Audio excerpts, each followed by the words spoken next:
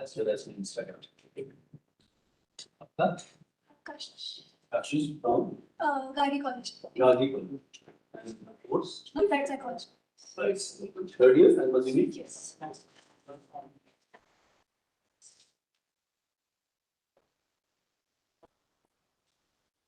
वो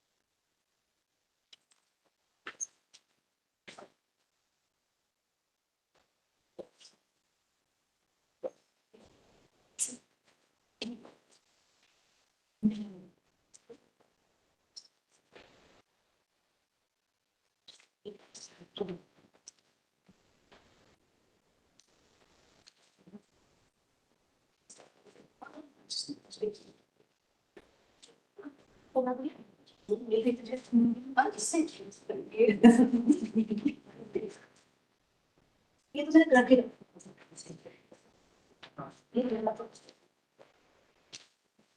start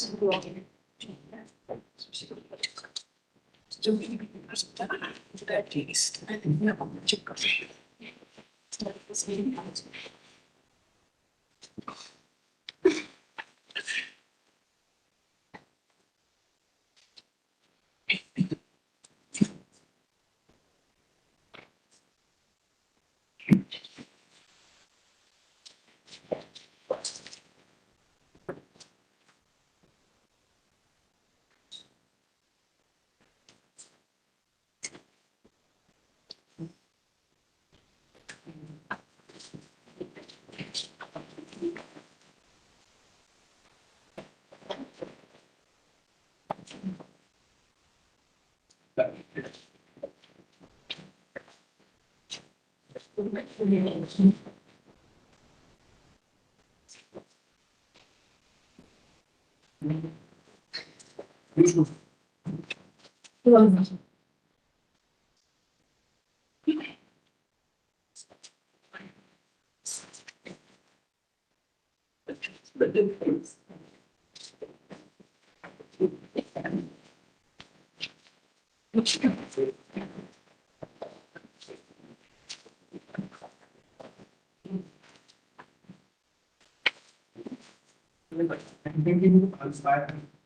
here thank you message कर दो everybody जो 9:30 नहीं आ रहे they should leave ICSSR बता दो Suji where are others we'll start 2 minutes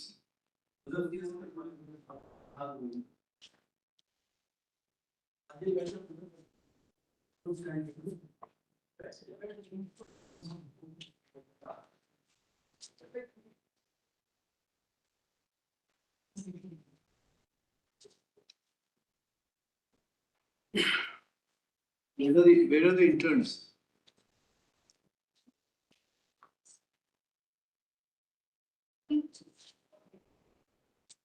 आगे आ जाइए प्लीज कम फॉरवर्ड आगे आ जाओ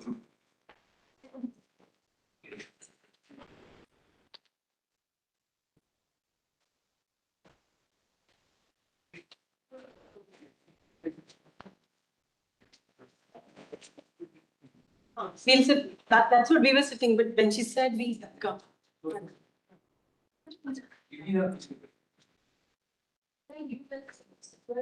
ठीक है आप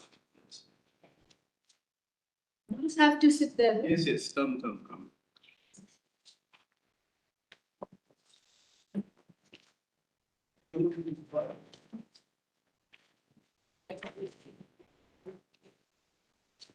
A very warm and inspiring morning to our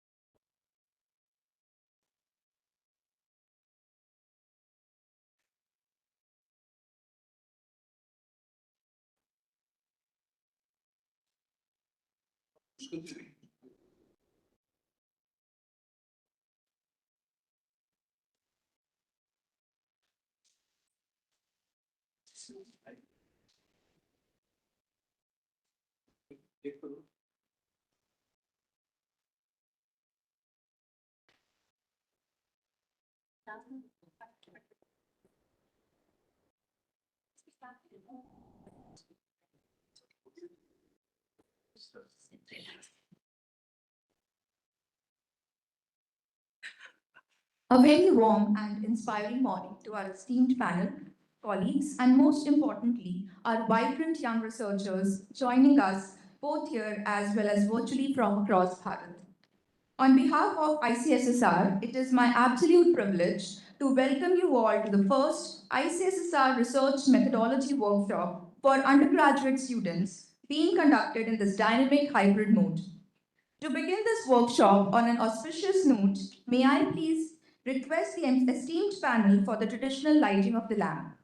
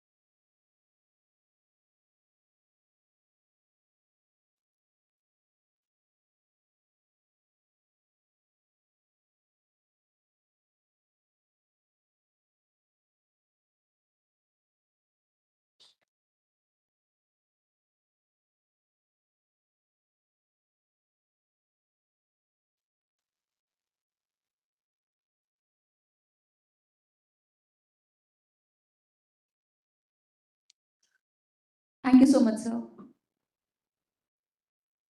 Since this is an interactive learning experience, we encourage you to post your questions on the WebEx via the chat box, and you can use the comment section of the YouTube Live. Our team is actively monitoring both the platforms. To begin the first session formally, it is my utmost honor to introduce and welcome Professor Dhananjay Singh. Professor Singh is the Member Secretary of Indian Council of Social Science Research. He is also the President of the Association of Asian Social Science Research Councils, ASRIC, elected at the 25th Biennial Conference, Seoul, Korea. Professor Singh began his teaching career at the University of Delhi before joining the Center for English Studies, JNU, in 2007. At JNU, he has held several key academic and administrative positions, including chairperson of the Center for English Studies, Associate Dean, School of Language, Literature and Cultural Studies, Associate Dean of Students, and Chief Proctor. His research papers have appeared with Palgrave Macmillan, Springer Nature, Sahitya Academy, and the Indian Institute of Advanced Studies, Shimla. He has served as visiting professor at the University of Bergamo, Italy, international visiting fellow at Grinnell College, USA, and visiting research fellow at the Trinity Long Room Hub, Trinity College, Dublin. His poems have been published in News India and South Asian Ensemble. Professor Singh represented India at the 43rd session of UNESCO General Conference on Social and Human Sciences, Samarkand, Uzbekistan, as well as the 42nd UNESCO General Conference on Social and Human Sciences in Paris. He has also served as director of the National Council for Promotion of Urdu Language, Ministry of Education, and chairman, Commission for Scientific and Technical Terminology, Ministry of Education, Government of India. May we please welcome sir with a big round of applause.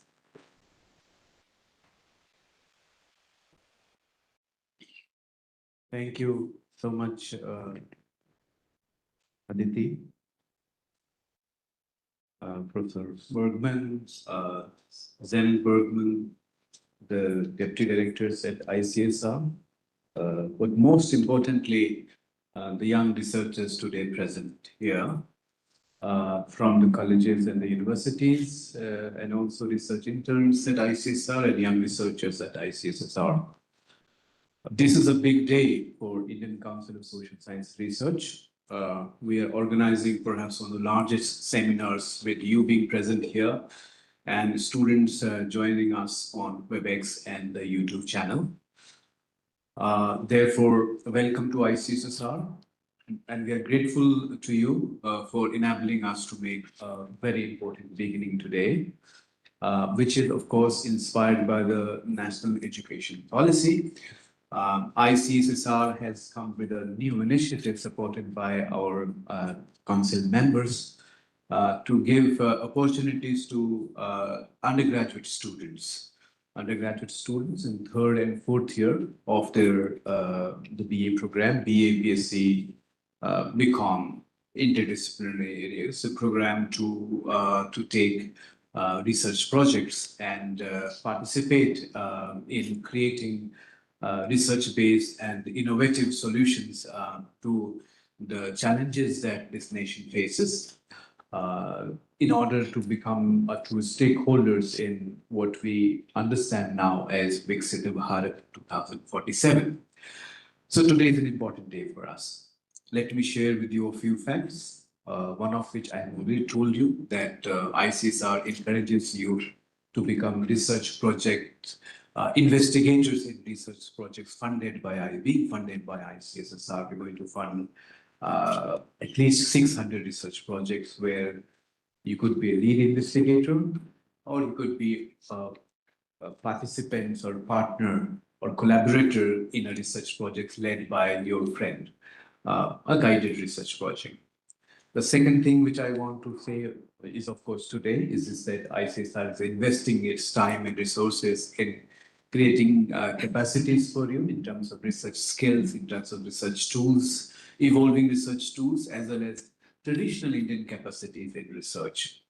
The third thing which I want to tell you is that ICSSR, in collaboration with CAG, some of you might be aware. How many of you know CAG?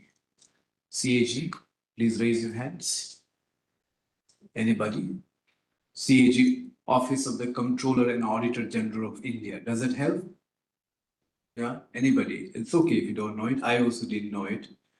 Before, of course, I start thinking that CAG is an important, very important supreme body of the constitution, and we're getting scared by CAG because when you are in university and and college, and if you're a teacher, and if you are spending public money, you're all the time concerned that you should follow the rules, otherwise the CAG would send you notice.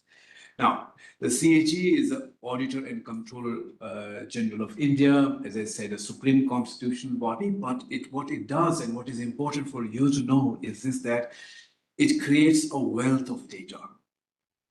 Because, of course, all of you are students of social sciences or humanities, or maybe of sciences, but with interest in humanities and social sciences, right? In interest in development-oriented research. And that's what we are here, the community that we are here today, or those of you who have joined us online. So what are we interested in? We are interested in development of our societies. We are interested in questions that come to us, which are, of course, connected with something that we observe in our society, right? Whether it's our institution, as the questions that you got from us, of course, whether it's an institution, our villages, our towns, the changes that are happening, the changes that should happen, the changes that should not happen in a way that they happen, right? These are the questions. And all the development that happens, it depends on public money, depends on the wealth that the people create. And therefore that is contingent on what budgets that the government prepare. So if there is a bridge being constructed, if there is a hospital being constructed, a road being constructed, right? If there are support for women in the villages in terms of Ujjwala Yojana, or other benefits like the Beti Bachao Yojana, support to girl child education, or tribal women. This is all government money. This is all public money that is being spent, and therefore CAG audits that. CAG audits every rupee that is spent, and therefore it audits in order to establish where the money that was being budgeted, that was being meant to be used to construct a road, or construct a building, or construct a bridge, or construct a highway, or construct a village way, or improve the capacities of farmers by giving them subsidies in fertilizers, or improve the capacity of the farmers by enabling them the use of technology in agriculture, in crop diversification, whether to improve the skills of college-going students. Is the money being used judiciously or properly, effectively? What effect does this use of, what impact does this use of money have? What impact, in short, what public policy has? Therefore, to cut it short, you have a great opportunity to study the audit data, the data developed by CAG, and it's put on, of course, on its website, and it publishes it, and it's an important social science document. That was the third one. I took a little longer to talk about it, but to say that any social sector spending, as I said, right? If you want to do an analysis, if you want to have a data which is authentic and unique because it comes from government ministry, it is the most original and authentic source data. So if you're interested in any field of social science research, it's very, very important. So ICSSR and CAG have also announced a research article writing competition. Are you aware of it? How many of you are aware of it here? Research article writing competition. None of you are aware of it? Of course. So you please visit ICSSR. You are here today, you have known ICSSR before? Indian Council of Social Science Research. Please visit our website. You will get to know not only about CAG, ICSR research writing, article writing competition, in which, of course, there are state level awards and there are national level awards. The entire overall money in that award is 1 crore. The first national prize is 1,25,000. For a state, it is, of course, 75,000. But I mean, let me just stop here. You go to the website and you please participate, right? Okay. Now, that's what ICSR is doing for for you because you are important. Why are you important? Why are you important for us? Anybody? For an organization called Indian Council of Social Science Research, which has a mandate to promote social science research in the country, support social science research in the country, conceptualize social science research in the country, shape the agenda of social and social science humanities research in the country. Why are you important? Why are you college going students important for us? Anybody? Yes, please. You would like to say? Anyone? Why should you be here? Yes. We are the future of our country. Exactly. That's what it is. You are the future of the country, right? When we're talking of 2047, Viksit Bharat 2047, you'll be in your kind of middle age group. That's the India, that's the Bharat that you will make. That's why you're important. Because of course, you all know about the sustainable development goals, right? How many of you know about sustainable development goals of UN? 17 SDGs is a very often repeated phrase now, right? And you also know that Viksit Bharat goals, of course. ICSR came with 42 themes on which to conduct research. You are important because rather than you reading and studying, the research that is being done, currently being done by senior people like me or people who are senior to which are anyway important for you, you should be the drivers of development in the country. You should be determining the future of the country or the futures of the country. Why do you say future and futures? Anybody here? The difference when I say future of our nation and I say futures of our nation. Do you see any difference? What should be the future of a tribal woman in Chhattisgarh or Arunachal Pradesh who has great expertise in making some of the wonderful handicraft objects? She's an artisan. Her future and your future where you want to be, you want to become, let's say, a CA if you're doing a computer, if you're doing commerce, or you want to become an economist, you have different futures, right? Isn't it? The futures of the country, of course, futures of farmers, right? Futures of small scale industries, right? Futures of healthcare workers, healthcare staff, right? Futures of urban women, futures of rural women, futures of girl child going to school. These are all different futures, of course, right? You are the one who would steer development, therefore you are important here, right? And in this context, ICSSR, of course, through this workshop, and you will have lots of engagement today, and interactions where Professor Bergman and Professor Bhaskati, Shashwati, they will talk about different skills. But my job here, with the limited time I have, of course, is to somehow do my best to create this sort of a beginning, right? Isn't it? Now, research is important. Therefore, what is research after all? And you pointed out that all of you are interested in what's happening to society. We got some very important, very enlightening, I must say, and very interesting insights for some of you who sent in your responses. For instance, Om Prakash Sahu from Sambalpur, he sent in, of course, responses about the vulnerability of the rural communities and public policies, sustainable public policies for them, right? There are responses on social media and its impact on school-going students, right? There have been responses on predictive diseases in communities, right? To make the healthcare system more robust, right? These are very important questions. I was talking with CAG. If you go to CAG will give you data that in a particular state, for instance, how many hospitals are there, how much time does a doctor does a doctor have to spend on one patient? A case where, for instance, a disease could be diagnosed, but it is not diagnosed and it becomes more serious. Why it becomes serious? Did the doctor have enough time to spend with the patient, the kind of pressure that we have in government hospitals? To what extent has the government enhanced healthcare systems? These data you'll find in the CAG report, state-wise and national as well. But to come back to the question, so you are all researchers? Are you all researchers? Tell me, are you all researchers? Who do you call a researcher? Anyone? Yes. Gentlemen. Who is a researcher? One who examines the current situation of the society and gives a productive result and solution to that problem. Exactly, right? Solutions, you're looking for solutions. You start with a question, you have questions, of course, right? Newton had questions, isn't it? And he came with a solution. And he created a theory, right? Isn't it?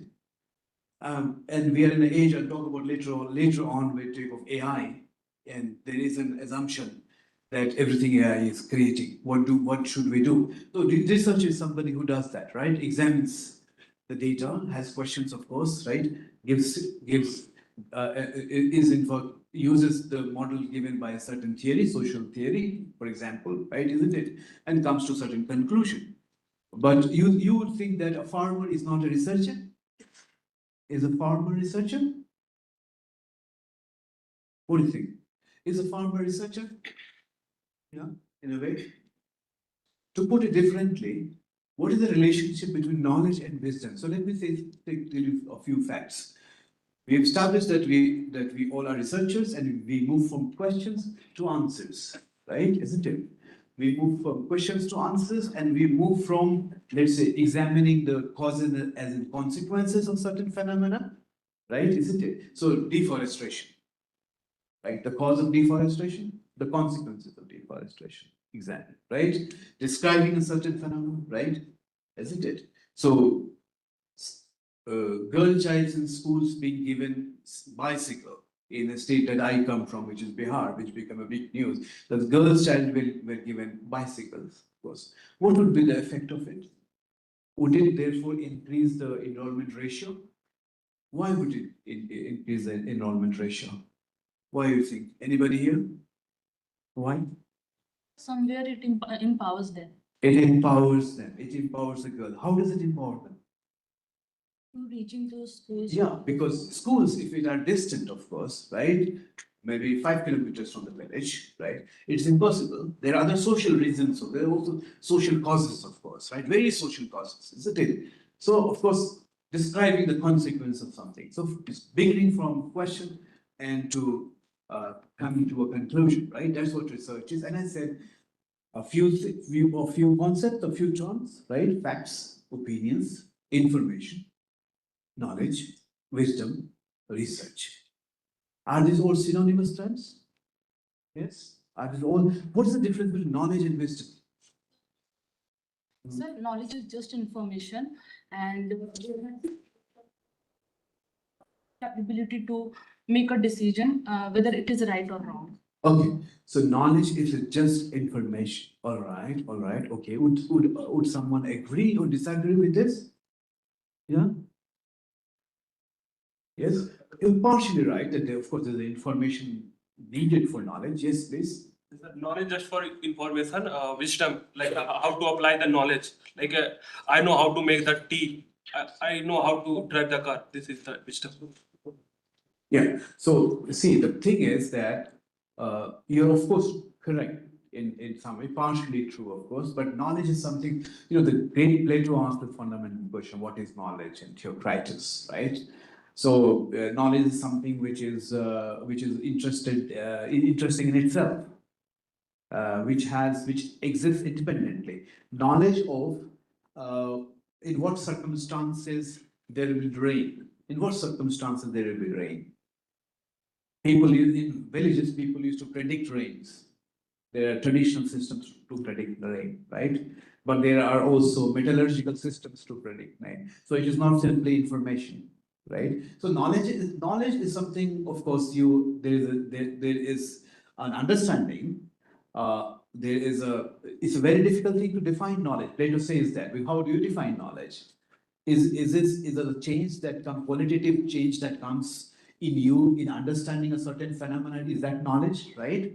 Wisdom is, of course, the practical insights that you have, and therefore farmers will be equally wise as you are, because he brings in practical insights from experience. You bring knowledge from experience as well as the books that you read, right? Isn't it? So these are all terms that you navigate, of course. Information, knowledge, which is wisdom, which is processed information, all that. Let us not go into that direction. Now, the important thing for you as a researcher, what's the most important thing perhaps for you as a researcher? What do you do in a colleges now? Of course, you're studying books, you're studying texts, the texts that are being taught to you. Where does research begin? How do you transition from being a student to a researcher, to a scholar? We've talked about questions, of course, right? Yeah. We just find the gaps between the existing knowledge. What are the gaps? And We where do try you find gaps from? Where do you find them? observations, Yes. like reading the books. Yes, for is the observation, for reading the books, right? Isn't it? These are some of the things which are important research. You might about theory, relationship between theory and research. In scientific research, you have a theory. The theory gives you a hypothesis, right? Hypothesis. There's a difference between research question and hypothesis. Is there a difference between research question and hypothetical terms? I think Professor Max would dwell on this more. Technical terms, right? A research question, the question that we began with, right? Hypothesis is a statement and it makes a prediction, assumption, of course, right? Exactly. So based on your existing studies, right? So if you are, let's say, what are you interested in for your research? You. Geography mainly, What? like global warming. So you will study all the literature on global warming. Let's say you are particularly interested in that how is global warming affecting cultivation or agricultural practices in the Himalayan region. Give you this possibility, right? So of course you will read all the literatures in global, all the significant literature. It's impossible to read all the literatures, of course, all the significant literature in global warming. Is that as good enough as a theory? Yeah, theory gives you a model, right? Isn't it that you apply, of course? Is that all important as a theory? Yeah. Yes. Yes. Anyone? So let's say you will have a theory of global warming, sociological theory of global warming, environmental theory of global warming, and then you have the existing literature, the research that has been done already, because you do not want to repeat. There's no point in you repeating somebody else's work or come to a findings which is already there. Nobody will give you any due to. Not only that, you'll not be making any new contribution to the intellectual community or to society. Therefore, studying existing literature is important. Somebody might say today that AI does it very easily. That's the use of AI now. I would have gone it a little later, but AI can summarize all existing literature for you in maybe in a minute, or perhaps less than that. And of course, you have to read the summary. What are the implications? I'll come to the AI thing a little later. What are the implications? So when you studying existing literature, of course, you come to understand what are the gaps, right? What are the gaps in study? One. Secondly, what else? Three of you have done studies, or five of you here have done studies on global warming in the Himalayan region. Glacier melting, floods, right? Constructions, etc., right? Isn't it? And there are 5 studies here. And of course, you read 5 studies and you identify the gaps. Is there something else that you do with existing literature? You also get to know the perspective of others. Exactly. So there might be some contradictions. There might be some contradictions, some conclusions. That will give you newer set of research questions, right? Isn't it? So that is what is important for you, right? It is as important as a theory, right? Which of course will come later on, but this is what you were expected to do in short, and that's why you are here at ICSSR. Now, therefore, as we've said, as we in different terms, we have said that research, of course, is an organized curiosity. Curiosity is extremely important for research. Research questions are important, obviously. Then research is a systematic study, of course, it's not merely information seeking or fact seeking, right? Opinion making, because you make opinion based on your perspective, right? Opinion may not be verifiable, right? Opinions have certain conditions. Of course, a systematic study which can be verified using certain methodological tools that you'll go to get to know later today. The other thing which I, of course, wanted to tell today is that we are at a very important stage, of course, in knowledge production in the country. You as young researchers, and you would, of course, understand it yourself, that your location is important. I'm sure all of you come from different parts of the country, right? You speak different languages, right? You come from different societies, of course, which, of course, there is a certain kind of an integrative cultural, of course, understanding and awareness that we have. But of course, these are important. What are your traditions? Did you have your own tradition of social science and humanities in the country? Yes, anybody? What is your tradition? Where do you come from? Where are you from? Delhi. Delhi. Yes. Okay, so you're from Delhi. So of course, don't look at it this way, but of course, there is, of course, a very strong cultural tradition, right? Isn't it? It's not simply which is 80-year-old when Delhi became the capital of India. It's a metropolis, it's cosmopolitan.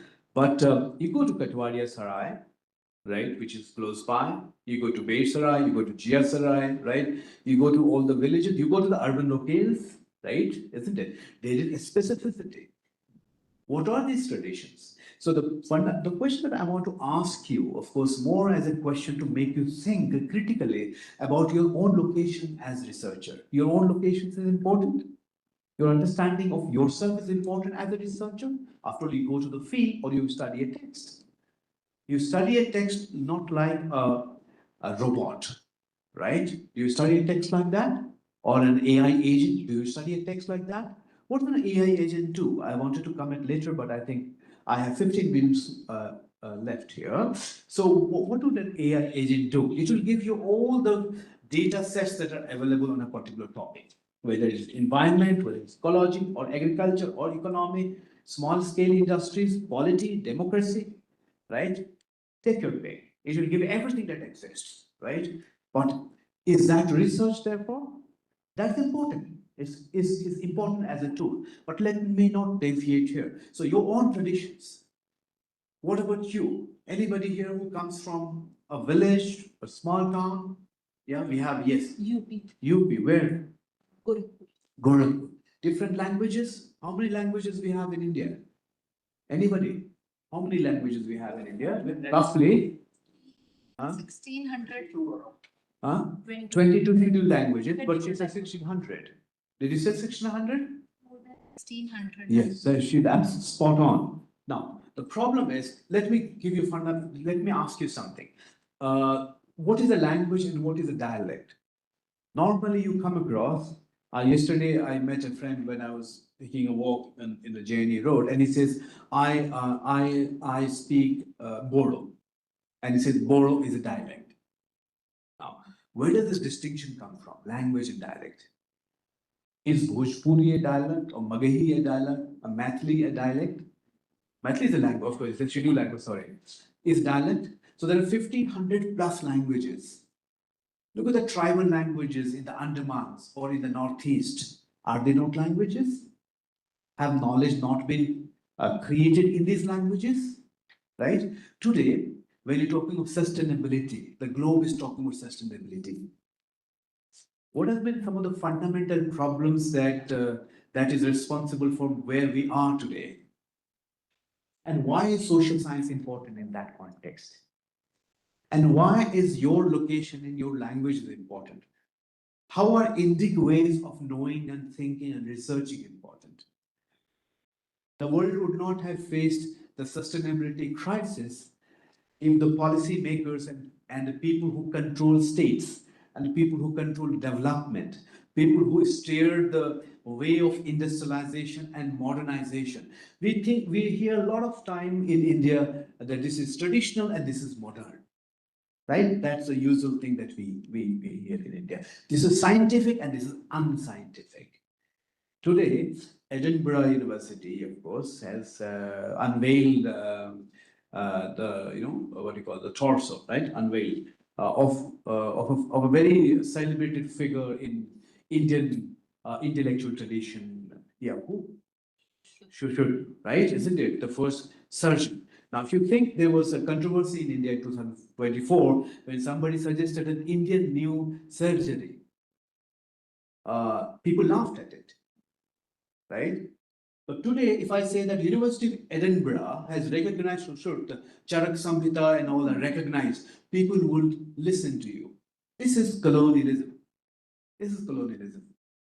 Now you take, otherwise you would not know. You would not imagine that he will have described all sorts of instruments that are required for surgery. Maybe third, fourth century. Some of you would even now would not find it easy to accept because that is colonialism, right? So when it comes to questions of research, who was a better researcher? Who was a better social researcher than Buddha? Right? Yes. What did Buddha do? What happened to him? Yes. A certain question came to him, right? What was the question? Where did it come? Anybody here? Motive of life. Sorry. What's the motive of life? What was the occasion when that question came to him? When he saw the why do people chase after life? Sorry. When he saw the fourth stage of life. So Why do people? When he observed people in his kingdom. No. Anybody else? Dead body. That's it, right? So when we, how many of us, of course, and that's not a good thing to talk about. The fact is that gave me the question that the ultimate, question of life is suffering, right? And how to ameliorate suffering. And what did he do? He started traveling, of course. Started traveling as a sociologist, right? As a sociologist, anthropologist, whatever you may name it. I don't want to name. The fact that I'm naming it also means that I'm in the colonial paradigm, that I'm naming it, right? He start moving, talking to people, asking questions, responding to their answers, right? And creating knowledge. What did Nachiketa do? Nachiketa in the Upanishads. The Satyakama in the Upanishads. Where are these people? Gargi, where are these people? You say, for instance, now, and there is a very strong Indian tradition of thinking, strong Indian tradition of methodology, like research methodology. Have you heard, any one of you have heard about the Pramana tradition in India of knowledge making? Anyone here? Pramana tradition? Pramanas. Are you studying research? You must be third or fourth year, right? Isn't it? Research method of Pramana tradition, right? Pratyaksh, Anumana, isn't it? The five of Shabda is there, of course, right? Then comparison is there. The five main Pramanas, and then there are other Pramanas. In all, there are close to 16 Pramanas, right? But the most important, of course, is perception, then the inference, the comparison, the Shabda. Shabda, of course, is somebody's statements that this is what it is, Buddha's statements, or Ambedkar's statement of a certain fact. It's a pramana, right? Because it has been, that statement is a result of reflective, experiential, intellectual thinking, right? That's what it is. Anupalabdhi. These are all terms, these are difficult terms for you. What I'm trying to say is that our tradition, Indian tradition of thinking, it doesn't mean that there should be an uncritical acceptance of it or an uncritical rejection of the Western tradition, right? Isn't it? But when we are today as a global citizens and when we want to contribute to research as an Indian, it's important for us to know what our own traditions are. Gyaneshwara, the great Marathi poet, would be a better social thinker than Gyaneshwara, perhaps. Yes. And when we are in an age of AI, how many of you think that AI is going to completely replace a human being, knower, or researcher? How many of you feel that? That it is a complete replacement, of course. The agentic AI, it will have the power of consciousness. Right now, of course, it helps you as a researcher, it helps you in giving you the data sets, it helps you in quickly analyzing the data sets, in making you see the patterns, right? If you have, let's say, if you ask it a question that how many farmers in India, isn't it, suffer due to let's say distress of rain unpredictability, it will quickly, it will give you a data, it will analyze the data for you. And it will also chuck out the variables that might be questionable, right? But is that a solid framework for study? But the larger question I want to ask, when I said that doing social and humanities research in the age of AI, I did not intend to discuss the various ways in which the AI is enabling research, with the paucity of time mainly. It is, of course, enabling, as I said, right? It is enabling us in predicting surveys. If you want to go to rural women and women with entrepreneurial skills related to handicraft, and you want to ask a set of 6 questions, it will help you to predict the surveys. That these are the questions, you're going to this region, these are going to be the results. It will even predict the questions that you ask to as an interviewer, right? But will it, so does that mean that there is no possibility now that we should be lackluster now, or we should be smart? कि क्या है, research करना है, thesis लिखना है, AI तो है ही हमारे पास. We have AI. Should that be the thing? You are expected to write a dissertation in your 4th year, and you say, if you study the other things after a dissertation is concerned, AI Maharaj is there. Right? You ask a certain question and give you 50 pages. The UGC has come with a regulation. Currently, it was in news of AI plagiarism. Now, can you think it from an Indian way? Of course, you do not have the benefit that I have, because, of course, more years of study. That doesn't mean that I'm more wise. You might be wiser than me, of course. We talked about wisdom and knowledge, right? Isn't it? So, in the Indian system, you'll be very surprised to know that we had a very different concept of stealing of knowledge.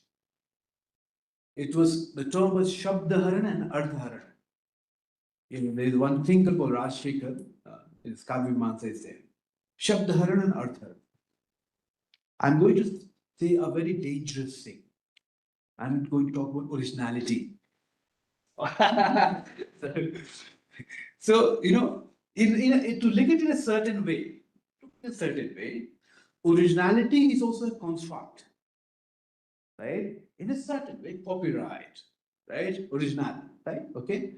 Because obviously, copyright, which involves that this is my job, this is my work. This is important, I'm saying. Don't take me wrong, or don't read me wrong, right? I'm just trying to build my case here, okay? What if all knowledge is democratic? That society does not exist. You will rebel against it, right?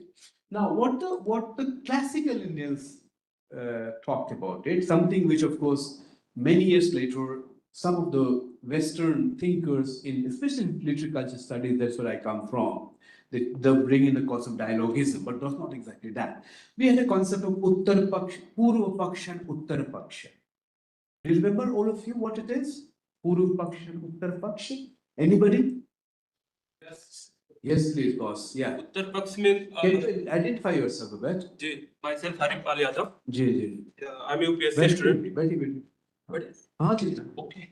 We are all, हम सब एक हैं, community है ना, जी sir. Novel की community है, यहाँ पे कोई डिफरेंस नहीं है ना जी. उत्तर पक्ष मीन्स सन जो मून होता है, मून जब मून एक 15 दिन तक चलता है. अरे दिन तो वो अलग है, वो सही है, वो दूसरी दिशा में जा रहे हैं हम.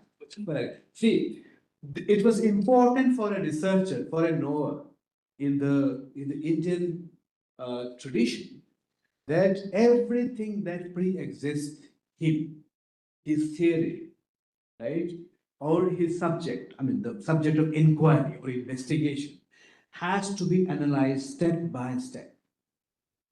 And when I used to teach a part of the research methodology, I used to ask students to give me an annotative essay, something that we talked about existing literature sometime from now, right? But the difference between Uttar Paksh and Puruv Paksh is this, that it not only talked about the existing literature that you read and come to gaps or contradictions that you need to resolve, right? Or maybe a new social phenomenon that you see. New social phenomenon that the existing literature does not gap, but different than gap here.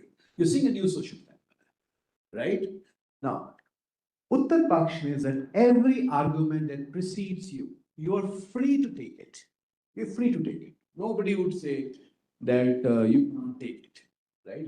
But everything needed to be engaged with. Now, that was an important part of your knowledge production that could be assessed. So for anybody who is reading your work, or anybody who is coming after you, or anybody who is writing or creating knowledge with you in the same community or in the same time, would assess your intellectual research, knowledge, abilities on the fact that you're giving a new interpretation to every fact, information, theory, argument that precedes you or that is happening around your time. That was essential, extremely essential. A very creative, we have a different concept called samiksha, vritti, paribhasha. These are the terms, right? Even if you look at Buddha, he gives that, isn't it? You have the great Nagarjuna. Now, these are some of the names I'm taking. There's names I'm taking. No, you've heard of the. So what is it? It legitimizes the knowledge that exists. You're free to use AI. I could say that, I will not say it because there's no policy as such that would be, that I'll not say it, right? But anyway, people are using it, students are using it, right? Isn't it? But how do you use it? You use it in a way that it makes you creative. It will never replace creativity. It will never think out of box things. Because after all, AI will give you a data or a language that exists. Now, somebody might say that it's going to create, of course. In sciences, in biology, in things like that, is even creating things. Even then, of course, even then, the human context is extremely, extremely important, right? So to bring it back, I want to tell you that with the 3 minutes I have, and with Emma's permission, I'll take 2 more minutes, which is I'll exceed by only 2 minutes. Is this that it's important for us to think of our languages. What are languages? All language: Hindi, Malayalam, Tamil, Telugu, Bengali, Oriya. I mean, do these languages have, as I said, knowledge traditions, right? Knowledge texts, both in oral tradition as well as written tradition, social text, intellectual text, philosophical text. We'll give you an example of philosophical texts. You've heard of the linguistic turn in the social sciences? Have you heard of the linguistic turn in the social sciences? Yes? Anybody here? Yes, please. What is it? Basically hermeneutical interpretation in linguistic. Hermeneutical to सब है. Everything is hermeneutical in everything, right? It's a big, heavy word, hermeneutical. What is the Indian word for hermeneutics? Hermeneutical tradition, Gadamer, the Germans, of course, introduced it. But is there an Indian tradition of hermeneutics? Sorry? Mimamsa. Mimamsa. Because Mimamsa is a school of philosophy established to interpret, right? Interpret the Vedas and the knowledge contained there. And there are important theoretical postulates. I don't have time for it because that's a very, for me, that's a very tempting, entrance, but very powerful thinking that Mimamsa has. One of the concepts of Mimamsa is bhavana. Now, what is bhavana? Important for researchers. The concept of bhavana in Mimamsa says that the language that you read and the language that you write, or perhaps the language that you listen to when asking somebody a question, right? That has the Jewel Airport improved employment opportunities for you? That's a question to ask, right? Or for instance, the question that there are 5 ponds that have been dug, of course, in the village with the water problem, right? How has it affected the villagers, the women? Now, there are lots of meanings, responses that are beyond the language. And it's important for a thinker to think about intentionality, suggestions, gestures, context, silence. People have talked about it. That's Mimamsa says. It has Shabdik Bhavana, Arthik Bhavana. I don't have time for it. That's the favorite area of my interest. But I'm just giving an example of that, right? Linguistic turn in social sciences basically is a big transformation that came in terms of constructivism, right? Constructivism of identities, right?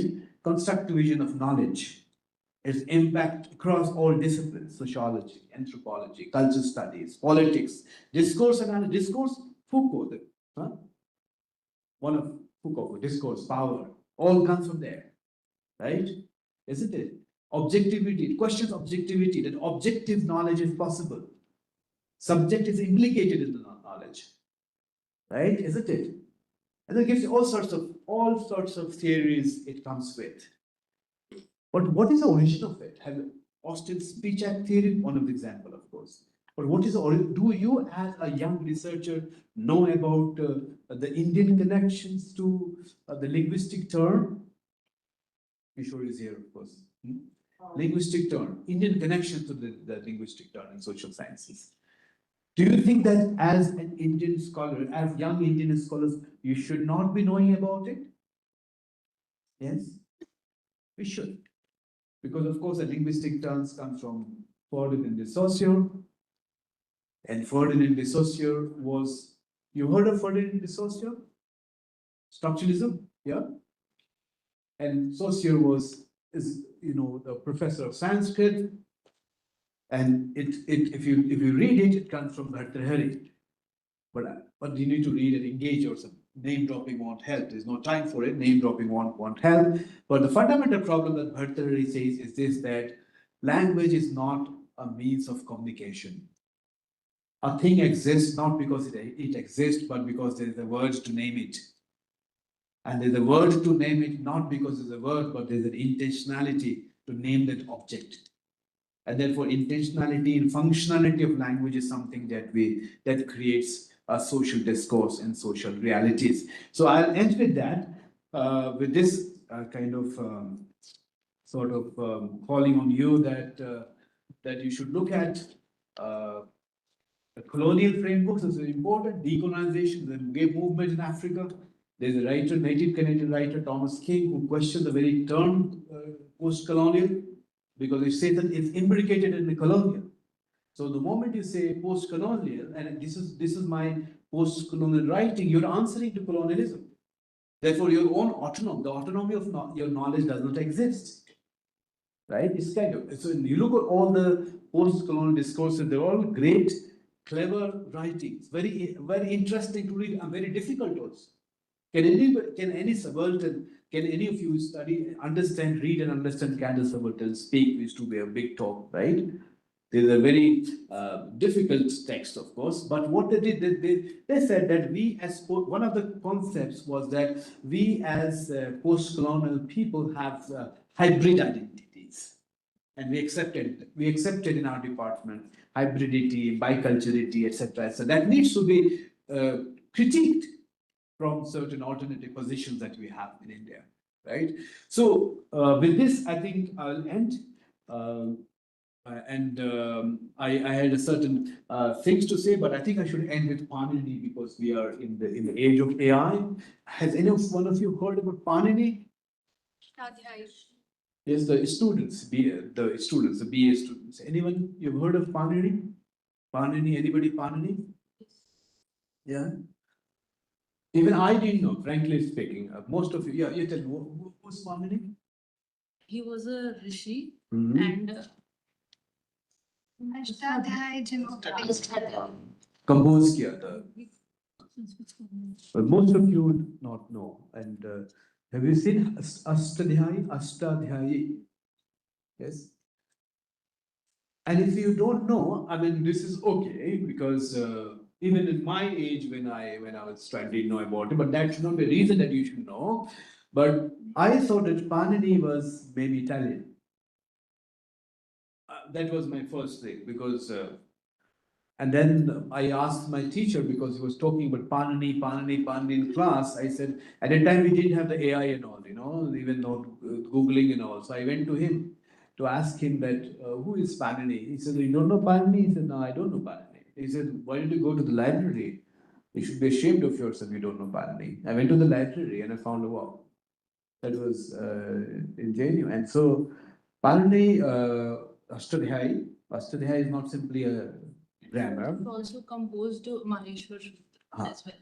It is there in the Ashtadhyayi. So the thing which is important about Panini is this, that it is in fact in today's terms, in terms of computational linguistics, in terms of the algorithmic language that you are aware, it gives you, because the first question that John McCarthy, I'll end with that, asked, of course, to get that project, of course, on AI in 1956. He's the one who, John McCarthy gives the term artificial intelligence. And the question that he asked was that, is it possible, right, to create a machine that can think by giving it a precise language? So he was talking about precision of language. And Panini, by reducing the entire universe of Sanskrit, 4,000 odd statements, he makes 4,000 statements, and the whole Sanskrit language is there. That is brilliant. So I think we should all be learning about our traditions when we're talking of, let's say, the importance of creating a new knowledge, a new and valid knowledge. Now, knowledge that is sustainable can only be created by looking at in the traditions, but doesn't mean that it should be absolutist and exclusivist. But then it's important for us to rethink and relook at Indian traditions. Thank you so much.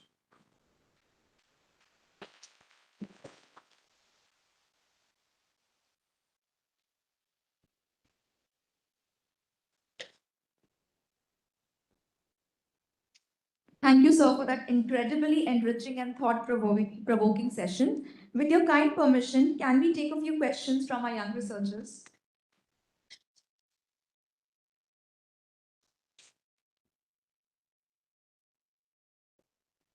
You can raise your hands and our team will provide you. Questions again. Are there online questions? Online questions? Yes.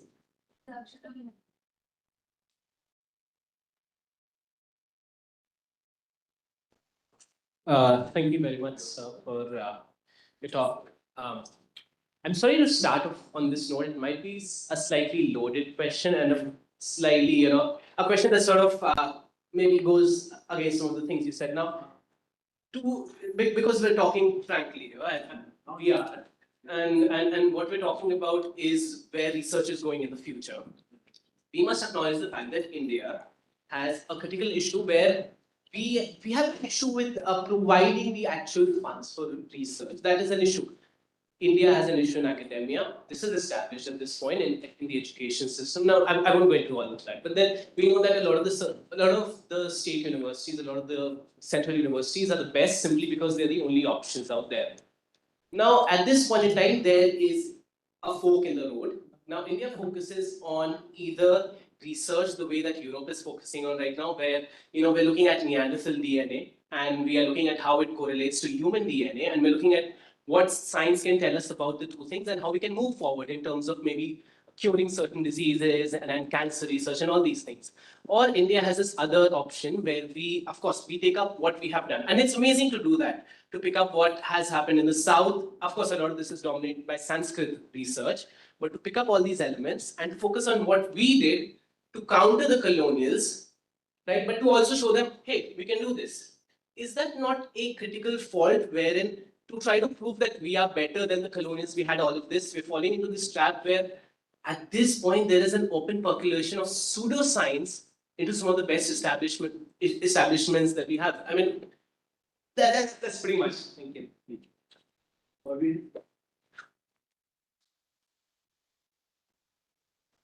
What's the name? Margaret. In the colleges. Yeah. Should I take one more question? Yes, yes. Akshita will help with the online questions. Good morning, sir. My deepest regards to the esteemed panel. There are a few questions that I'll read out. How to search existing and relevant literature for research, as it has been asked by Sneha from Delhi University. Another question is how to find reputed free journals for publishing. That has been asked by Kanika. There's another question by Ninar. As beginner research, what critical thinking checks should be performed throughout our study to ensure high research quality and integrity? These are the three questions. I'll start with Madhavan. Yeah. So, yes, you're right that, of course, the West has made progress in the science, right? And this is global science, right? The science that we are using it. Some of it, we may not be aware that some of the postulations of the Western science had roots in India. So, when I talk of the Indic traditions, right? And when I'm talking to students like you, I'm talking, I want to say that your own contribution is recognized and is valuable when it comes from a certain context. I totally agree that simple enthusiasm of that we had this or we had that, but that doesn't discount the global development in research in certain particular directions. You named science, of course, right? Isn't it? But the problem is that even let's talk of 19th century, 20th century. We do not actually talk of the Indian contributions to science. I'll give you an example. Problems are on both sides, right? Of course, you can't have a very uncritical celebration, right? Which is unacademic and unintellectual, right? Simply saying that, well, there was Bhartrahari who created this won't serve the purpose, right? But it's important for us to know that the Western science was created with a certain purpose, right? Even today, America calls the shots.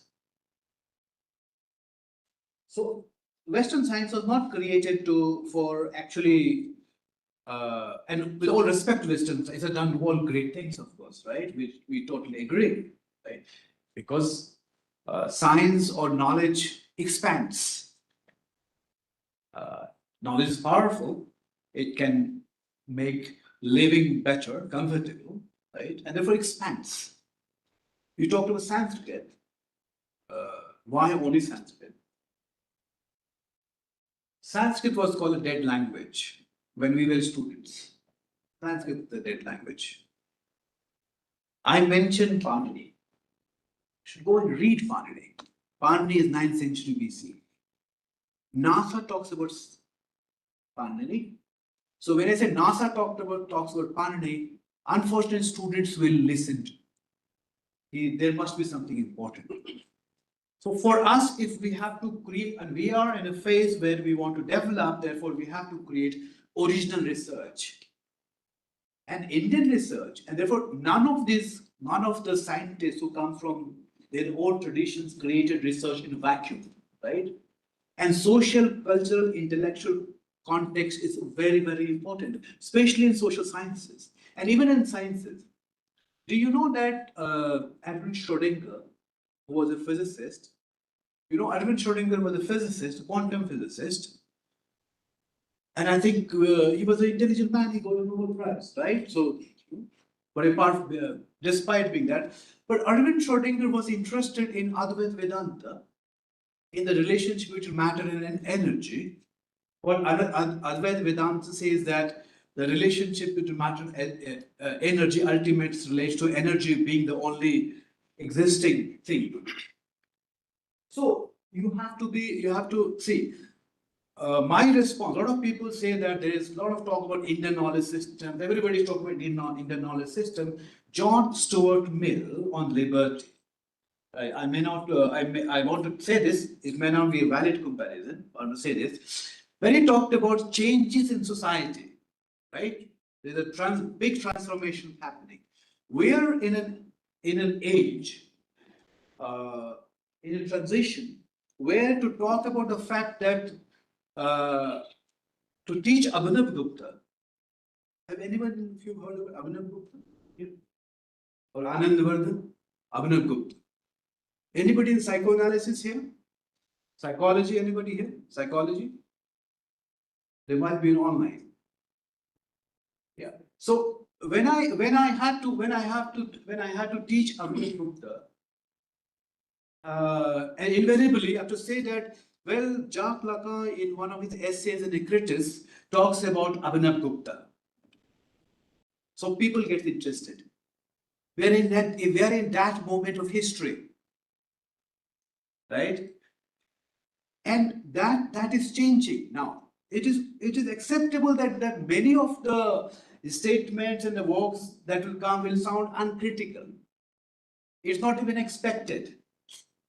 Because if Mill says that if there is a vast change that, and I'm talking about Mill so that you accept it, otherwise you can understand my problem. It says that, of course, after a certain kind of a social structure, of course, is kind of removed, there are dusts, of course, and it takes time for the dust to settle. So what you're seeing perhaps is an uncritical attack.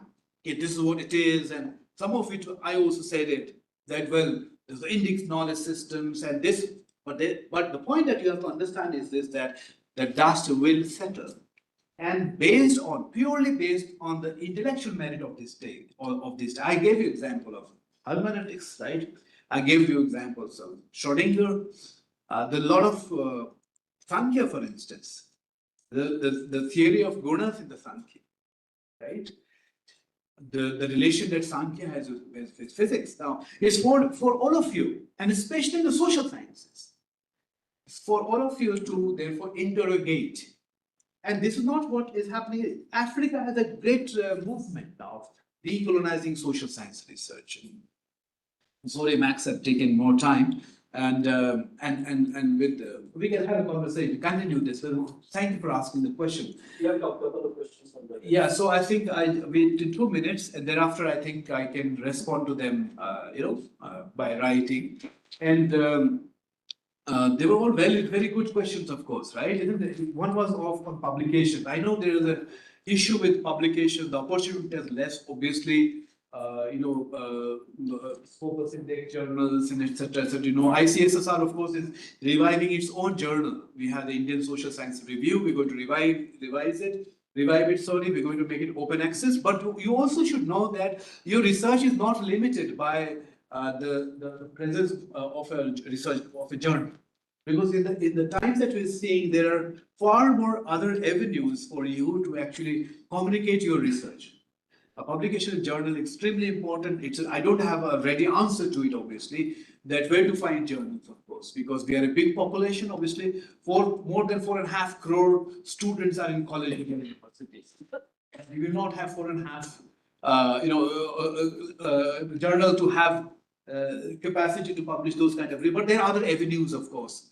Now, of course, your research could be published in more kind of online spaces, of course, and that may impact. Anyway, if you look at a more journal, you publish an article in a journal, and don't take it very literally. It is the impact factor, as they call it, right? What is the impact factor of your research? I mean, now you have to find ways to communicate your research and your findings to people who matter, policymakers, to the universities, of course, and of course to society by finding other means as well, including, of course, the available journal. ICSR is going to make journal in English and Hindi available to you very shortly.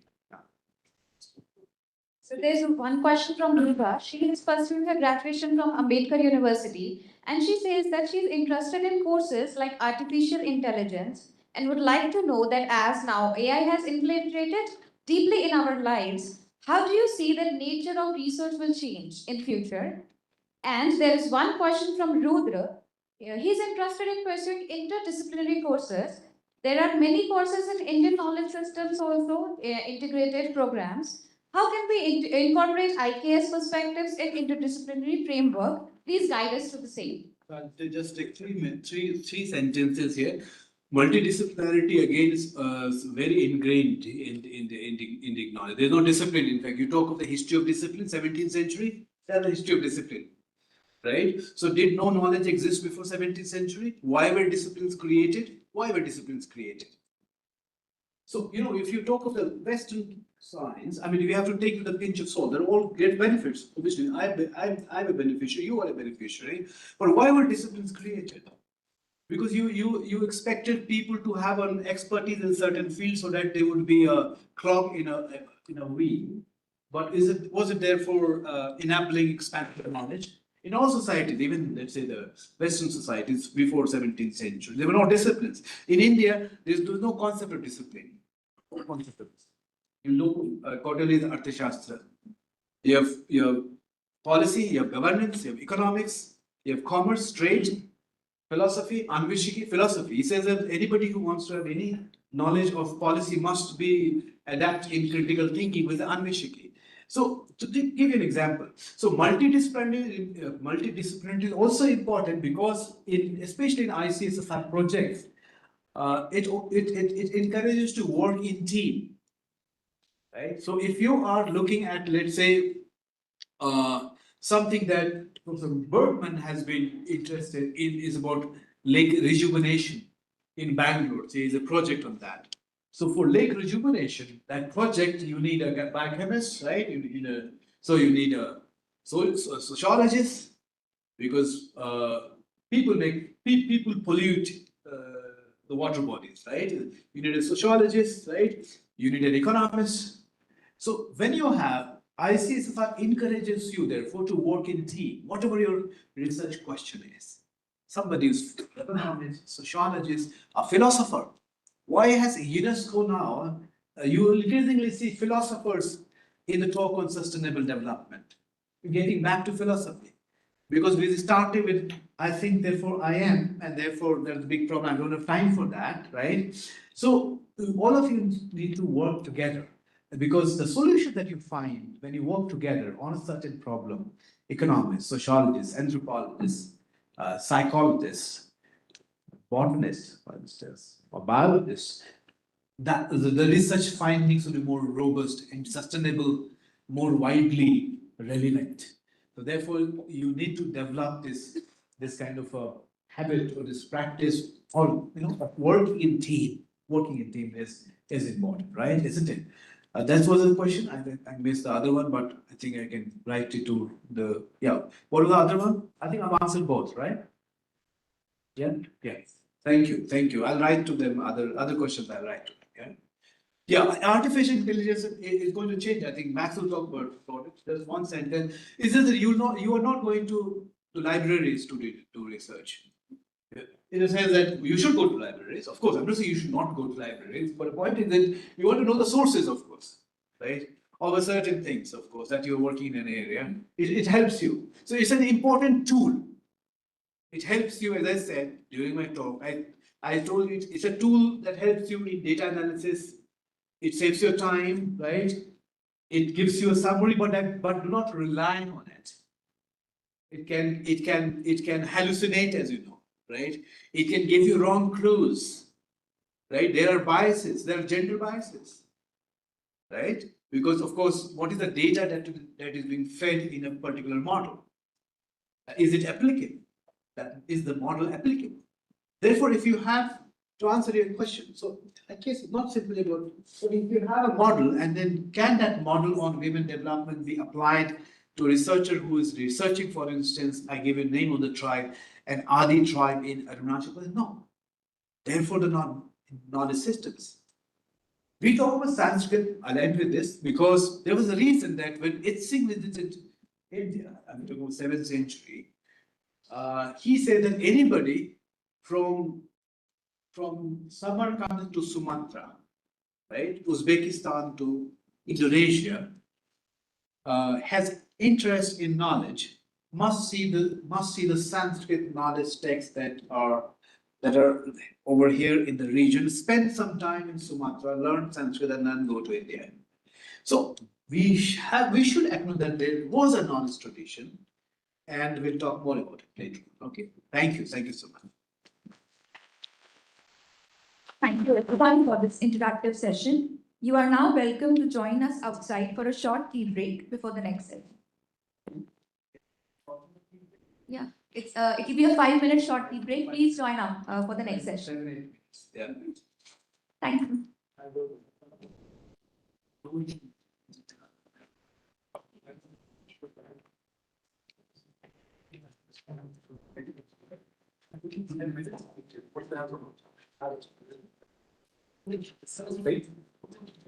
You want? It has been served outside. Okay. Please have a cup of tea and come back.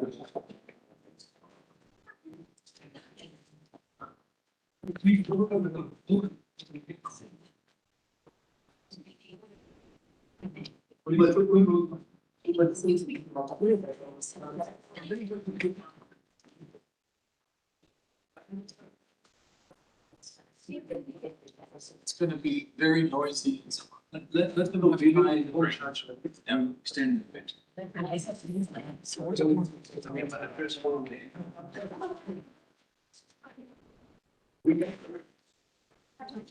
Half an hour extension होगी, half an hour extend कर देंगे, half an hour, और जो participants को भी बोल देंगे, उसको YouTube पे ना सबको लिख देंगे, sessions are extended by hour. And then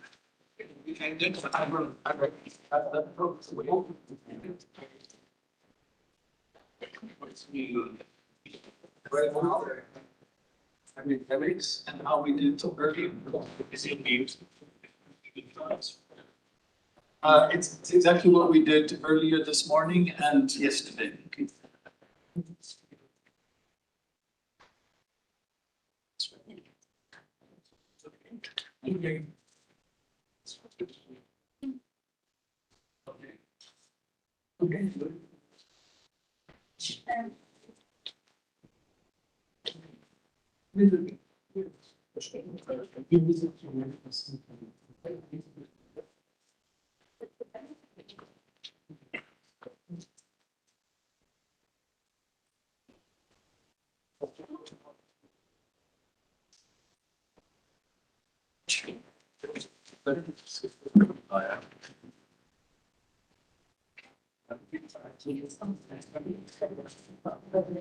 Exactly what we did this morning. Yeah.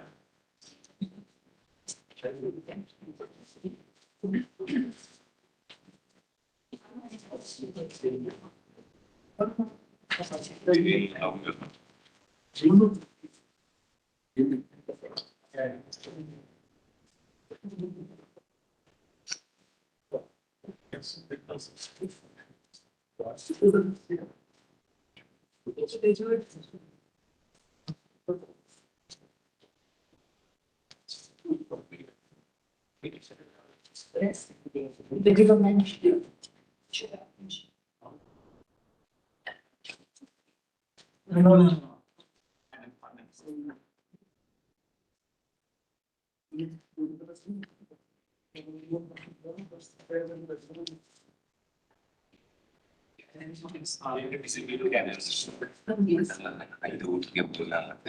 Exactly. Sorry.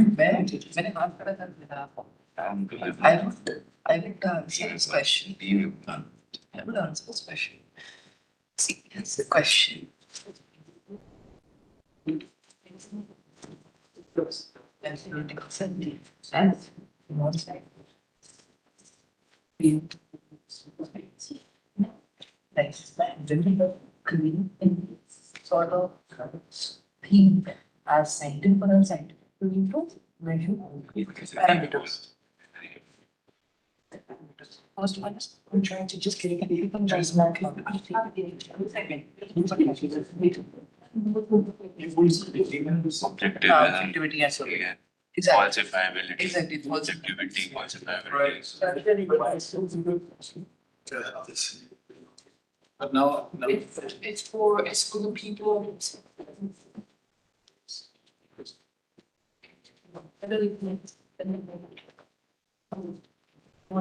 So you have to go back. Whatever the knowledge source is coming, when you claim any knowledge to be, let's say, dogmatically, you are not.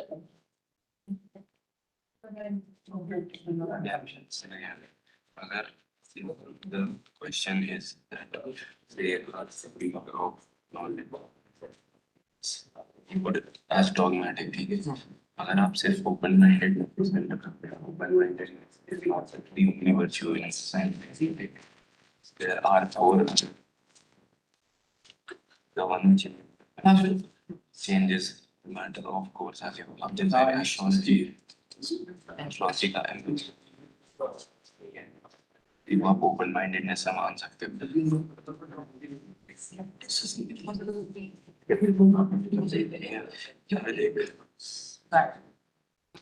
Skepticism हो गया.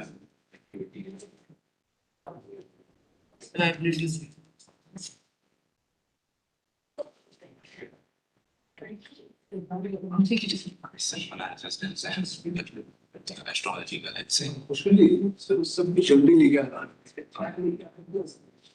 चाय लेके आ जाए. ने मान लिया कि field of study है. ठीक है. आपने मान लिया. ठीक है. फील्ड ऑफ स्टडी है. क्या ऑब्जेक्टिव फील्ड ऑफ स्टडी है.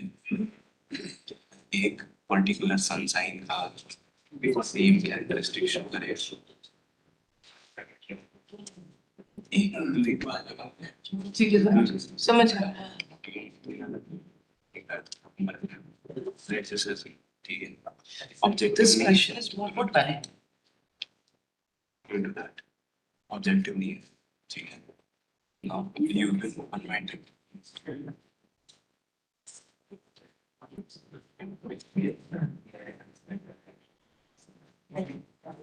Right. So that objective of science के लिए and falsifiability क्या falsifiable है yes but क्या अगर आप opposite context में It is not falsifiable. yes नहीं falsifiable. Every Falsifiability is the virtue that a science should be able to falsify itself. Right. जो psychoanalysis में technically fail करता है. So it is not really. क्यों वो मुझे पता है.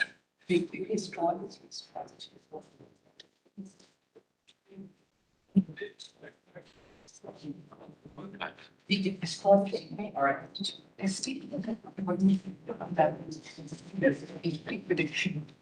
Let's say मैंने अगर basic prediction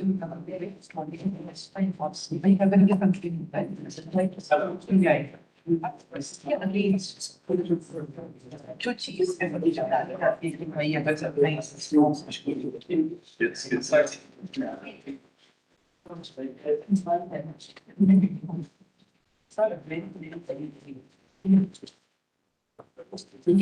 This is one factor analysis. समझ गया फैक्टर. हाँ ठीक है. तो जो सब मेजर चीजें हैं ऐसा करते हैं. ठीक है. But yeah, एक हम लोग भी they are depending the general similarities भी नहीं. Similarities में Right. That would be an example of a project. Yeah, that would be a very nice project. So we're today we're just going to talk about. show because they absolutely are. Similarities के इसको पता ही नहीं है. ठीक है. क्या तो कर पाएगा. तो जनरलाइज भी नहीं कर सकता. Hence falsifiability keeps away थोड़ी सी scrutinize हो सकती है. ठीक है. So now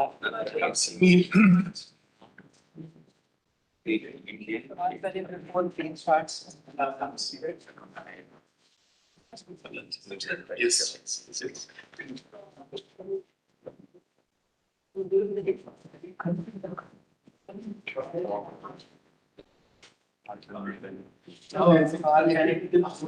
Yes, of course, of course.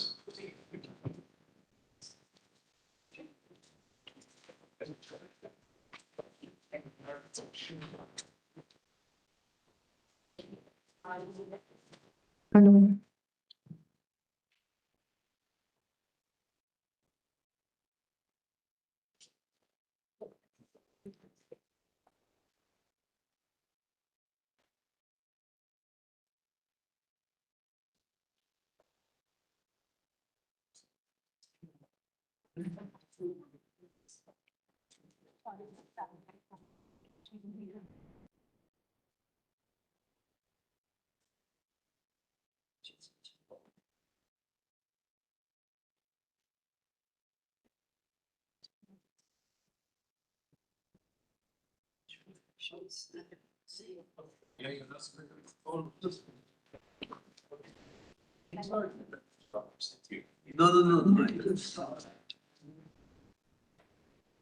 No.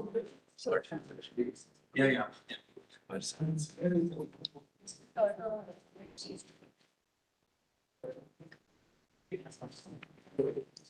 No. Easy.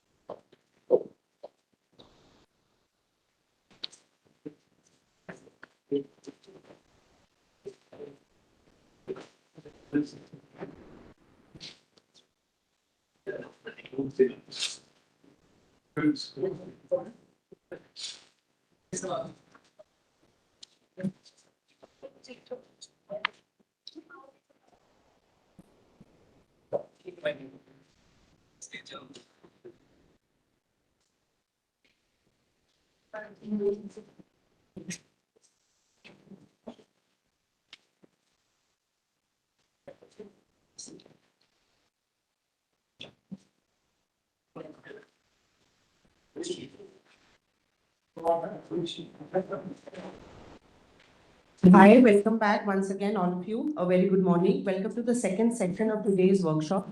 This session is titled Your First Research Project, for which we have Professor Manfred Max Bergman with us here today. Professor Max holds the chair in Social Research and Methodology at the University of Basel. He is the director of the Social Transitions Research Group. He is a research counselor at the Swiss National Science Foundation, member of Uganda National Academy of Sciences, and senior advisor at the Center for Responsible Business. His substantive research focuses on socio-sustainable transitions. As part of the research program, Proof of Transition Concepts, he and his team explore positive real-world examples of sustainability transitions that bring together diverse stakeholders to cooperate towards positive, often serendipitous outcomes. His research activities are currently located in Europe and India. Professor Max has taught qualitative, quantitative, and mixed methods courses and workshops in dozens of countries for more than 30 years. We welcome you, sir, here, and I would kindly request you to take over from here. Well, it's a great pleasure to be here. Thank you so very much for coming to this very, very important event. Thank you so much, Professor Dhananjay Singh, the Member Secretary of ICSSR, to actually make this possible. I'm really delighted to especially speak to undergraduate students, because normally I speak to high-level academics, sometimes policymakers, often to doctoral students, sometimes to master students, and not often enough to bachelor students, So I'm very, very pleased that we can actually have this exchange, especially as it was framed so very well by the previous speaker to the member secretary. So I also would like to, of course, welcome all the people who are online on the WebEx channel as well as on the YouTube channel. This is very nice also for you to join, and especially those who have actually sent in some of the issues that they're facing or they would like to know more about in terms of research in India. And so I will not be able to go through all of them, but I would like to thank Nimisha Bhatnagar, for instance, or K. Suresh, or to Yeshwati, to Soni, to Kishan Tiwari, who come from many, many different places in Bhopal, in Hyderabad, at Yayanti University, Christie Yayanti University, B.R. Ambedkar University here in Delhi, a number of different colleges, the Government Arts and Science College in Olur. So we have actually read and looked at your comments to the different topics that you have proposed. I've also been following a little bit the questions that you've been asking in the first session, and I will try to integrate some of these, maybe to also parallel or to strengthen, or maybe to give a different perspective of what we have heard this morning. Very important, often when people start to think about, well, what is research? People start to give you definitions. And all of you are exam champions. Everybody who's sitting here are exam champions. So if I were to ask you what is research, well over half of you can actually give me a good definition. But let's actually try to step out of these, defining things and finding a gap in the literature. Let's actually be a little bit more creative. I would like to actually start with researchers actually starting with imagination. You talked about creativity, very similar element. Sometimes, especially at universities, we're starting to forget creativity and innovation, and we start to think about, no, what do we have to learn, memorize in order to pass a test? And a lot of things get lost. And so I would like to some extent, for those of you who are more advanced, maybe recover some of this. And those of you who have not yet lost the imagination of what we could research, to maybe put some seedlings into the ground in order for you to start to think about interesting research questions. Okay, so how will I do that? I want to start with an exercise. Isn't that crazy? I come all the way from Switzerland, and I could give you 100 different slides about really fancy stuff, but let's actually start with an exercise. Here's the exercise. Without leaving your seat or your screen, for those of you who are online, you're actually surrounded by observable data. So just observe this room. Even the people who are online, observe, if you can't see the whole room online, observe what you have at your desk or wherever you're sitting with your not so smartphone.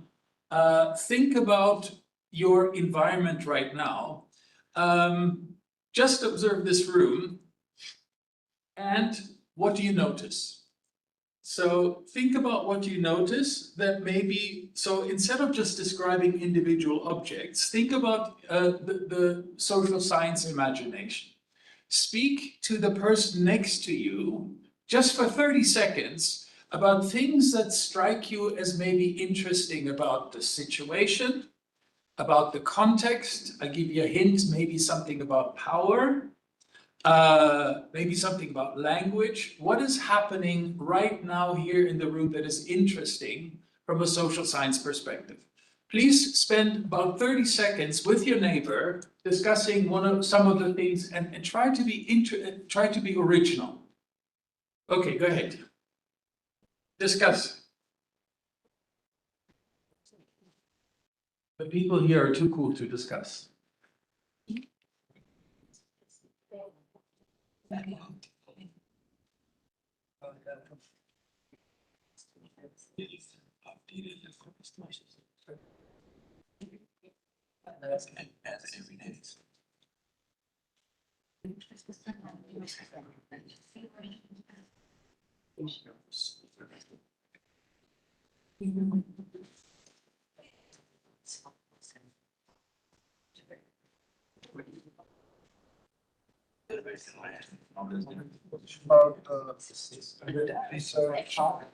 Okay. All right. Give me one or two things that you come up with. Okay, go ahead. We are belonging from different diverse languages and culture, like and still English is one of the language that is able that we are able to communicate with each other. We are able to understand each other ideas. Very good. So there are many, many different languages, and very appreciate that you actually did the corrective to actually say, no, no, many of these are not dialects, but they're languages. Very good. But we still use the English language to communicate. So it has advantages, but of course, as we heard also in the first situation, it has many disadvantages because it's not just words that we're using. We're not just one-to-one translating. There's many things that are getting lost by translating everything into English. Absolutely. So that's a really good languages in this room. Perfect. And the medium of instruction, the medium of communication, maybe even amongst you, maybe you even come from the same language region, you still speak English together. Okay, and so what is gained and what is lost? That's good. That's a really nice, already quite sophisticated one. What else do you notice? The quietness in the room. So much knowledge bubbles with my headphones is very intriguing observation right now. Quietness in the room. Okay, quietness. Okay, that is very important. Silences and not non-silences. This is very interesting, not only for linguistics. You know, silences and not silences could actually be an ethnographic study. This could be very much in an event. What are silences? And what are non-silences? Non-silences can be structured, they can be unstructured, there can be many other things. So that is a really nice comment from online. Yeah. So the way we are sitting in this room. The way you're sitting, perfect. What does that mean? So according to the cultural context, Yes. yeah, we sit in a different ways. Like Yes. we do have many postures. If we sit Postures, at home, okay. we sit casually. But as we are sitting in this room, we do have a certain posture to maintain in this office forum. So that could be one thing to study. Okay, so the variations in posture, how do you sort of posture yourself as a learner within a workshop? Okay, posturing. So the inner circle has the advantage of desks, the outer circle doesn't have desks, okay? So who gets to sit inside and who gets to sit outside? I know there's a number of people who came in who wanted to sit outside, but they were made to sit on the inside. Why is that? Because otherwise it makes me feel lonely and unwanted, right? So there's a little bit of crowd management at the beginning at least, now it's full.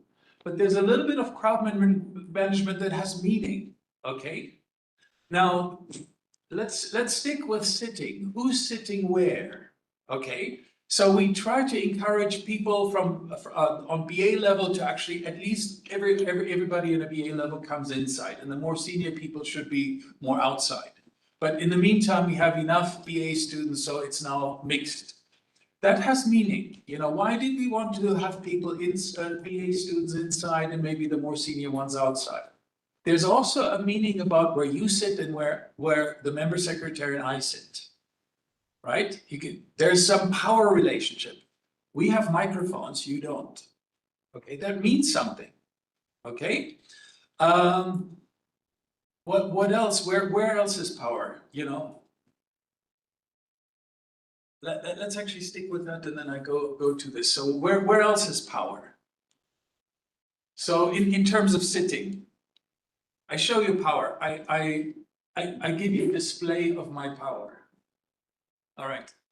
So I can do this. I can lecture this. I can lecture now. You know, there's no problem. You know, you say, okay, it's a bit unusual, but you know, it's okay. He's European. You know, he's doing strange things, but that's all right. Can you do that?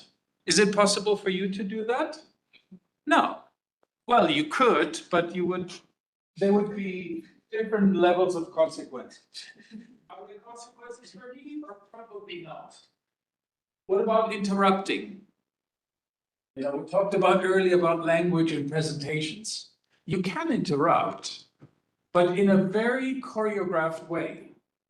I could interrupt you. I can say, oh, I can't deal with this right now because I have a different point to make, and then you're done, so to speak. We sit here, and you guys sit over there. So this seating arrangement is actually quite interesting. ICSSR is wonderfully quasi-democratic because in other lecture rooms, the chairs where the speaker sits is much fancier than where the audience sits, right? This is not happening here. So congratulations, you passed that one. Now, why don't you think that the table over there, why don't you think they are the speakers? You know, because they also are separate. They're almost like in a similar geography than we are in terms of how the room is arranged. What makes you think that this is where the music is happening? Of course, I'm sitting next to the member secretary, that's right. But the member secretary could be sitting there and he would still more or less pay attention to me. So these are indications. So let's do maybe you pointed out another one.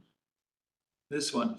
It's fascinating that while sitting in my room, a place of comfort, I can still connect with experts and gain valuable insights into research through nothing more than a screen and a pair of headphones. Fantastic.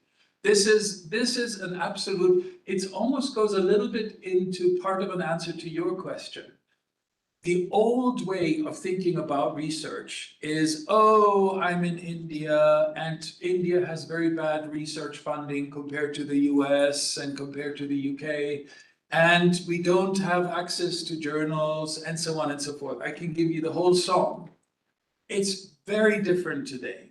Well, there have already been, you have enough Nobel Prize winners and enough amazing authors in India who have proven us wrong before the internet.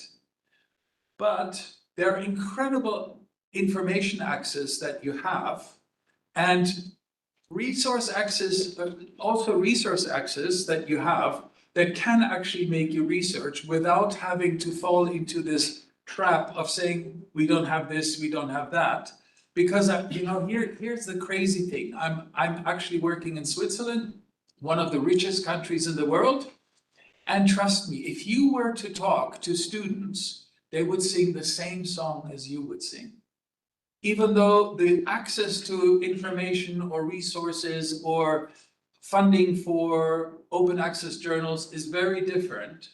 So in many ways, there are many amongst you who are very ambitious and who have ways to actually get to something that may be much more difficult to get, and others who may actually fall behind because you're saying, okay, step one for a project is I need a big research budget.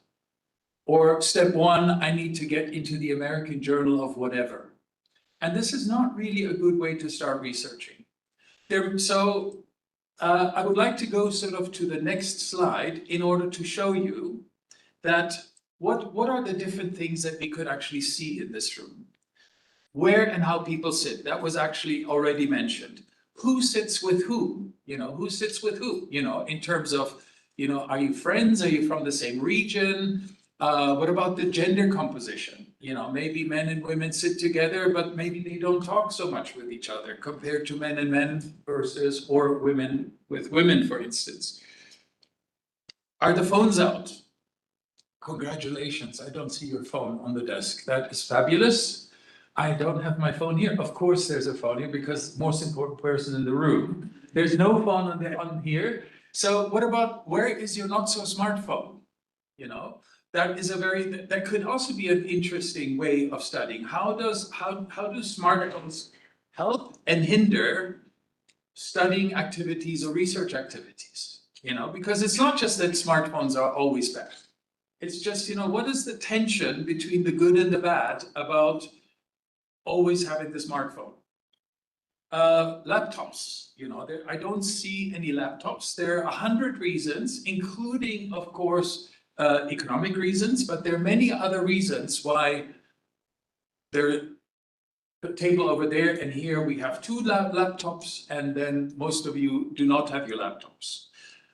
In terms of hearing, which languages? That was actually presented right there. Exactly, languages. What does when does the room laugh? How is laughter allowed? Are you Are you laughing at something funny that we say, or do you exchange something quickly and something is funny and then you're laughing? So what about sort of enjoyment and laughing? How is this expressed or suppressed? Things like fans or traffic or types of interruptions. You can also count things in this room. You know, you could count like front versus back seats.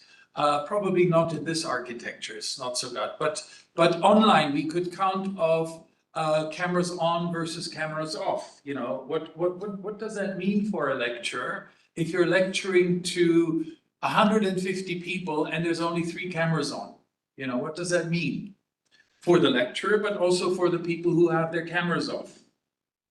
Water bottles, snacks. So all of you have actually water in front of you, and the poor back row doesn't seem to have any access to water, but some of you may actually have water bottles. Questions asked. Who asks questions? But why do you ask a question? Why does a student ask a question? Could be very interesting. Most of the time, it's because something is unclear or they want to know. But there are other reasons why people ask a question, right? Other learners ask a question. It's like also, well, pay attention to me. I'm a clever person and I want to stick out in front of this big group of people. Could be another motivation. What kind of questions are being asked? Are these questions asked because you go too fast and the material is too complicated, or you want to actually say something? So there are many, many things in this room happening that could already be an interesting start to an idea if you just let your imagination go. So data is not only numbers on a spreadsheet. That is very important. Data and evidence is all around us all the time. It is anything you can either observe. Here, the example was like seating or the sounds, languages, movements, different kinds of behaviors, or at least things that you can collect, like for instance, opinions in a survey. You can find out motivations. What made you actually come here?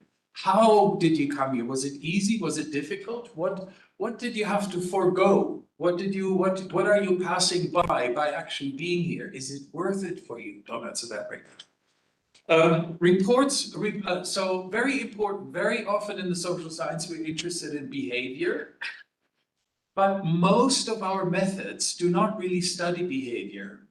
So when we do interviews or focus groups or surveys, we're not really studying behavior. We're studying behavioral reports, which may be very different from actual behavior. Of course, the ethnographers would immediately say, yeah, but we observe, you know, so observations, whether it's participant or non-participant, is excellent to look at behavior. Certain experimental conditions, there's actually a psychologist that I saw raised his hands, I think that was you earlier, who there you could study behavior, even in quasi-experimental and even experimental designs. But there are many different things that you can do other than studying behavior, for instance.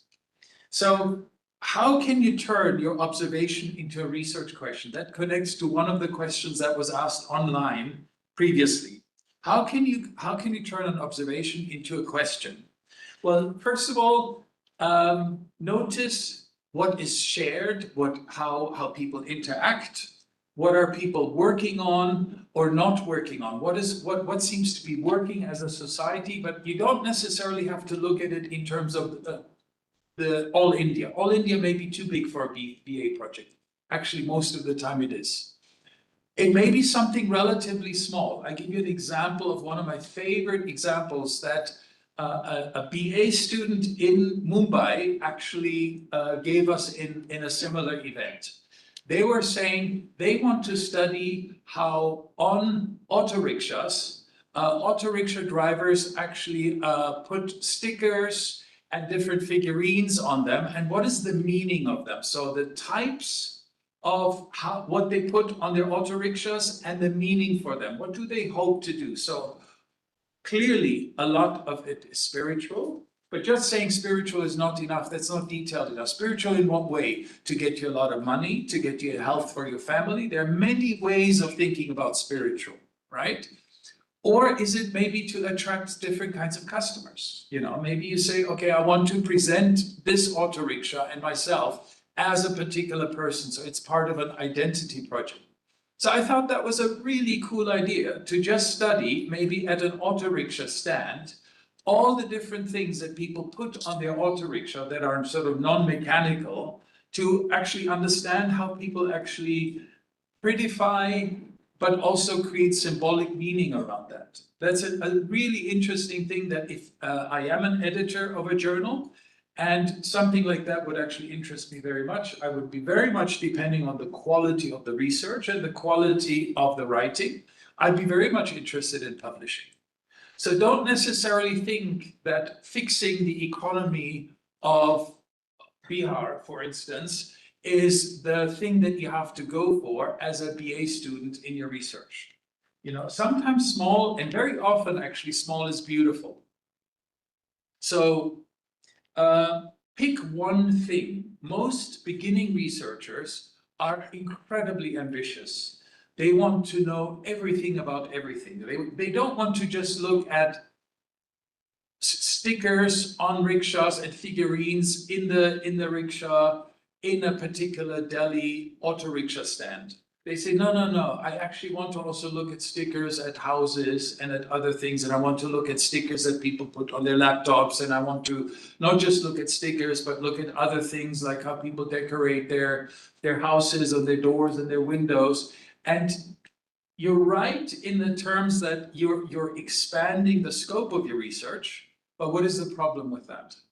You're saying, no, no, just the auto rickshaw stand, that particular one is too small for me. I want to look at all auto rickshaw stands. Not possible, not possible. And I don't want to just look at auto rickshaws, I also want to look at doors of people and how they put different symbols there.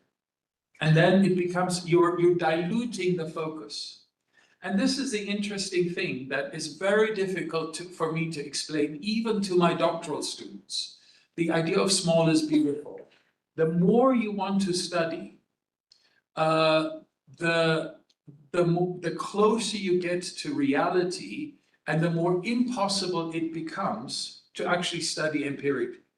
This is the crazy thing. So you say, okay, I'm interested in poverty.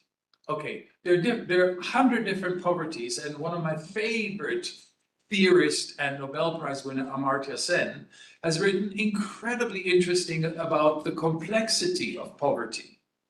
So you say, okay, I really like Amartya Sen. Let's actually look poverty through the eyes of Amartya Sen, and suddenly there's 100 different things that you need to consider to study poverty, even in a small village. So theoretically, it's incredibly rich and inspiring.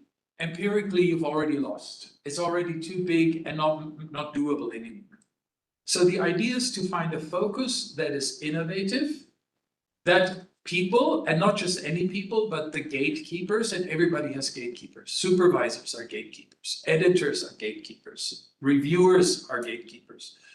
You have to convince the gatekeepers that your small and original idea is systematic and interesting enough to be published or to be funded. Okay, so we've very briefly mentioned about this fantastic opportunity, these ICSSR scheme, the funding scheme, the Yuva Shot Pratibha, sorry for the mispronunciation. This funding scheme is a wonderful opportunity for you to get interested. You need to have more than one student. So from 2 students onwards, the member secretary talked about how research very important is to actually collaborate in research. We have 8 months from start to the final report. So this is the 8-month period. It's 3 lakh maximum for project funding. And it is actually part of NEP 2020 for undergraduate students in 4-year programs. Go to the ICSSR, there's not only the competition that we talked about earlier, the essay competition, but there's a lot of information about this funding scheme. This is a fantastic element. By the way, just because you're sitting in this room and I'm talking about this and you're talking and the member secretary talked about it, does not automatically increase your chances of getting in. So not a good strategy would be, I was in this workshop, so therefore I should get funding. That's not a good way of arguing. Okay, so research is imagination with discipline. So we have talked a little bit about imagination. We haven't really talked about the discipline part. You know, how do you sort of discipline the creativity that I've invited you to think about? Research is not only a way to notice, such as meanings or relationships, resources or lack of resources and possibilities.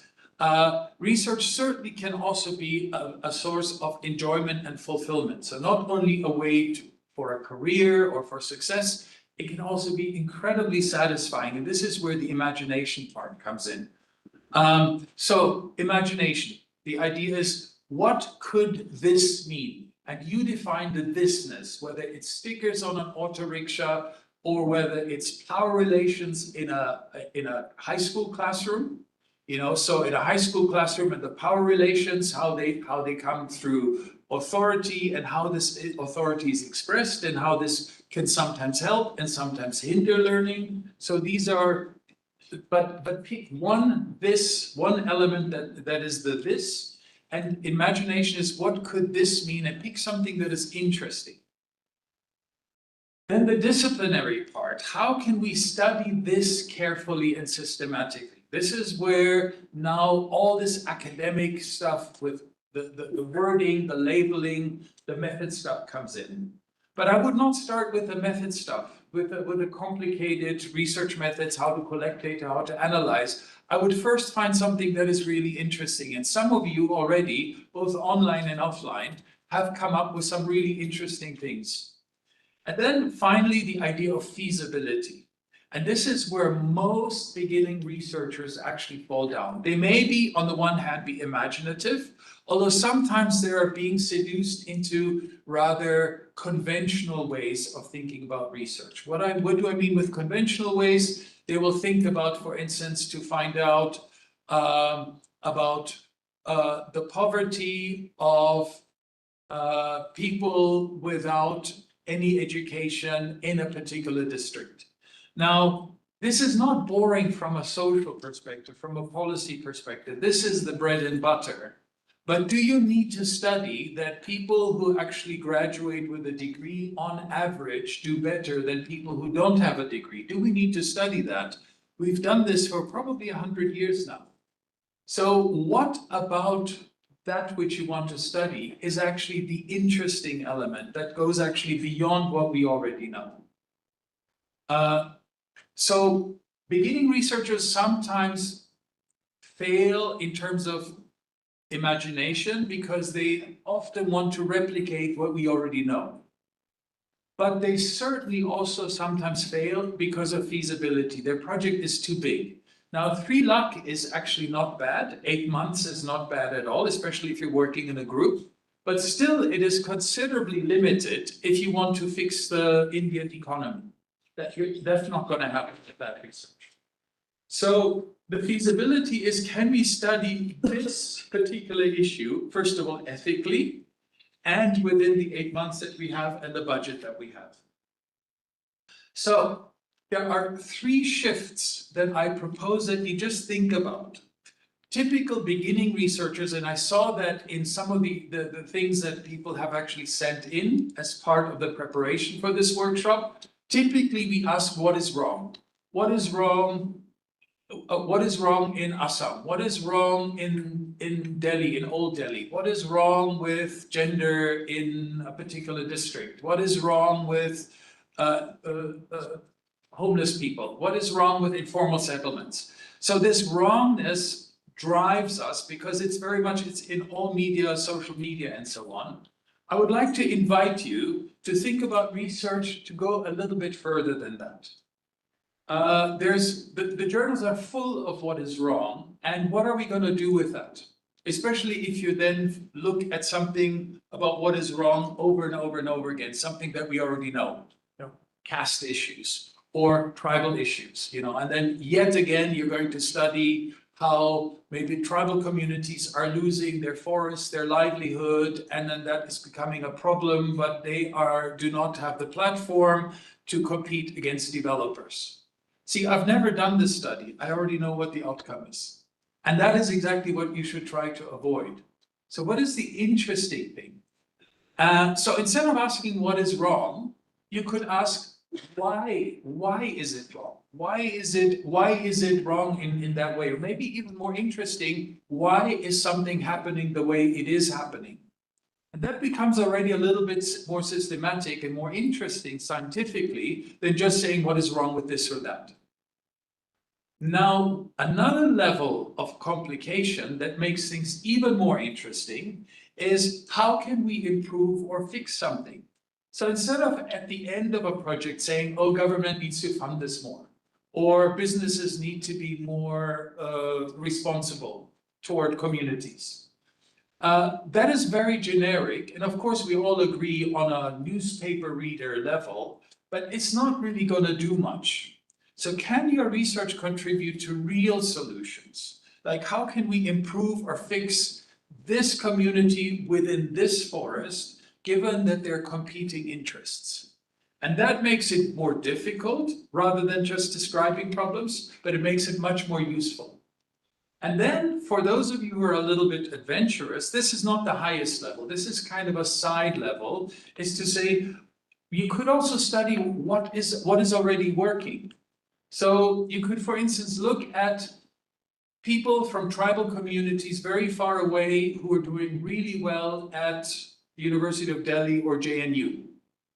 Now, of course, there are many, and I'm sitting next to somebody who's a success story, but that could be a really interesting subject of study, even though these are exceptions. But these exceptions are really interesting because we find out how do, for instance, marginal groups find their way through a system toward a success story. How do maybe young girls in a particular village, in a particular region, actually manage to get a really good education and have a very interesting life trajectory, despite all the pressures that young girls in a particular village are accessed. So looking at positive case studies could be very revealing about what is possible and what is not possible. So these are actually really interesting ways to think about research that go way beyond what we usually do, which is to study what is wrong. Okay, looking at everyday social life, let's start with a research question starter. This is sort of a little formula, which probably for BA levels is pretty good. So don't think that every research question has to be like this. I just give you a tip, one way to start thinking about your research question, okay?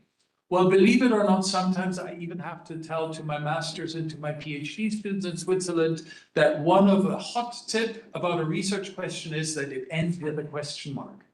Because a lot of people say, well, what is your research question? And they say, poverty in this region. That's not a question, okay? So, but I give you something more interesting. So this is a formula that you can apply, but this does not hold for all. There's many really good research questions that don't follow this formula, okay? So how do who, so a particular focus, like for instance, vendors at the Antagant vegetable market in Patna. So this is how do who use what to either create or to sustain what in where.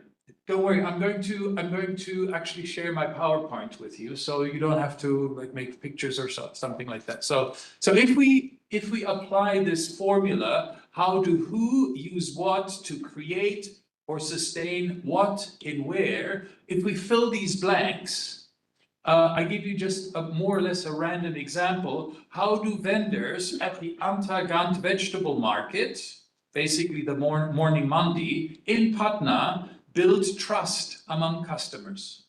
Okay, that's my research question. Now, I think this is a really cool question, you know, because first of all, it looks at a particular place. It's not just looking at all markets in India, which is crazy to want to study. It looks at a particular place.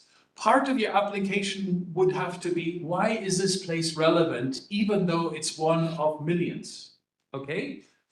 The other thing I like is, so it is localized, it is so socially relevant, and it already hints a little bit at Indian traditions, because there's ways about what a market is in India that is very different to a market in Basel. Sort of the meaning, the importance of markets in India are culturally very differently loaded. And then you talk about trust amongst customers. So the what is the trust? And so a question like that, as focused and limited as it seems, becomes interesting. And that's a lot of times beginning researchers don't realize how focused and small can actually become very interesting. Okay, so this is an example of a question starter. So there are many different topic areas in the social sciences that you can look at. I hear somebody's here from psychology, somebody's here from geography. You represent many different social science fields. So there are topics that actually go across different disciplines, because I'm also not a discipline fan. There are many things that we can actually address, not only in India, but also in Europe and all around the world, if we get away from some of the disciplinary thinking. So examples of topic areas are, for instance, peer support. So as soon as I talk peer support, I'm sure you can actually think of some really interesting ways of peer support, even if it's geography or psychology or political science and so on. Family care, exchange in livelihoods, institutions and rules. So education institutions and their rules, how do they govern learning, and what is good and not so good about how learning is governed. There was a recent Supreme Court, a very important Supreme Court position in India that actually very strongly encouraged to change the learning environment in order to improve mental health and well-being, as an example. So there's a beautiful research for social scientists to actually get into this direction. Civic participation, somebody in these little essays wrote about how students actually very much participate, even politically participate, even though the voting, the proportional voting is relatively low amongst very young voters. So there's a lot of political activity, but relatively low formal politics involvement, which could be a really interesting element. So there are many different topic areas that go across disciplines, and I encourage you to not just think about, especially when you're working in an interdisciplinary team, to actually look at something from a different perspective than just from a particular angle. So once we have the question, we're looking for evidence. What activities, words, things, documents, and practices can we identify that basically explore the particular narrow question, like vendors at the Undergraduate vegetable market in Patna, to build trust amongst customers. So what kind of evidence can I use for that? What does this evidence express? What does it mean when people actually, when the fruit vendor, when I cross the Sanjeevan Park, there's a little village on the other side of Sanjeevan Park, and just at the beginning of the village, there are fruit vendors, and they have fantastically well-organized stands, these just pushcart stands, but they have incredibly well-organized. Every apple has its place, every banana has its place. I've never seen a fruit stand like that in Europe, So there's an amazing care that they put in. And after 3 times we go there to drop off our laundry and then to pick it back up again, after 3 times passing this place, the vendor started to greet me, And so now we greet each other regularly, and now I'm actually kind of pushed a little bit to buy fruit occasionally at this market. It's very cool, it's very, very clever, So it seems small, but there's something really interesting and Indian and local that may want to be researched. Sociologically, ethnographically, even economic students could actually look at developing trust in customers. So a very important thing, speaking about decolonialization of knowledge, is also what is missing. What is missing in terms of whose voices or whose experiences or which contexts are left out? what is not being told. So you may actually be doing a document analysis of a policy. And then as you're looking at it, of course, you're looking at what's in there and how things are phrased, how are communities defined and what are in the SDGs. A very good example is what is in there, but whose voices are missing in the SDGs. There are very important voices that are missing, which actually led India to develop its own, I wouldn't say a variation, its own India-specific take on the SDGs, because it says, even though there's 17 goals and 260 plus targets, they're leaving us out. And a number of countries have actually done that. So that is very, very important in terms of looking at power. So who has the power to actually present something, or who has the power to actually leave something out? Okay, so let's do a little bit of a practice in terms of from deficit to what the possibility is. So a deficit question could, for instance, be, why do many students lack mental health awareness? Yeah, that's probably interesting, could get funded, but you could actually make this more interesting. You could, for instance, ask, how do some students create peer-led spaces for well-being and support? So doing this exercise again for Mumbai, somebody said, why don't we just convince the university to bring in and engage with community dogs? Because especially during the times of stress, community dogs could be a fantastic way to just de-stress and to actually do something else but memorize and cram for a test. So this could be very interesting how some students create peer-led spaces for well-being and support. So you see that a question that is put as a, you students, you're not informed and you shouldn't inform yourself, which is probably not so helpful, is to turn that into something positive and something that is really interesting to research. Another thing could be, for instance, why do many poor households lack financial literacy? Same thing. Now, so economists would like to ask the question, why are people in the countryside so ignorant about the possibilities? Terrible approach. Terrible, it's not just a colonial approach, but it's sort of a very authoritarian, incredibly insensitive toward culture, toward context, and so on and so forth. We could turn this around. We could make this a much more interesting, more studyable question, such as how do some households pool and manage money through SHGs, chits, and Kirana credit? So that could be done not only through economists, it's an economic-oriented question, but it could also be a question that relates to trust, psychology, could be something about sociology, and there certainly would also be ethnography in here.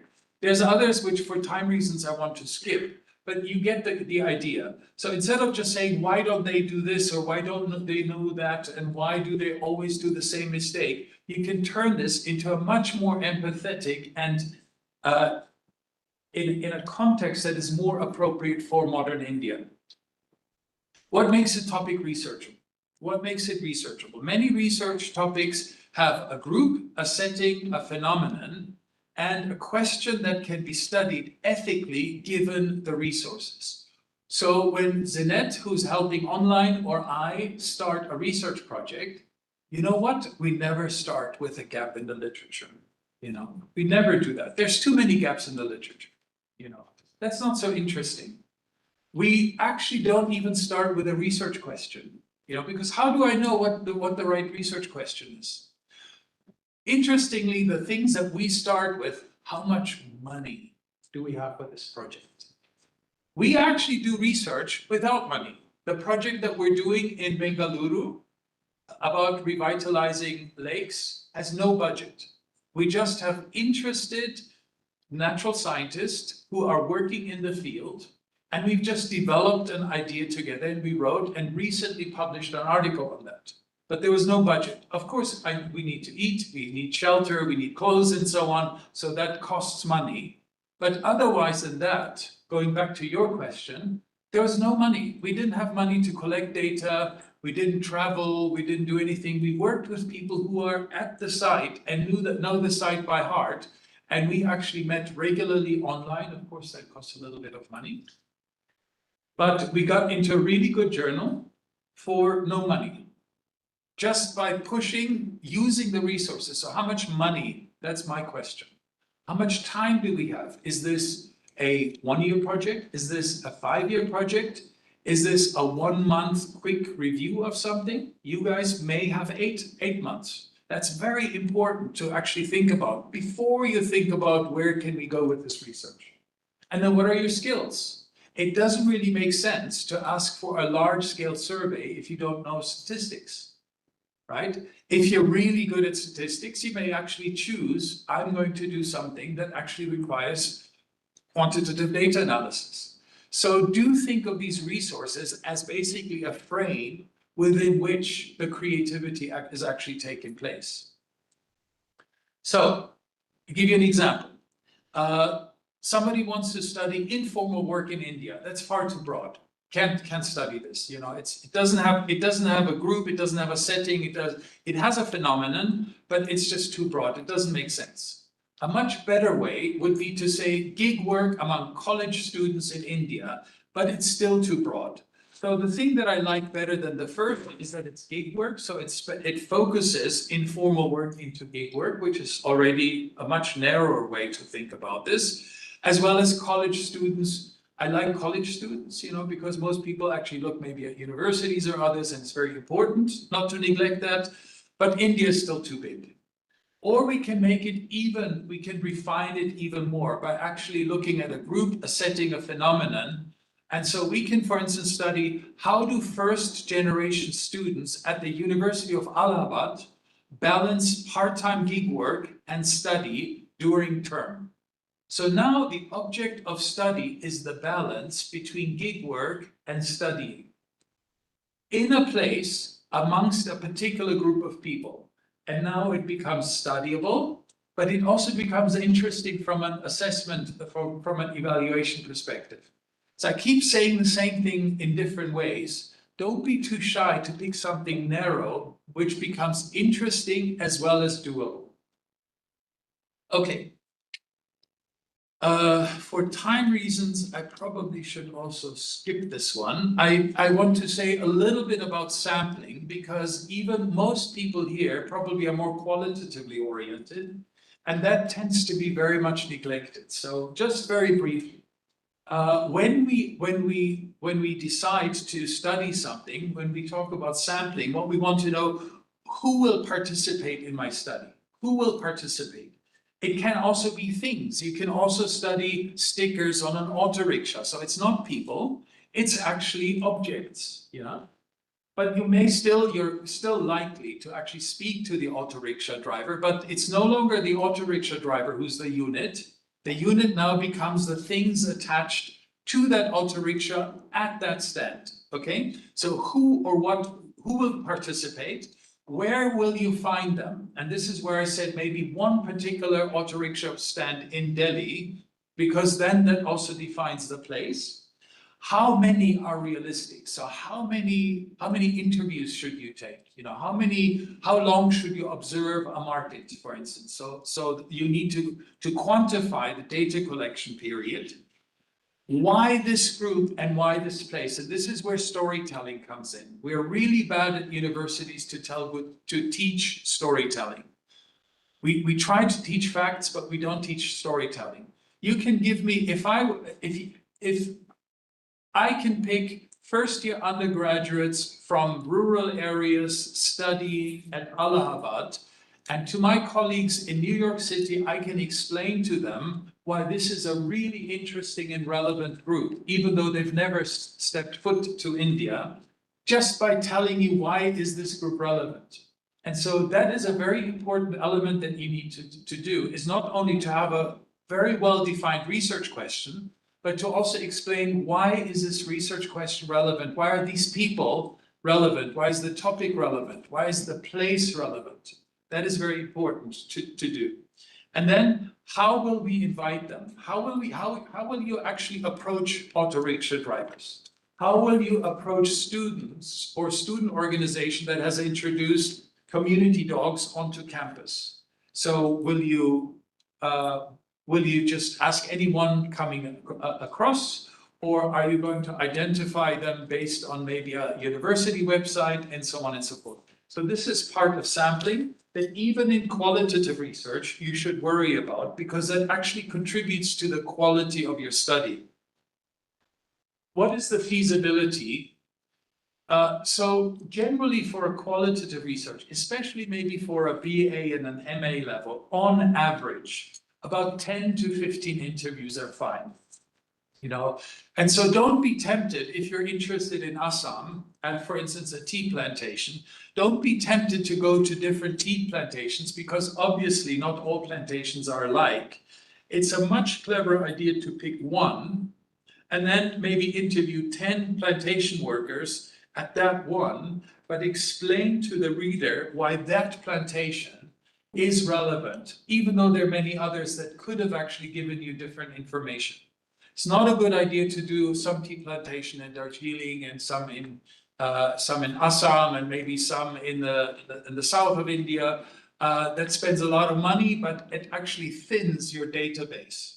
Okay, if you do focus groups are something like group interviews, but they're much more led by the people who are part of the focus group. So you could, for instance, do a focus group amongst student organizations. How do student organizations, for instance, create a movement? You know, how do they create an idea that they need to feel something needs to happen about this issue? So a focus group could be where you invite members of a student group and have them actually discuss amongst themselves how different kinds of elements in this movement happened. And you are no longer an interviewer, you're now a facilitator. Make sure that the people still talk about the subject, but a focus group is really where the group itself develops an idea. And for a BA project, 2 focus groups would be enough, for instance. I mean, do check with your supervisor because your supervisor may have different ideas and different fields have different ideas, but this is just a very rough rule of thumb. Very briefly, ethics, very important. Already at the BA level, research ethics is absolutely fundamental. Don't do what early and to some extent contemporary colonials still do and exploit the field. So it's very important to give informed consent. You need to always tell people what you're doing before you interview them or survey them. Very important to tell them also what the research is about, but don't use fancy language. Use everyday language. Speak to them in their terms, even though they may be very sophisticated people, but speak to them in a non-academic way, because people appreciate this much more and you get a lot more trust from people if you speak to them in everyday language. Privacy and confidentiality. So if somebody, for instance, tells you something confidentially, you're not allowed to use that. Never, never, never record secretly. That is completely unethical, you know, so like secret recording is no good. Be very careful with sensitive topics. I mean, most social sciences are interested in sensitive topics, like things like violence or conflict or many different kinds of sensitive topics that are part of our thing. Be very careful. It's probably not a good idea on a BA level to start with a very complicated topic. You know, pick something that is more accessible that you can handle. And then hopefully your supervisor will actually help you with that. And then, of course, very important to always use respectful language. So don't say, I'm a fancy researcher from fancy university, and I deign myself to go to this small village to study what you're doing. Don't do that. You know, this is the terrible 17th to 18th Europeans who did field work. Don't go there. So always use respectful language, be grateful. This is probably one of the best tips I can give you about collecting data in interviews and focus groups. You need to switch your mind. Instead of you being the knower and the people that you're collecting data from, you just need to sort of collect data from them, sort of extract something from them. You need to switch in your mind to have a different role. You, the researcher, actually don't know. You actually need them because they have something they will tell you that you will need from them. So they are the knowers and you're the one who doesn't know. And so if you reflect that in the process of data collection, that brings respect, that brings a very different language. And that also creates a different relationship between science and public, you know. So this is so important to collect good data, as if you realize they're the ones who know. I don't care whether they can read or write, it doesn't matter. They know and you don't, and you need something from them. Hopefully you're able to convince them that what you're doing is not just good for you, for your degree and for your career, but something that you're working on that is shared, the concern is actually shared. Okay, very briefly.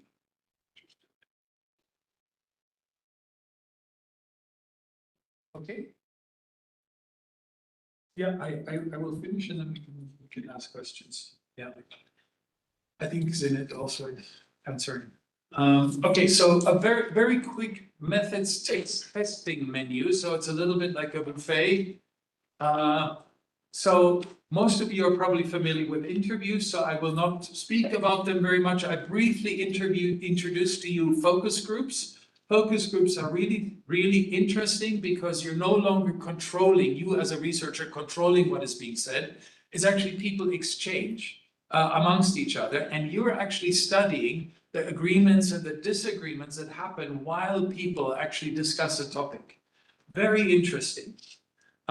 More difficult than interviews, actually. Then, of course, observations. Fantastic. And observations in this list are probably the only ones that actually look at actual behavior, which is very different from me telling you about what I did or you having observed what I did, can be actually very different.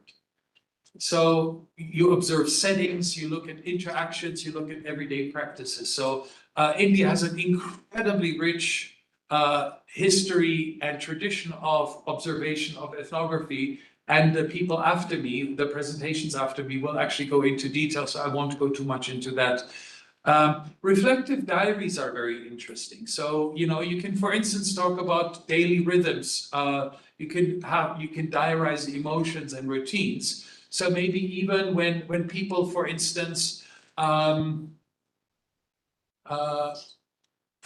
people want to become fitter, you know. So what is your sort of, not just your food and exercise diary, but this can also be very interesting to different social science disciplines. You don't have to be a dietitian or a doctor to be interested in that.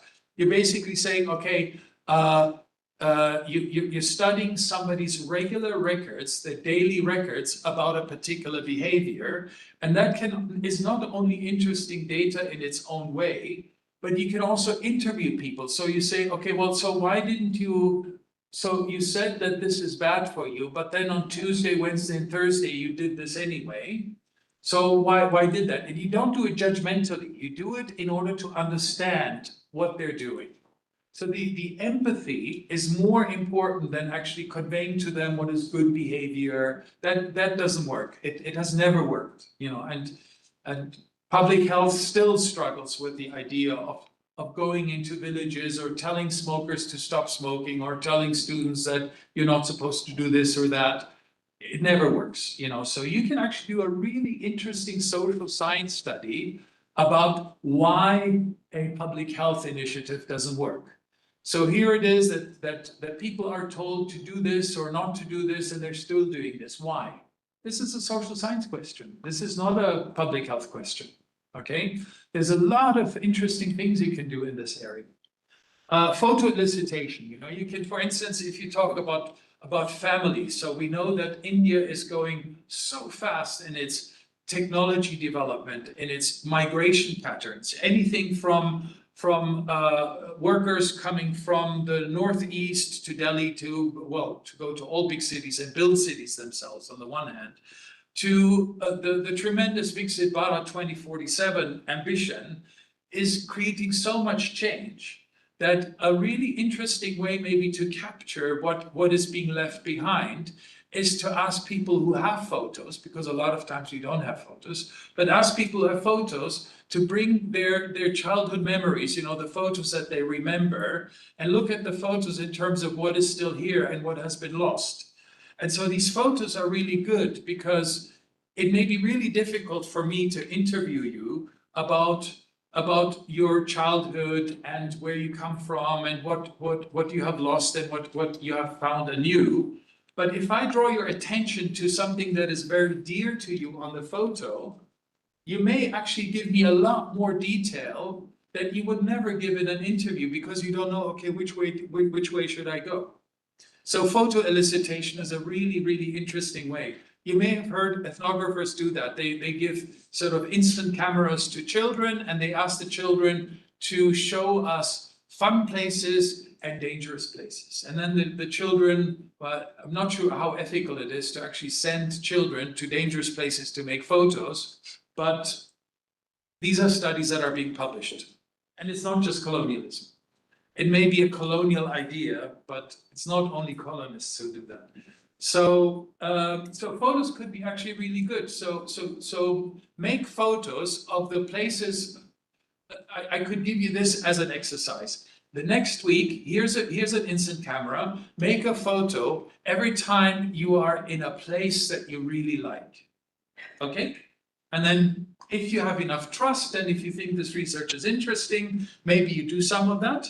And then we develop the photos and then we look at the photos and then you sort of remember the place and the feeling that you had. And then you can generate some really interesting data about comfort that would be very difficult to get through interviews or observations and so on. So there's some really interesting, innovative ways that you can collect data, not just interviews and surveys. And do look into this a little bit also, because also editors like me get really bored with interviews and surveys. Everybody does interviews and surveys.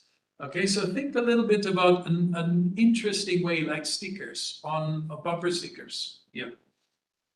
How cool young men with money, what kind of cars do they want, and what do they do to the cars or to their mopeds? You know, there's some really things like putting a truck horn on a little moped to scare everybody. Everybody jumps because it's like a really loud horn.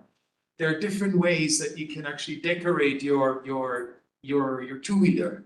So that could be a really interesting way, you know, identity, sort of an extension of identity of young men to two-wheelers.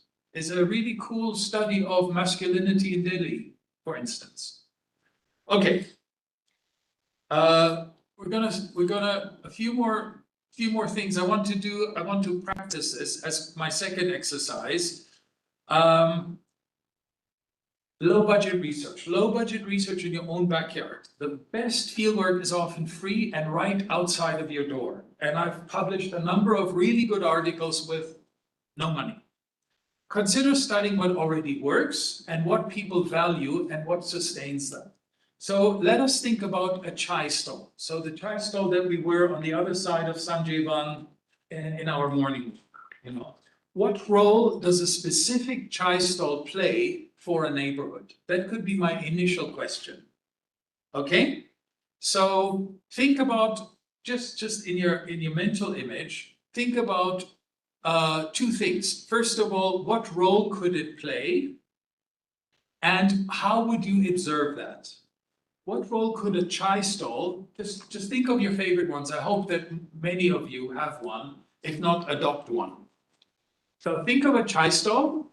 What role could that chai stall play toward the immediate surroundings, the neighborhood?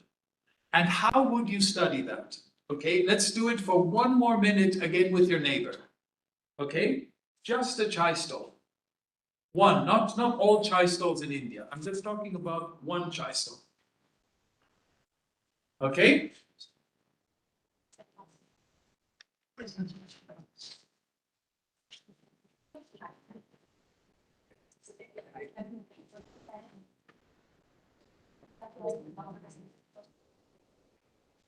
Everybody online, please put that in the chat. So what could the chai stall that you like play in the neighborhood, and how would you study that?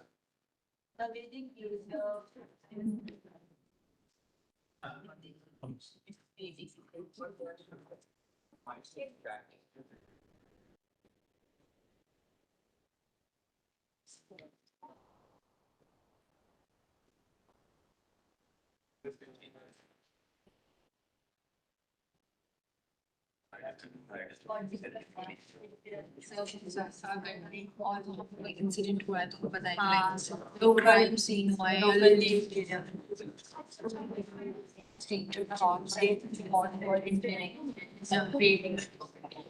And कहीं one for ideas or advice.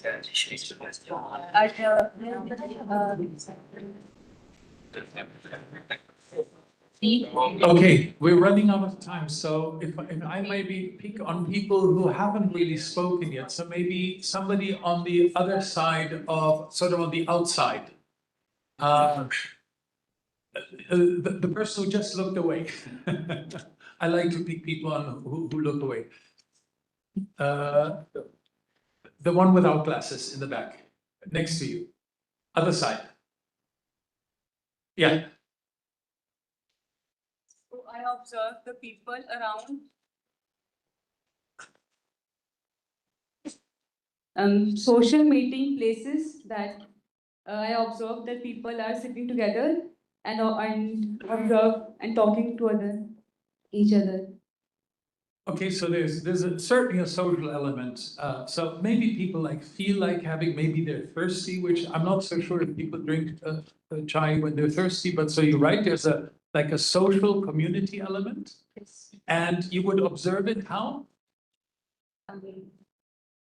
How would you observe the social element, the social component of the role of community that a chai stall creates? By saying our society. By what? How would you study that? By saying our society that is so. Society is very big. Well, so how could you look at sort of the community spirit that is being created around a chai stall? What would be the evidence?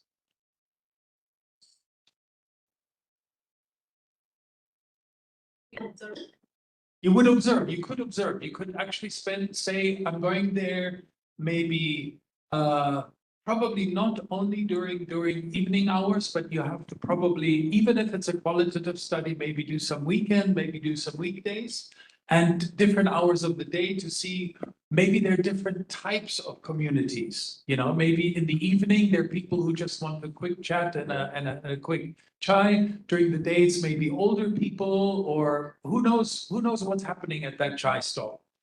And so just the idea of community is good, but there are many ways that people actually create community around a chai stall, and that can be actually studied, sort of a typology of community building. So if somebody were to come to me as an editor of a journal and say, I've studied in, I don't care where it is, a typology of community building, and I found 4 different ways that this chai stall creates community. Let's say amongst older men.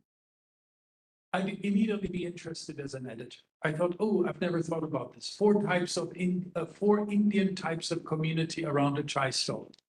That is really interesting because the literature is full of community building, but probably nobody's ever done that before. And it's not just that nobody's done that, but maybe the Indian focus gives us a different way of thinking about the importance of having maybe something that we certainly had in Europe, but in many ways has been lost. The idea of sitting and drinking, and not really, the idea is not to talk and to drink. Talking and drinking stands for something else that may be much more important that is getting lost. And so that would be really interesting. Okay, another quick idea? There's one, okay, hold on 1 second. A chai stall is more than a tea shop. Yes, it is a common meeting place. It's a common meeting place where people interact, exchange ideas, build relationships, and create, oh, this sounds like AI. And create a sense of belonging. It also reflects the social and cultural life of the community, making it an important space for understanding human behavior and social interconnections. So all of this is true. All of this is absolutely true, but there's no research here, right? So I don't want, I'm certainly not accusing this person of having used AI, but something like this is certainly something that AI would produce, okay? So as soon as you propose this to me as a supervisor or as a reviewer or as an editor, I would say this is beautifully sophisticated, but there's no research. Where's the question? Where's the idea? Where's the spark? It's just sort of a generic summary of everything that is correct, but it's just polished something, it's so sometimes flawed and limited research can be really interesting, and sometimes a beautifully polished essay says actually nothing that I'm generalizing. I'm now no longer talking about this comment here, but you have to be very, very careful. Okay. So what is your idea, and how would you do this idea, and why is this important and interesting? And sometimes it's difficult to get that. Yeah, Z. Someone online that said they would use taste memories. Sorry? There's someone online that said they would use taste memories. Fabulous. See how people build relationships through the memory of taste. Taste memories. Fantastic, so this goes, sense memory is one thing, what people smell, and they say, oh, this smells just like in Bengaluru when I was a child after the rains, or oh, this tea tastes just like what my grandmother, and so on and so forth. So taste memory is a part of sense memory, a wonderful idea of an interesting, different way. Instead of, you still may have to do interviews, but the focus is not the opinion of somebody. The focus is actually taste memory, the importance of taste memory in Indian culture about something. And I'm already interested as an editor. Now I want to know more. That's exactly the direction I wanted to go. So we're running out of time. I'm going to skip all of these because I've now received. So let's go quickly back to the application, to the ICSSR funding scheme. Okay. We more or less touched on the following. We touched the importance about what the study needs to be about. That would be the title. The research gap is what is not yet understood. take this seriously, because a lot of people are seduced into thinking about big problems, like how for the economists, economists may want to say, well, what would predict the exchange rate to the Indian rupee that has consequences on whatever market?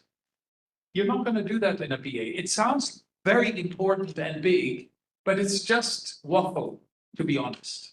I would never say that to you, but it's just, big words for something that is very difficult to study.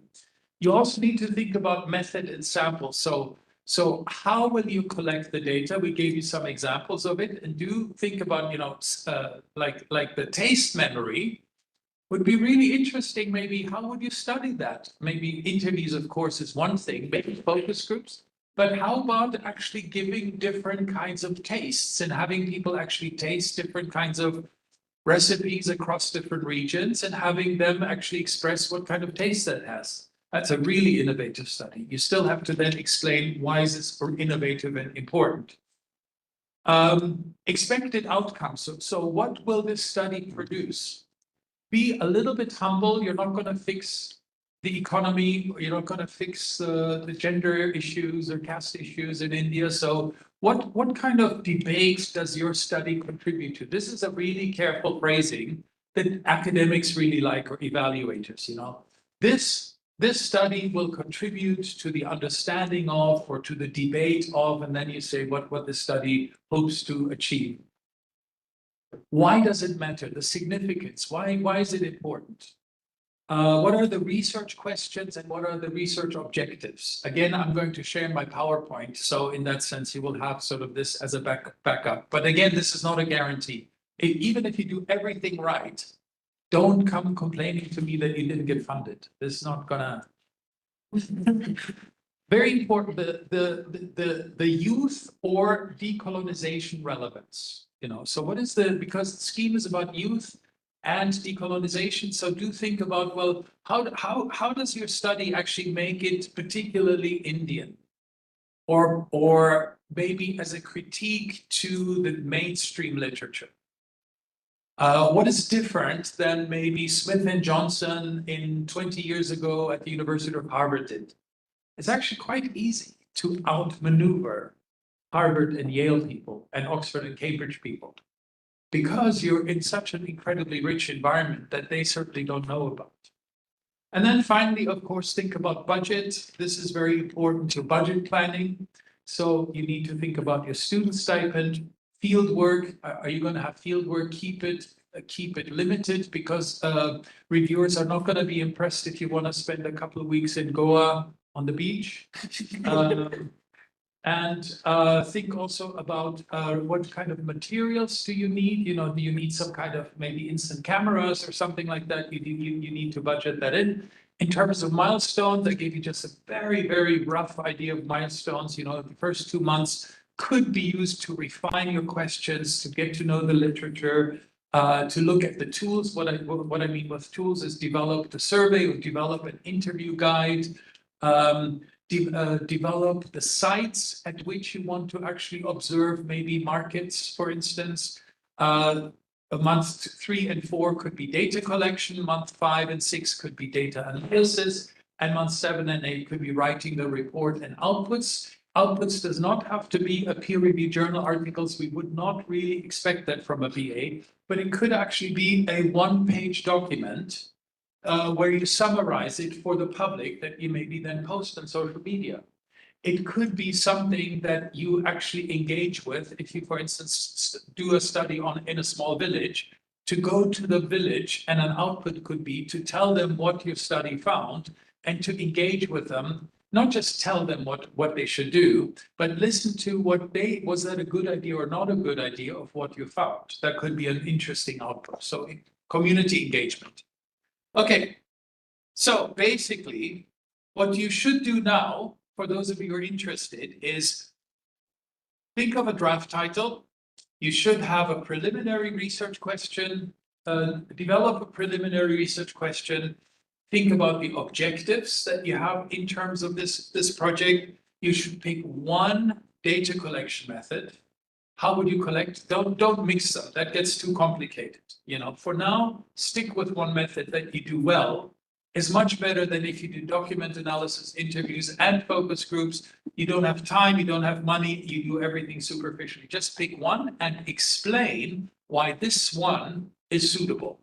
Okay? You don't have to explain why you don't do the other ones. Just explain why the one that you picked is particularly suitable for this focus and for this objective. Okay, and then one sentence on youth and decolonization. So form a team of at least 2 students, confirm your eligibility on the ICSSR website. Do visit it. There are a lot of things that are happening there also for your future careers. Find a faculty supervisor, reread the scheme very carefully after everything is in place to make sure that the proposal goes along the lines of what is expected. Plan the budget and milestones. That's all I have. I wish we would have had a whole day. Actually, I wish we would have a week together so we can do this step by step, not for this research scheme, but for research generally. I had a wonderful time. I wish I could have heard a lot more from you, from people online, in the YouTube channel and on WebEx. Thanks for listening to me, and I'm very much looking forward to hear more from you. I will keep all the suggestions of the things that you guys want to study, and I will read that in order to learn more about where you are and who you are. Thank you for your attention. Thank you, sir. On behalf of everyone present here, I sincerely would like to thank you for sharing your knowledge, expertise, and making this session such an engaging one. So we are now open to questions. If anyone has questions, we can please take them quickly, maybe 3 or 4 of them.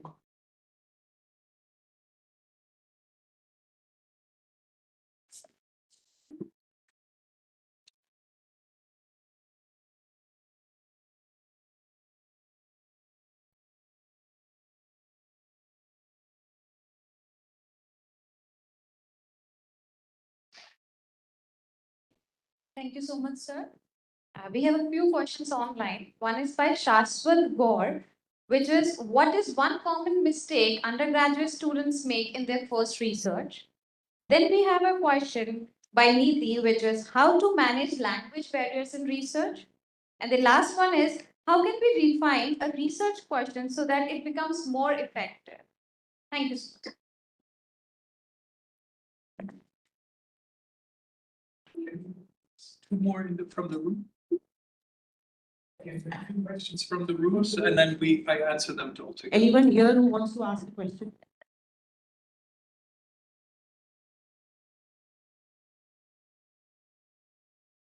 Am I audible?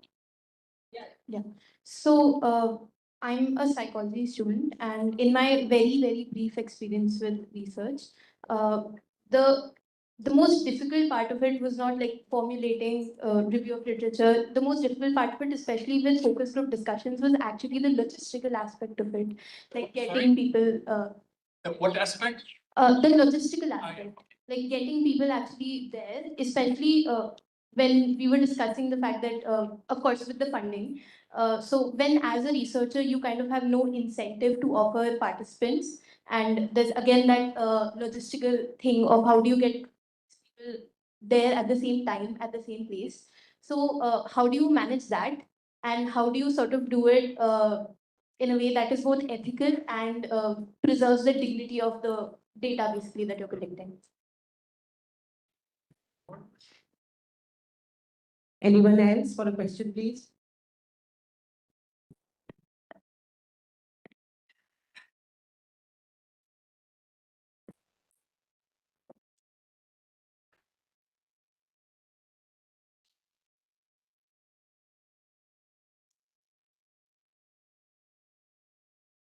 So for the opportunity to ask the question, I want to ask, like, in research project, how to avoid a personal bias that we come across from our daily life, from where we come from. And second question is, sir, to both of you, like, what do you advise the youth of the first research project, that one decisions that he or she should take to have a better research, and that you could have taken way back when you were doing your first research out there? Thank you.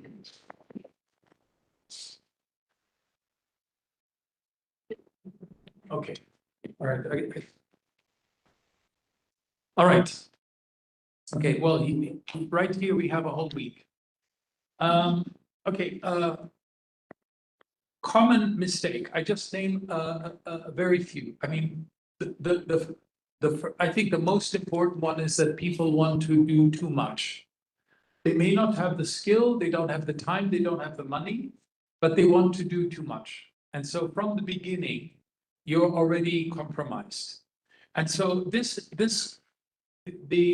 ambitiousness is laudable, but there is not even in theoretical physics or in very large research programs in the US do people ever have enough money or enough time.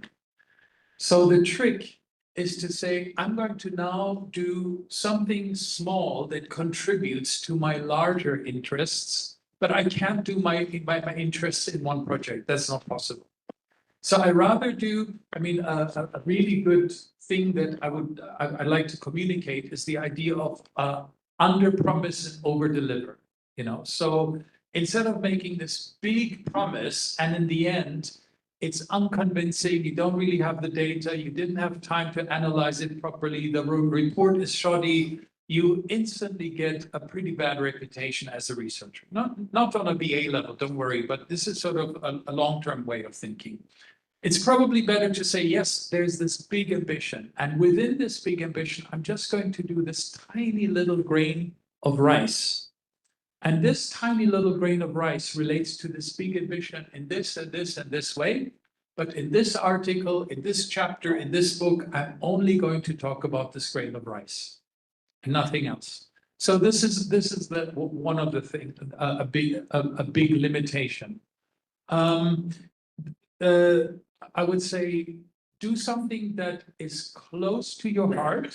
I mean, we never write in a research proposal, I'm doing this research because I like it.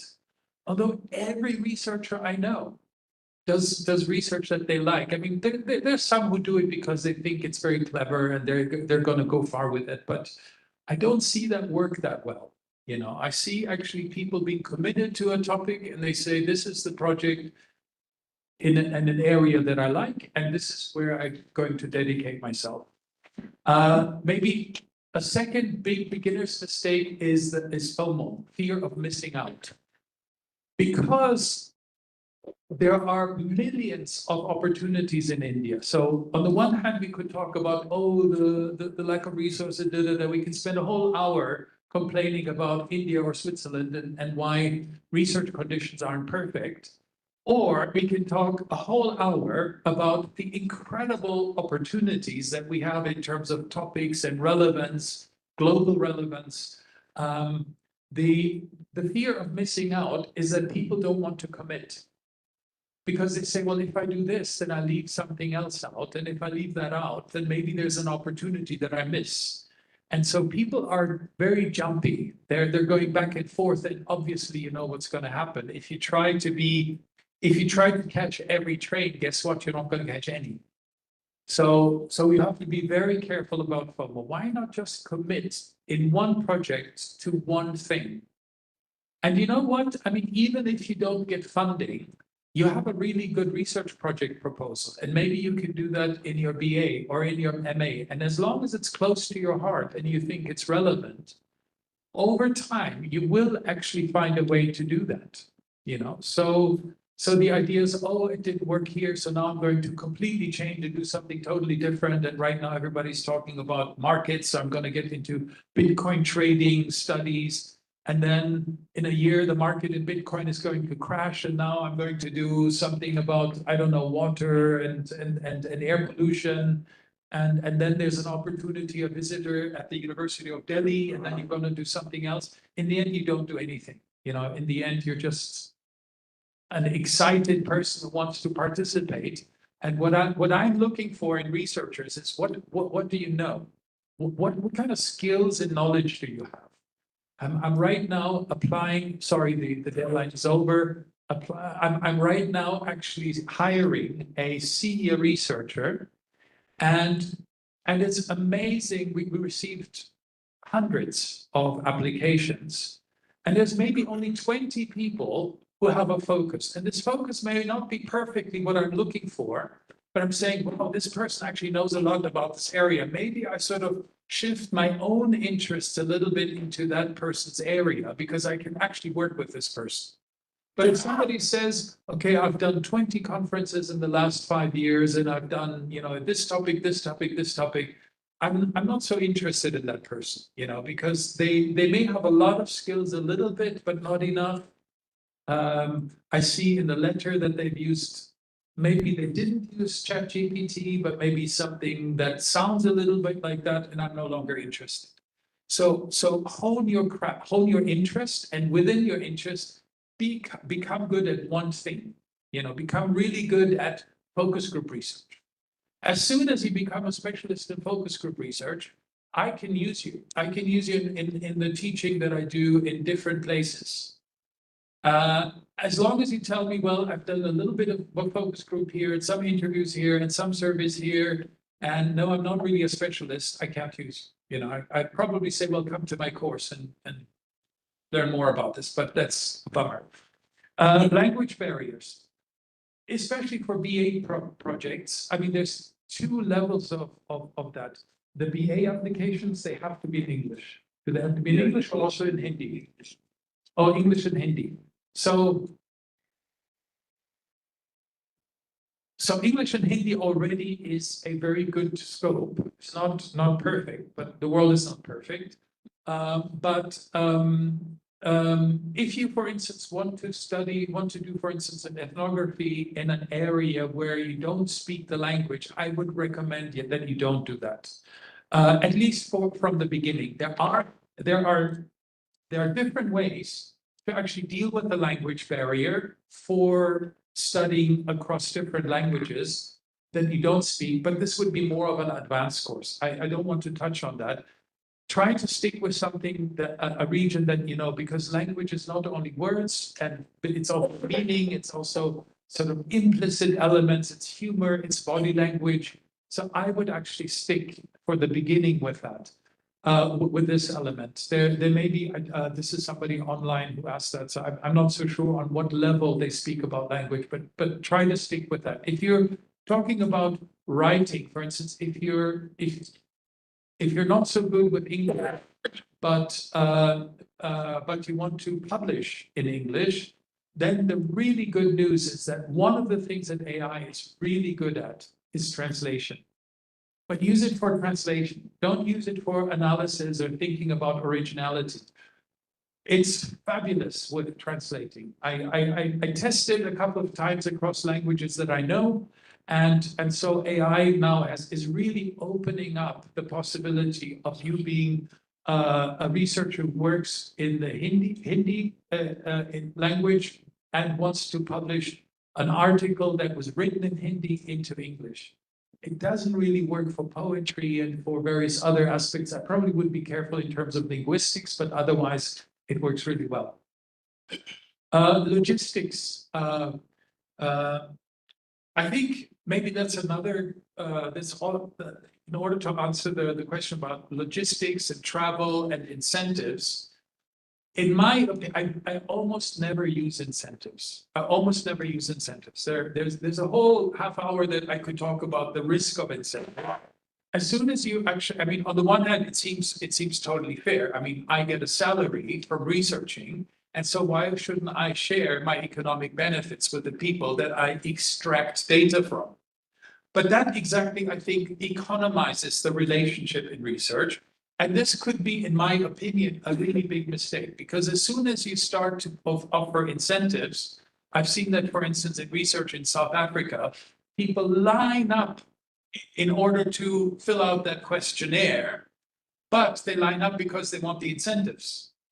So there's something also that turns research, especially social science research, into an economic exchange, which I think is a big shame where you actually do that. Much, in my opinion, the other problem, especially with people who with less education and who are very poor people, is that if you give them an incentive, then they want to be good employees. They want to please you. They want so they start to look at what do you want to hear, because I want to earn the money that you're giving me for this. And so even if you assure them that no, you can stop anytime and you can keep the money, they won't believe that. You know, they want to show that they're useful for the money that you've given them. And I think that also creates major data problems, data quality problems.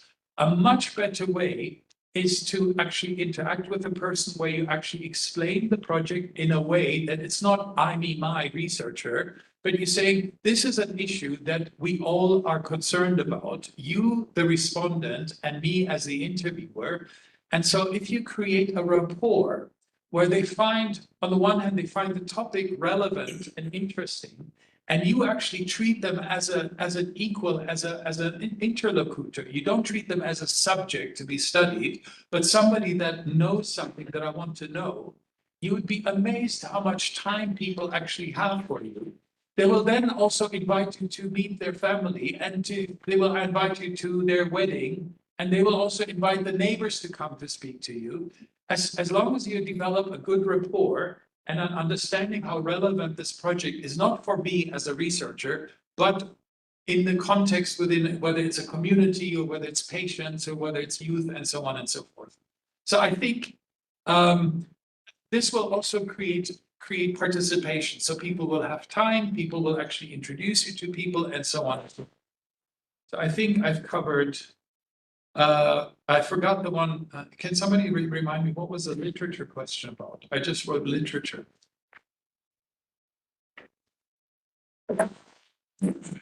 Literature is very important. Reading and literature is very important. But in my opinion, that's another beginner's mistake. People say, okay, I need to find a gap in the literature, and then I go read. And then you read and you read and you read and you realize all the things that you don't know. And the more you read, the more you realize you need to read more. So think about the space in the cloud where you store all the articles that you download. How many do you have there that you think you're still going to have to read? 5? 6? Probably 100, 200? Forget it. So you must, it's very important to engage with the literature. You must read, but reading is a little bit like brushing your teeth. You do it every day, but it doesn't define your day. If I asked Annette, okay, what did you do today? She doesn't say, oh, I brushed my teeth. No, it's something that we do as part of being researchers, but it actually helps us to do the real work. And the real work is actually conceptualizing, is collecting data, is analyzing data, is maybe dealing with a rejection and improving an article or improving a research proposal. So next time it gets, so that is the real work of research. The real work of research is not really just reading. So this is quite shocking because a lot of people say, okay, good, get on top of the literature. That's terrible advice. Nobody that I know is on top of the literature. I certainly am not on top of the literature. It's just too much. So the idea of focused reading is very important to learn as a skill. And so I think maybe the two mistakes that I want to end with is you don't read enough, so you don't know the literature, or you read too much and you don't do any research because you're reading too much. And that's all I have to say.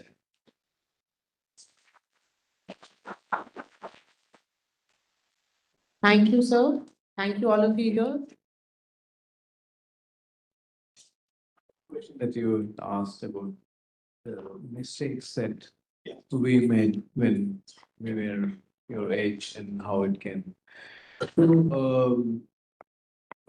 Of course, everything is Max said, which is also quite relevant to some of the situations that me and my friends of my generation could get into it, of course, which is how to decide when to stop reading literature. It also depends on your subject. So if you're in humanities, as I come from humanities, then of course literature is sacrosanct. But again, you can't read everything that's been written. I think the point that I also made there that is significant, of course, literature that has defined the trajectories in the research that you want to follow. The mistake which I feel that I made, honestly speaking, of course, is to disregard my language. So you talked about English and you all are communicating in English. You may not know quite a few languages. I mean, in India, we are all multilingual, also in different parts of the world, but more so India. But your own language, again, the question of your own language, I don't mean the language that actually you're born in, if I can put it within quote that, but language that you have grown up with. So like, I come from Bihar, so I speak, of course, Hindi, and I grew up in Northeast, I speak Assamese. So Assamese is as my language as Hindi is, but a knowing your language, which is important, of course, I feel. At my time, I thought, well, I have to become an expert in English. And first, the thing that I need to do after my class 10 was to not to study Hindi, because of lots of perception that, of course, you come from Bihar, you come from a village, you need to be smart and you need to know English and to speak English, and you don't need to sound like a Bihari, and you need to sound very modern. And there's the first thing you do is, of course, you learn Hindi. There's no hope with Hindi. And then you come to a realization now that actually there's so much of wealth is there. You're talking of chai. That's how you go to a village. Uh, every language has its own vocabularies to express different realities that different conversations that take, and those are quite semantically very profound. So as a researcher, and if you're researching in India, of course, you're not researching in a metropolitan setup. Even in Delhi, if you go to the village that we go to, therefore, I think language is very important. And the other thing which I and also Max has so beautifully expressed is that we were also very ambitious. We thought that we'll do the perfect research and we'll find the truth.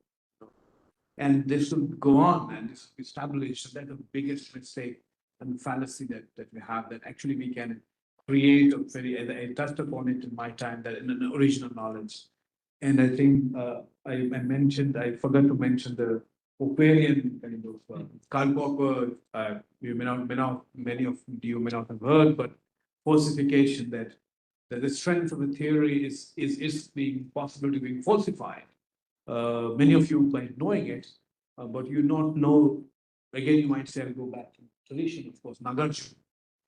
So many of critical rationalism that Popper. So let's say if you write a thesis, and the thesis, the conclusion is all swans in ICSR, they're not swans in ICSR, let's say, but all swans are white.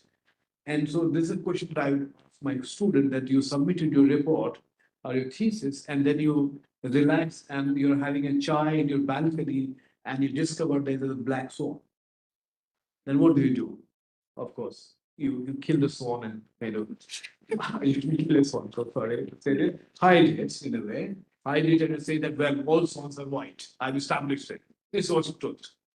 So I think what research, as a researcher, the first thing, of course, is the humility. And there's a humility to accept that what you're contributing as a research has a value, and a value in a context, in a temporal context, in a spatial context, nevertheless, great value. But not being over ambitious that, okay, you're creating something which is phenomenal and they're going to change the world. Like we all have to do it, but very important. That's why I think Max has been emphasizing on the specific context and the specific outcomes, which is of course possible. So know what is possible in research, dependent upon your time and the resources that you have. I think that is something that it takes time and now with your generation, perhaps you're quite smarter than what we were. So you'd understand it much before than we did. So thank you so much. Thank you, sir, for your valuable expertise, time, and effort. We look forward to applying what we have learned from you today. So this is the end of session 2. We will now begin with the third and the last session for the day, and Shivani will take over from here.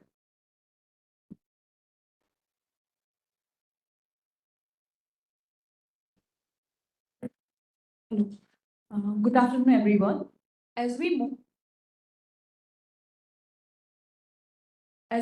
into the last session of the workshop on multidisciplinarity in research, I am pleased to welcome two distinguished scholars who are joining us online. We have with us Professor Shashwati Chaudhary, Professor and Acting Director at the Omio Kumar Das Institute of Social Science and Development, Assam. Professor Chaudhary brings more than 2 decades of research experience across diverse fields, including regional development, gender studies, environmental issues, governance, health economics, and education. She has successfully led numerous research projects, authored scholarly publications, and made valuable contribution to the study of education and regional cooperation in Northeast India. I'm also pleased to welcome Dr. Bhashwati Borgohain, Assistant Professor at Omyo Kumar Das Institute of Social Science and Development, Assam, whose research interest lies in urban studies and sociology of religion. Her work examines themes such as urbanization, land governance, religion, and social transformation in Northeast India. Ma'am, I warmly invite you both to commence the session.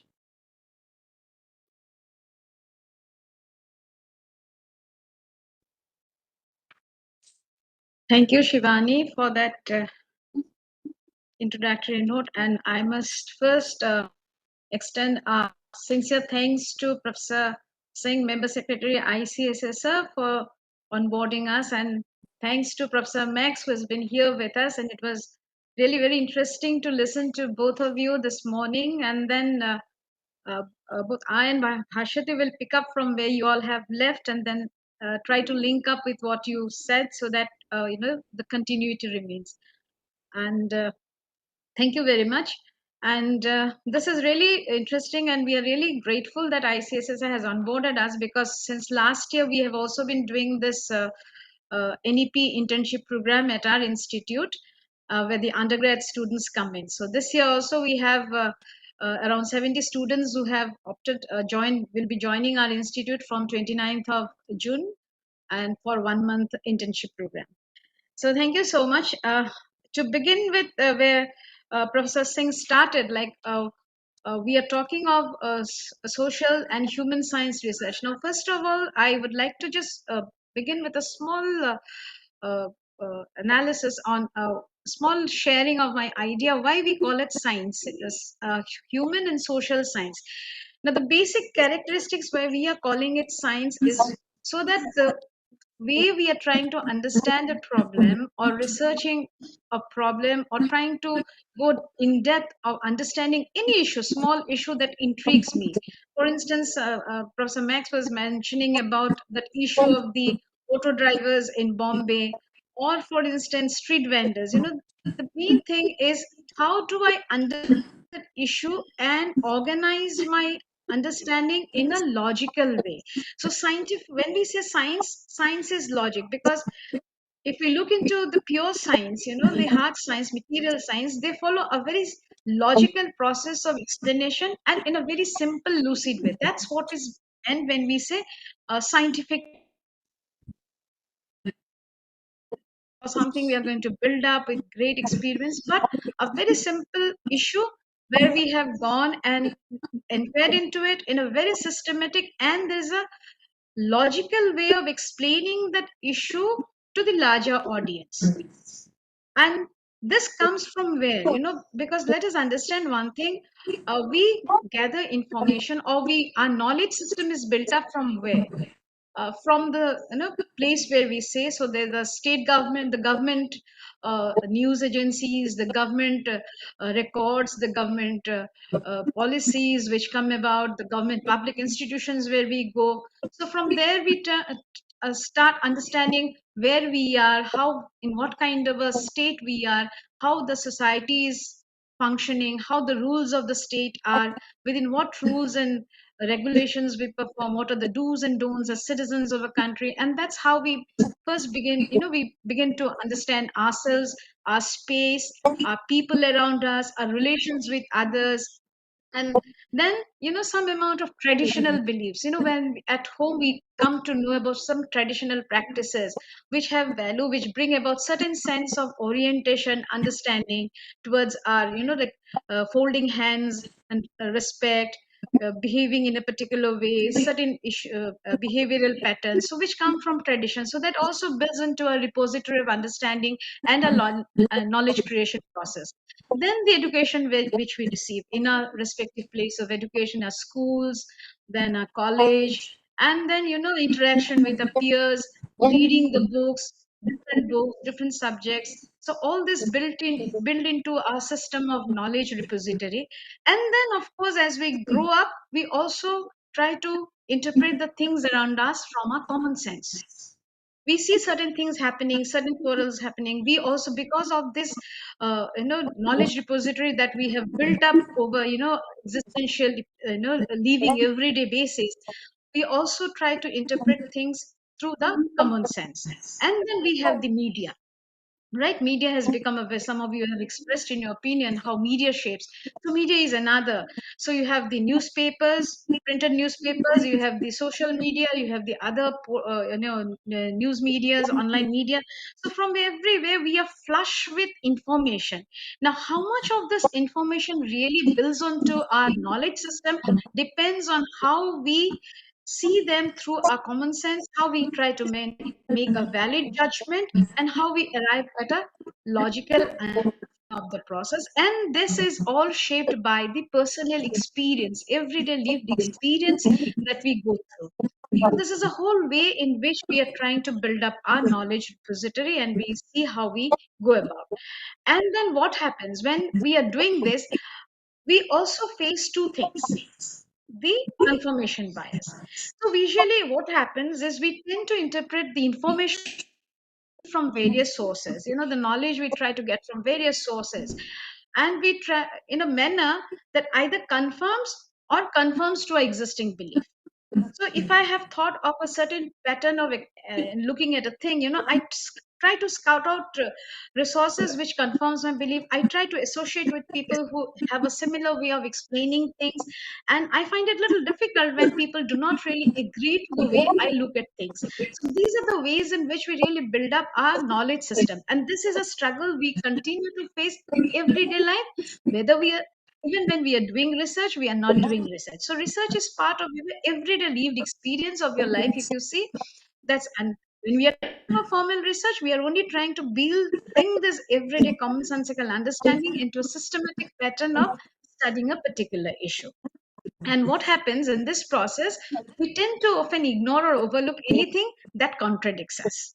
So there was a question like how much literature. So oftentimes, when we are trying to understand a particular issue and I'm analyzing with the particular understanding that I have developed over the years, and I find something very different, I'm not very comfortable of accepting that.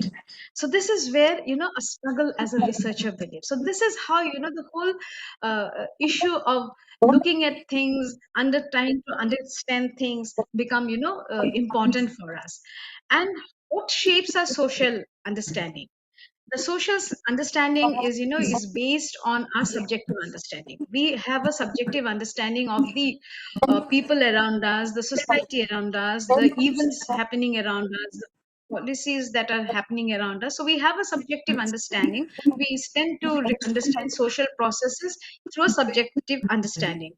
Then we try to do this, like when I go into research, when I'm trying to take this subjective understanding a step ahead and I put it into an issue where I'm trying to research into an issue, I try to find how the real world happens. And that's where I'm exploring. I'm trying to find an evidences. I'm trying to look at cases which confirm this, which are not confirming this. And from there again, I try to arrive at a generalized understanding. So ultimately, the whole process of research is, my question is, what is actually the phenomenon? What is the reality? What is it that is really happening? And my question as a researcher is, how can I know this reality? So in research, we call these two terms: ontology, what is reality, and epistemology is, how do I understand this reality? What are the methods in which I can go and understand this reality? Now, having said this, now let us start with, some of you have given your feedback on how to, different issues. Like there are issues on environment, there are issues on women's issues, there are issues on civic conditions where you have questioned why this is like this. I'll take a simple example, like, like you have talked on environmental degradation, why this?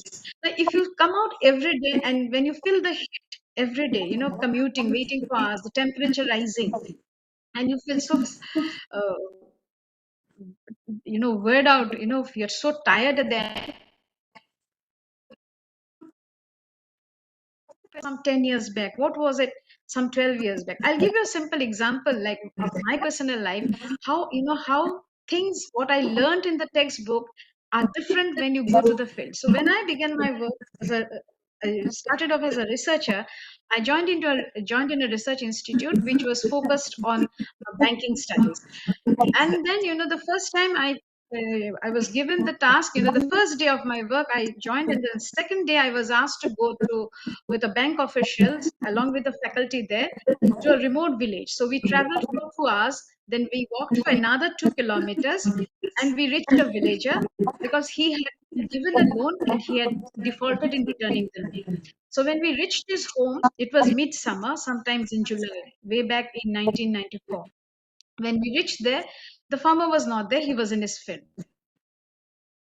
To walk another 3 kilometers, and the village roads, these were not metal roads, so we had to work through those, kacha roads. And then we reached his field, which was another 3 kilometers from his house, and we saw him there, he was stilling.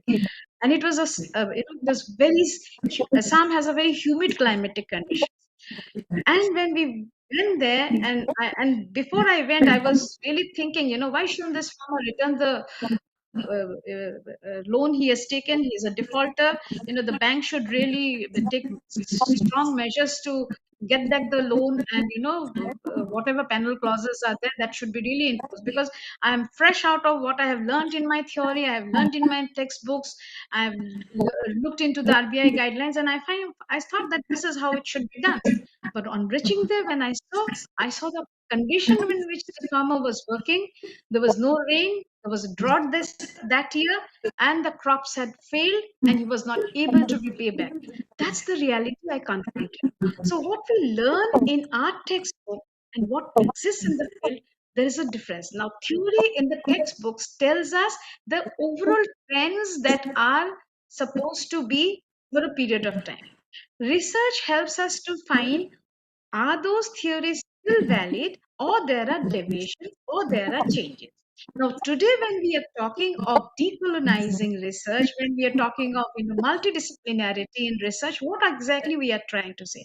Now, if we look into the current trend of research and the different schools of thought that we produced when in our undergrad courses or in the postgrad courses, it's mostly the Western philosophers.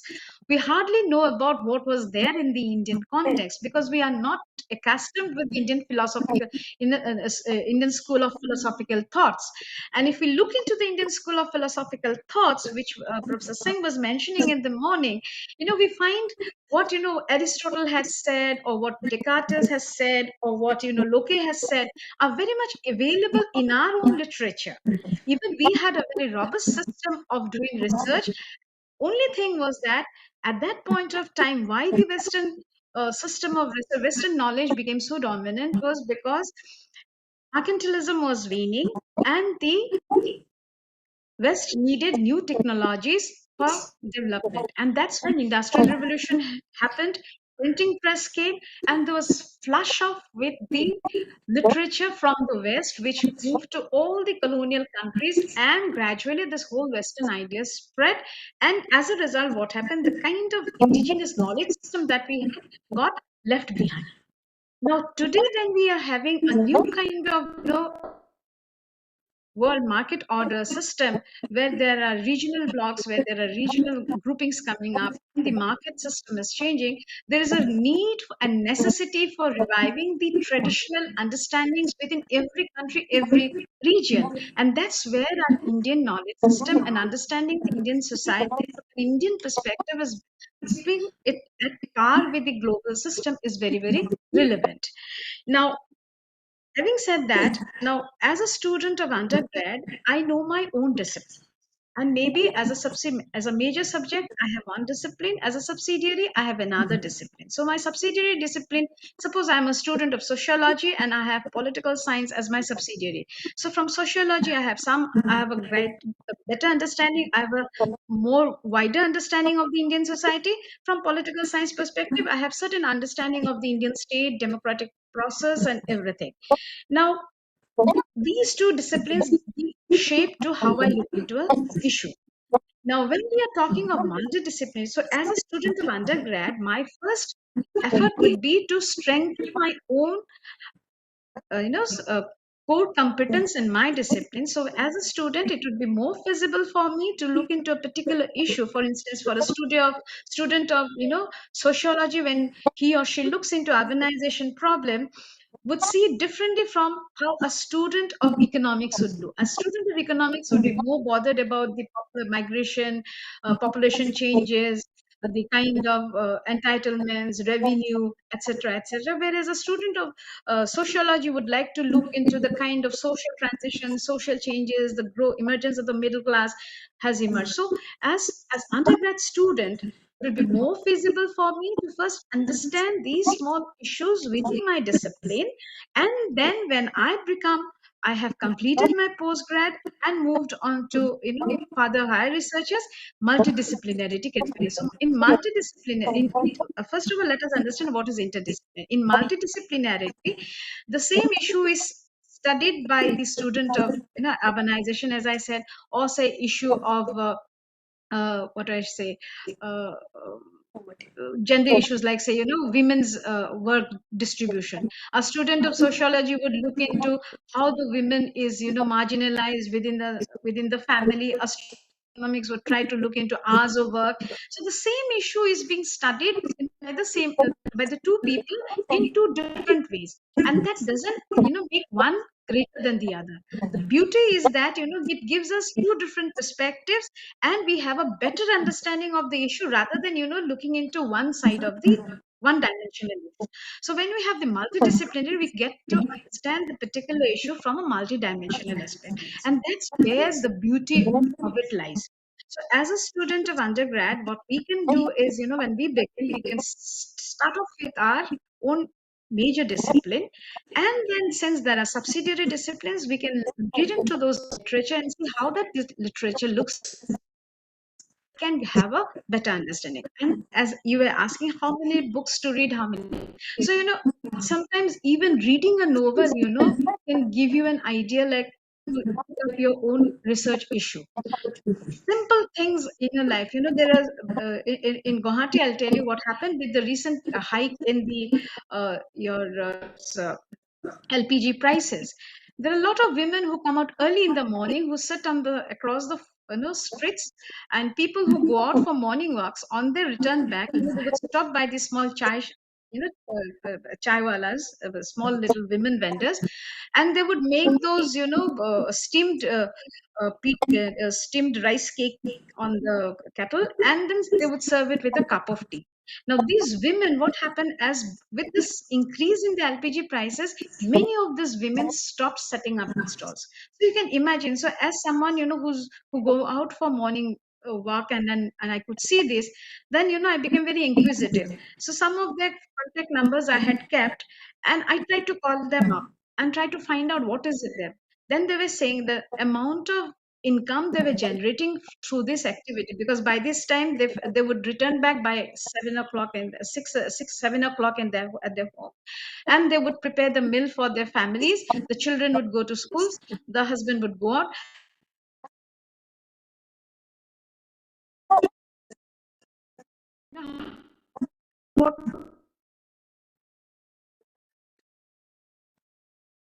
Once, and they were paying us to find their tuition fees, and many of them were withdrawing their children tuition. So you can see in a small incident, and I was really intrigued, like why these women I don't see, except one or two, who would be there. The rest had all withdrawn. So you can imagine these small little things. So it's issues of everyday life, and that's where we come to understand like how women's life become vulnerable. So today, when we are talking of how the state looks into these policies, how the LPG prices affect the common people. So as an undergrad student, studying these small little issues help me to understand how the everyday life of a common person is affected, how a policy change affects the common person, how does it really impact on the overall vulnerability of the family. So you can see how this entire thing is matched up. Now, this can be studied by a student of economics, it can be studied by a student of political science, a student of either sociology, anybody for that matter, because it's your own interest. It's your own interest which will take you. So when we are trying to understand these issues, why a particular phenomenon happens in a particular way, it is how we really look into it. So there was somebody who was asking like, why do we see women being marginalized in the home front? So yesterday, if you some of you, if you have read the newspaper, you would see there was a statement by Priyanka Chopra where she said, the domestic work at home is not a division, it's a shared responsibility. Now this is something, like we have so much of laws coming in for women, and so much of we so much of support from the state for girls' education, hostel, scholarships, then going for STEM, then women's employment. And yet we see somewhere the things are done by the government, yet somewhere the discrepancy remains. Now, how do we see this? How do we explain this? Because this is where we have to observe within the family structure, where within the family this division starts taking place.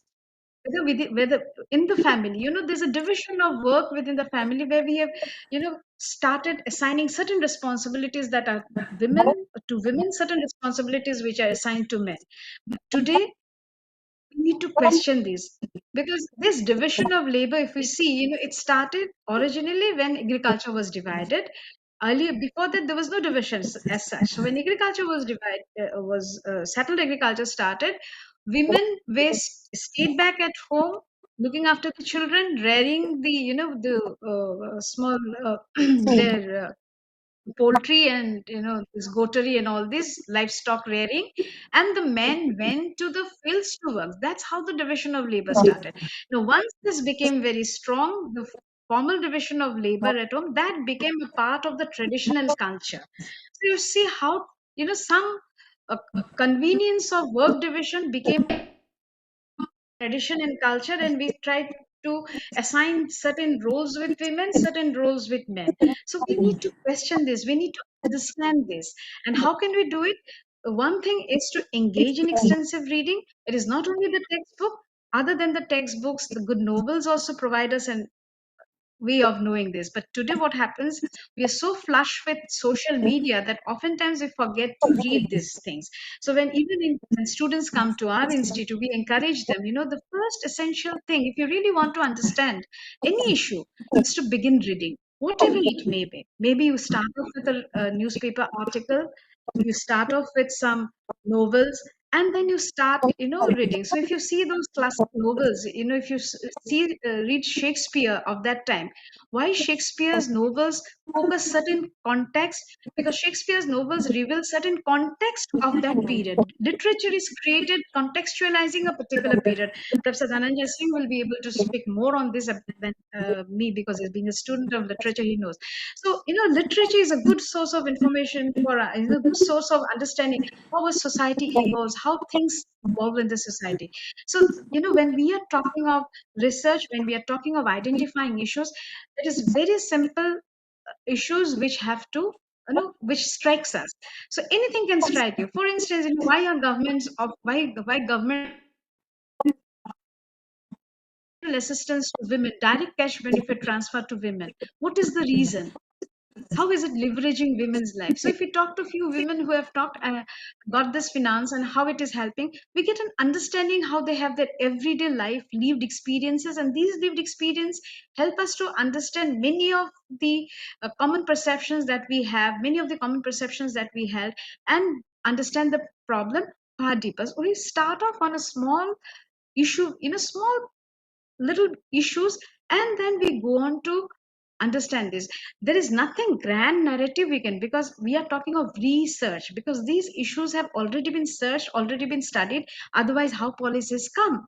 Policies happen based on this kind of research. And as India moves towards Vikshit Bharat 2047, what we need is a new way of understanding the Indian traditions. Because the other day I was reviewing a paper, and though we have and we are always fair, we are very conversant with the Western medical, which is very reductionist. But as Professor Singh was saying, if you read this Sushruta, and there was a beautiful analogy between Sushruta's system of treatment and the line adopted by the West, and there was absolutely no discrepancy, nothing. Only thing is that we are not aware of the system and traditions that we have in our own system, in our own knowledge repository, and that is where we feel somewhere we are less qualified, we are less endowed, we are less knowledgeable. Whereas if we go into the deeper reading of the Indian knowledge, Indian philosophy, we could see, for instance, as I was mentioning, when we look into the Nyaya philosophy, it talks of rules of reasoning, of knowledge. And if you look at the counterpart, it was Aristotle, right? So what Aristotle talked of, what we learn in a political science theory, what we learn in our sociology, is what exactly the Nyaya philosophy is talking about. When we are talking about, say, the Sankhya philosophy, it comes from what Plato and Descartes talked of. So there's essentially no contradiction. The only thing is that we are not able to read it because we are not familiar with the terms that the Indian philosophy has. Because we are so accustomed to the Indian English terminologies, English concepts, that these concepts, the words sound so unfamiliar to us that oftentimes we feel where we are left to. So as a student of undergrad, when we are trying to understand how the Indian system of knowledge creation can really strengthen our understanding of the inherent strength of a society, inherent strength of the process. For instance, we are talking of today work-life balance crisis for nuclear families. Think of the joint family system at one point of time. How the joint family system stayed as a strong support, social support for the entire family. Today, with the disintegration of the joint family system, how it has impacted the social structures, the economic structure, and everything. So as students, this is what everyday experiences, everyday issues really are the issues which must really see that our locality which had once long greenery, our town which had long greenery is being replaced. What is the alternative that we have? What is the alternative we are doing? So there are issues in which we really need to move on. And when we are talking about disciplinary, so a student of economics will have his or her own disciplinary way of looking at a thing. A student of sociology would have a disciplinary way of looking at a thing. A student of political science would also go in a particular way of looking at a thing. This does not make it that student of economics has a better understanding, or sociology has a better understanding, or a political science has a better understanding. As I said, each of these disciplines have equal understanding, have provided different dimensions, and you have a multiple understanding of the issues. When we go for interdisciplinarity, what happens is I take some amount of approaches of the economics, I take some approaches of the sociology and blend it together and try to understand the issue in a mixed way, where I'm trying to see what really happens. So if I in a common man's language, if I'm to tell you what really this means, this multidisciplinarity, or when we talk of interdisciplinarity, what is, like multidisciplinary is it's a plate of fruit salad. You have all kinds of fruits there. You can identify each fruit. It's a salad. You are enjoying it because there are different fruits which you can identify, or a vegetable salad. But when you are eating a smoothie, everything is put and blended together. That's when you have interdisciplinarity. So student, we initially begin with our own discipline. We then move on to interdisciplinarity, and then gradually we move into multidisciplinarity. And at the higher level, when you go at the policy level, we go for transdisciplinarity. But that's a long way. But as a student, we begin with the disciplinary boundaries. And why this question of interdisciplinarity and multidisciplinarity came in is also dependent of the context of changing world nature of the world dynamics, the intrusion of expansion of more. And because remember, everything is driven by the necessity of the society, necessity of the market. As I said, industrialization came when mercantilism failed, because that was necessary. Machine and steam engine, a printing machine and steam engine revolutionized it. Next came the fossil fuel. So fossil fuel was necessary because you needed to expand to other countries to really keep moving your expansion of resource extraction, and lead to a more expansive production system. Today we are in a threshold of a global order where there are necessities of different kind of understanding the society, and that's where multidisciplinarity, interdisciplinarity really emerged. I'll stop here and I'll request Vashiti to take over. Thank you so much.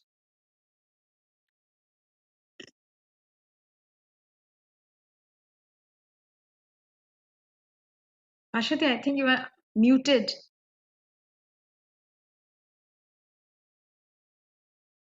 Can you unmute yourself?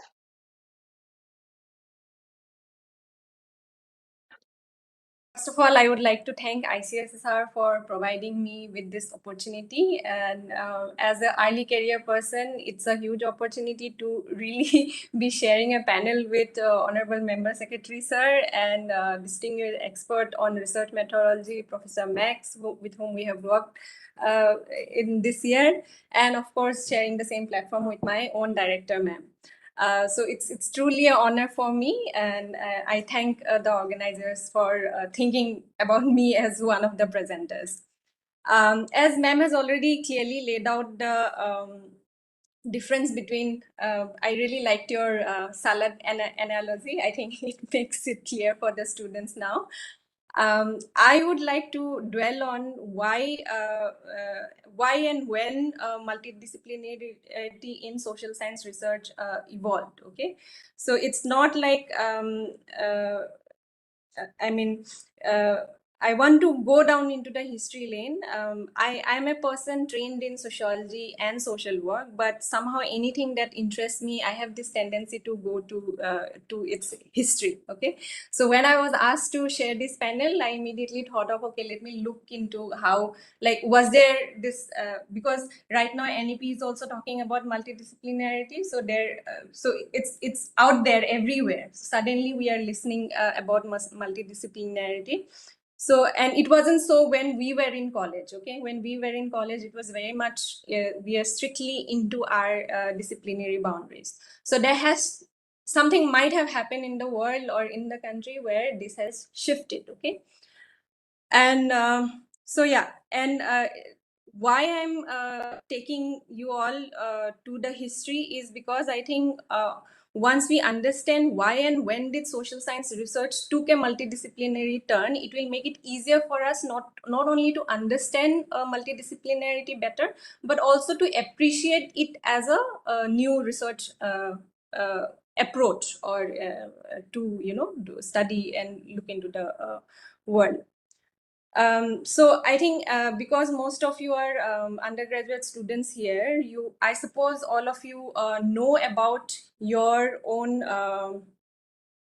discipline and how your respective disciplines are born, right? So you all know that the birth and the institutionalization of your subject was a process. Like, for example, if I have to speak about sociology, we know that there is a father of sociology, Auguste Comte, who coined it sociology. So there's someone who coined it a term, and then there are early scholars of sociology like Weber, Durkheim, who really made effort to specify how their subject is special and how their subject is different from the existing disciplines.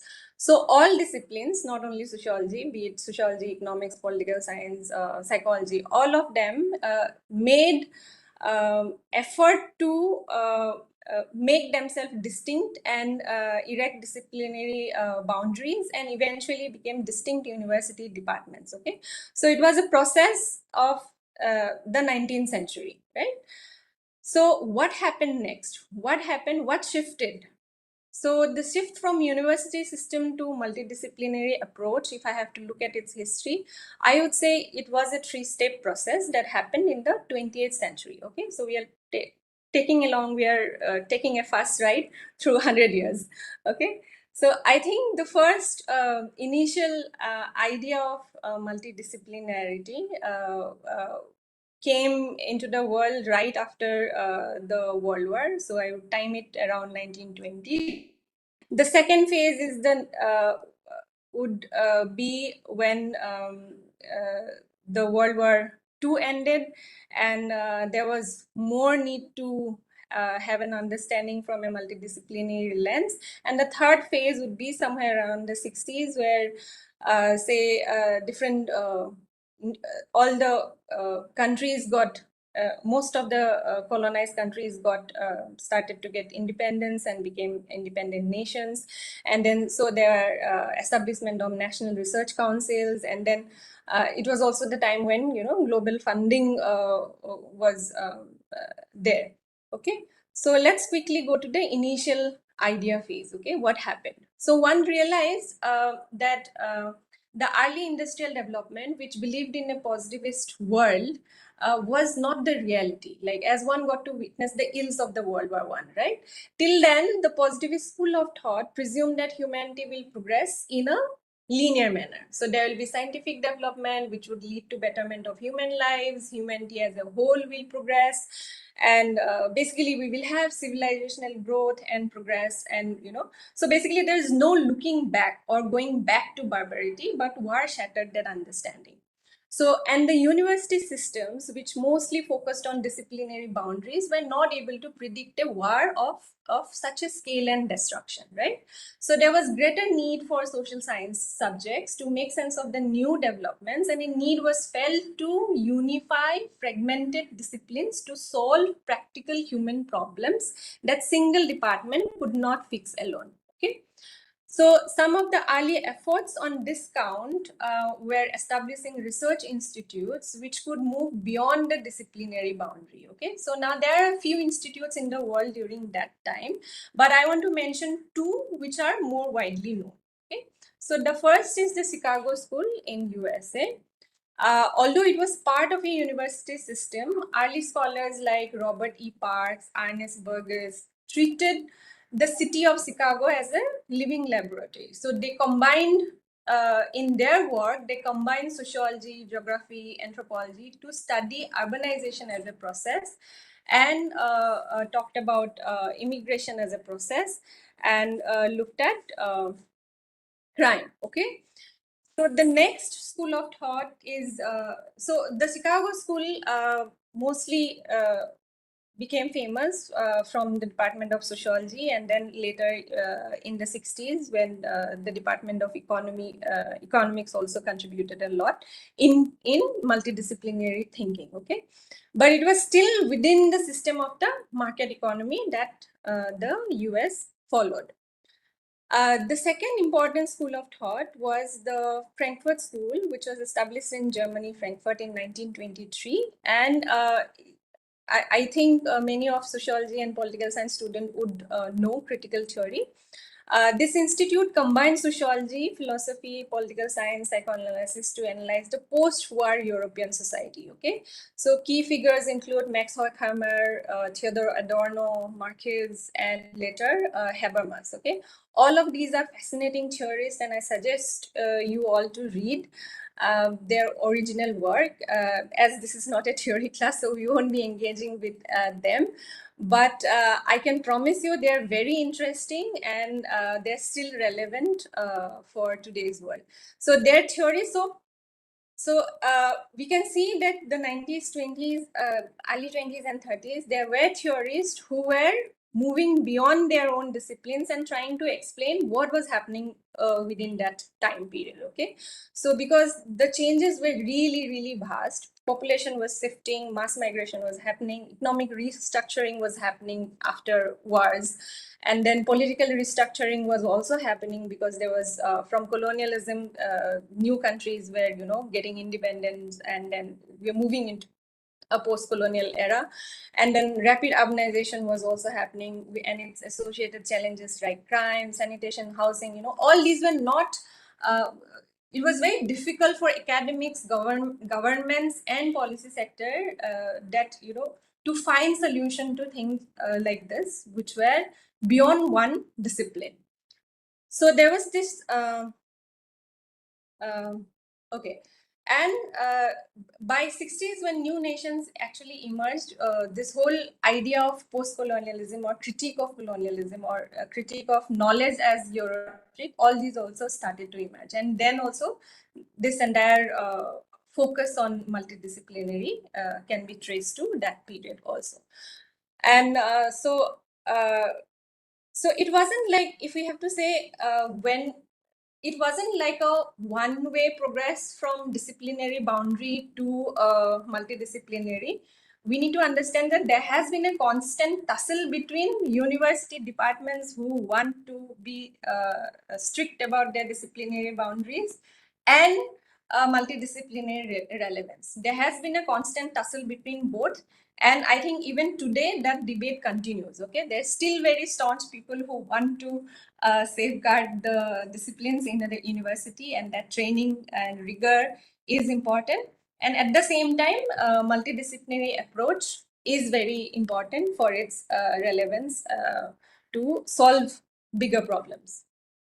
So for India, if we have to briefly understand the growth of multidisciplinary research, the timeline is again very similar. So some of the early multidisciplinary centers in India are mostly alternative nationalist spaces operating outside the colonial state universities. So if I have to briefly give 3 examples, maybe Santi Niketan in West Bengal, 1922, it was established in 1922.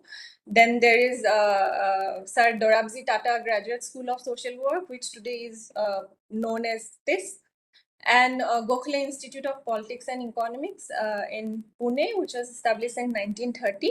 So all of these, try to do research and train young students from a multidisciplinary perspective, which was different from the established disciplinary boundary done by the established universities. Okay, and but the real shift in India happened in the 60s when autonomous multidisciplinary centers were a combination of severe domestic political economic crisis and major international shift in research funding, as I mentioned earlier. So the crisis in India was, of course, in the 60s, we had two wars. We had war with China and then with Pakistan. And then the early post-independence era, when the development path that India took was very top-down and macroeconomic model where, science and technology was emphasized, and suddenly realizing in the 60s that we are still poor, rural and urban poverty persisted, and then we were still having so many problems. And so there was a need to really understand all of these better so that we find solutions. So there was this re-emphasis of social sciences that happened in the 60s.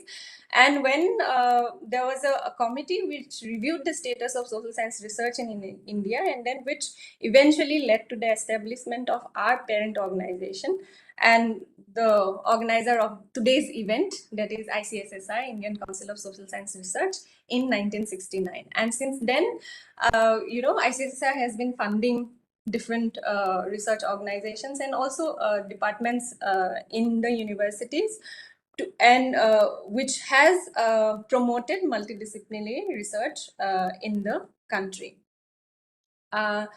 So like I said, there has been phases of both dominating from time to time. For example, in the 80s, like the setup of women's studies, there has been a shift to culture, or say studies, in the 80s. Okay, so where we saw many women's study center coming up in India, cultural studies center coming up, Dalit studies, tribal studies, peace and conflict studies. All these studies are more or less examples of multidisciplinary research centers which try to look at one issue, but borrows from all established social science disciplines.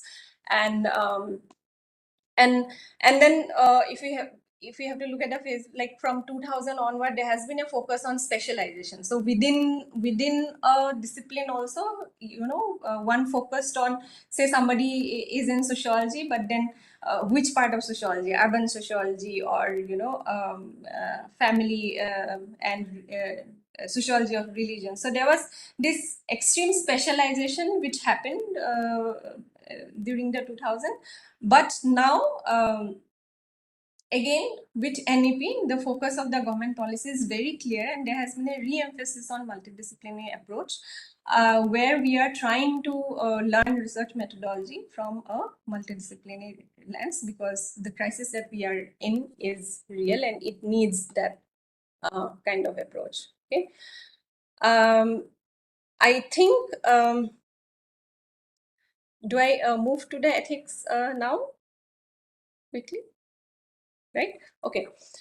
So, because in terms of methodology, already Professor Max has done a good job showing us the how to go about or building a proposal. So we'll quickly dwell on research ethics. For research ethics, again, I think these wars have been really important to human history. Again, the research ethic in social science research can also again be traced back to the wars. So we still follow the basic layout was still provided by the Nuremberg Code, which is a 10-point statement designed to define the limits of permissible medical experimentation on human being. And it was developed in August 1947 in Nuremberg, Germany, by a panel of American judges during hearings involving 23 Nazi doctors accused of conducting experiments on human in concentration camps during World War II. Okay, so it has 10 points. Although it was done on this code agreement was done for medical researchers, social science eventually borrowed this template, and this is what we follow today. Okay, so it has 10 very basic points where we talk of voluntary consent, and one should not be harmed in the process of research. No physical harm should be done, and then there has to be the risk has to be smaller than the harm, and so basic 10 points. And based on these 10 points, there was again another declaration in Helsinki in 64, which basically became the standard of ethical principle regarding human experimentation for the medical community. And this is regarded as the cornerstone document on human ethics. So from there on, we have borrowed, and as young researchers, you need to keep in mind that the first, I'll still list down a few research ethics. The first very important point is to you cannot force your participant. All your research participant has to be voluntary participation, meaning people must never be forced into research. Their involvement should come from a free and informed choice, and there cannot be any direct or indirect pressure on them. Following this, as the participation has to be voluntary, one also has to have, sometimes they participate but they do not, they haven't given you any informed consent. So it is very important that you acquire informed consent from your research participant, because and they will be able to give you informed consent only when you actually explain your research fully, like what is it there for their benefit, and what is it that you are trying to look, and you have to be honest about what you are trying to do in your research, and only then that consent would be considered as an informed consent. They have to be protected from any kind of harm that they may that your research can bring in. If I'm doing a research on, say, a trafficked sex trafficked person, okay, so there is a lot of stigma associated with it. So the person's anonymity, I'll have to keep the anonymity of the participants, so that due to my research, if they shouldn't be facing any stigma or any harm later, okay, because I have not maintained confidentiality of that person. Following that, again, next important is, of course, privacy and confidentiality of participant. It is really important that you respect the privacy of the individual individual participant that is part of your research. Because studies often collect sensitive details about beliefs, behavior, and relationship, and unauthorized disclosure of these could actually cause embarrassment, sometimes discrimination, social harm, and even put them into risk. Okay. Anonymity, it depends on your research participant. Sometimes if the research participant really want to be included and to be mentioned, then of course you give them that space. But most often we try to make a participant anonymous so that they can't be linked to if say your research brings in certain problem to them. Okay, so there shouldn't be if anonymity will help to protect their identity when say for example you're doing a study on a caste issue, and then it's a village where anti-caste violences are very or it's an area where anti-caste violences are frequent. So then if you are taking a response from a lower caste person, and then the person has confided in you with sensitive information, you cannot put that person's life into risk. You have to make the person anonymous. Okay, then you have to avoid deception, all kind of deception which deliberately misleads the participant about the purpose or nature of the study. You have to be honest about what you want to do. This actually becomes applicable to researches which are done on very sensitive topic. So, and when data collection is not very easy, then we tend to not give the complete picture and still try to extract data. So that is not acceptable. So just for your own benefit, don't deceive your participant. It is unethical. Then there's also justice and fairness in participant selection, where uh, many a times historically marginalized populations have often been targeted for research because they were more accessible. For example, I think there was this scholar department in I think JNU, where the professor is starting to say that in Dalits, in caste studies, why do we always end up studying only Dalits? Why not the Brahmins? Why not the upper caste? Just because we have the power and we have the access to go to them and collect, and we don't. Maybe it would be very difficult to do a research on uh, on a corporate manager's home. They would not give you time, or it will be difficult. So we have this tendency to really just study the marginalized communities because we can extract data from them easier. But we really need to look into that critically now, because there has to be justice and fairness in participant selection. And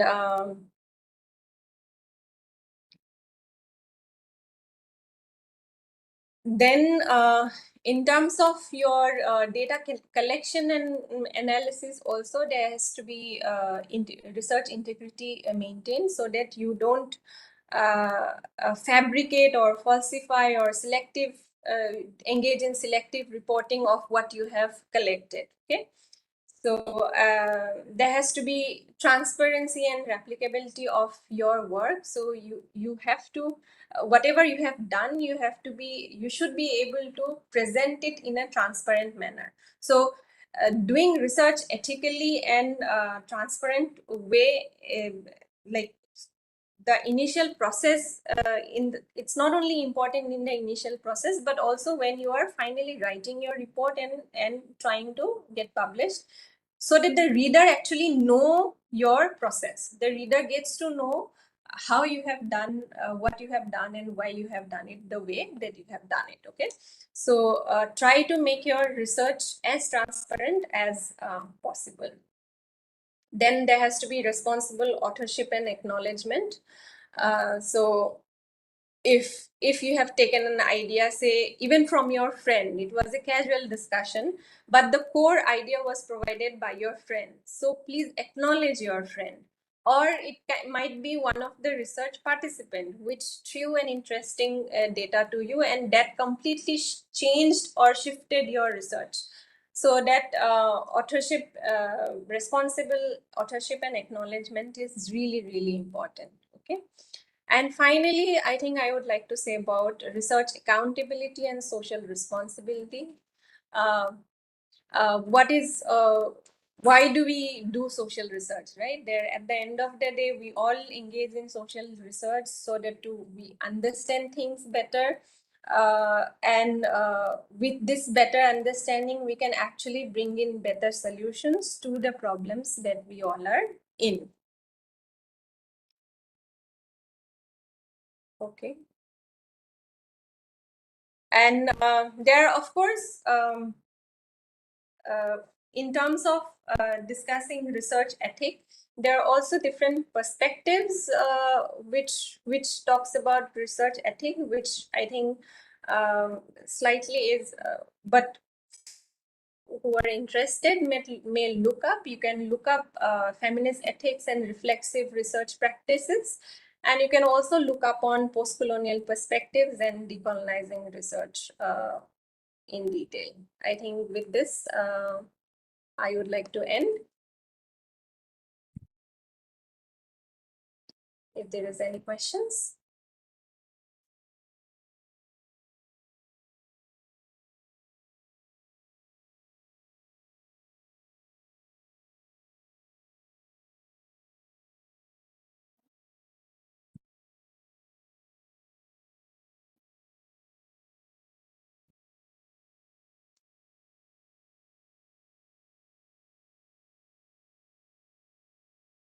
Okay, while we wait. So I think just to sum up this whole exercise of understanding multidisciplinary research is to see that there has been, I think, the way ma'am began with how we learn knowledge, how we acquire knowledge as human beings is actually very multidisciplinary in approach. So when we start learning things, we don't learn through that disciplinary lens. So learning, questioning, researching as human being naturally is multidisciplinary in nature. But having said that, having a strong grounding in one discipline uh, is uh, is essential as an undergraduate student. I would still suggest that you develop a strong grounding of one discipline and then venture on to adding newer layer to your interest. So, which would really help you to become the researcher in your future. And once you are out of the university system, there that you will end up facing a multidisciplinary world again. So if you join the government sector or the development sector or academia or any other job in the corporate sector, you will be faced with real life problem. And then real life problems do not come with a label. It doesn't come with a label, say economics or sociology or political science, right? They just come as problems. Yeah, Or honestly, we are actually running short of time. So yeah, okay. uh, With this, I would like to end. two questions. Yeah. We just take two questions. Two from the questions. participants. So I'll read out two questions from our online participants. The first one is, at Ukidi Institute, what is the biggest challenge in leading interdisciplinary teams? How do you foster a shared language to ensure insights are integrated, not aggregated? And the second question is, urban planning uses maps and softwares like GIS, while sociology uses interviews and surveys. How can we combine both methods in one project without making it too complicated? Thank you so much.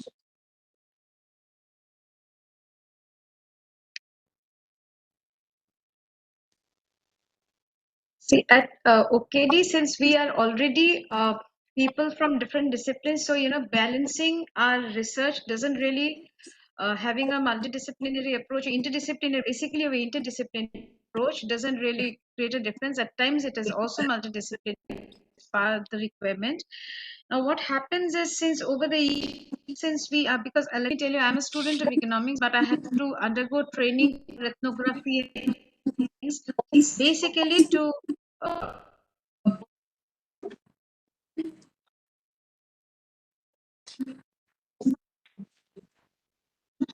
policy input.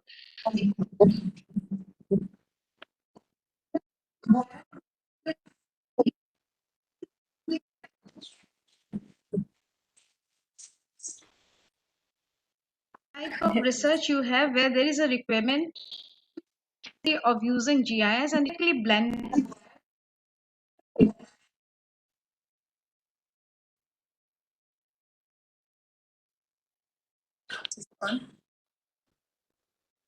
work through.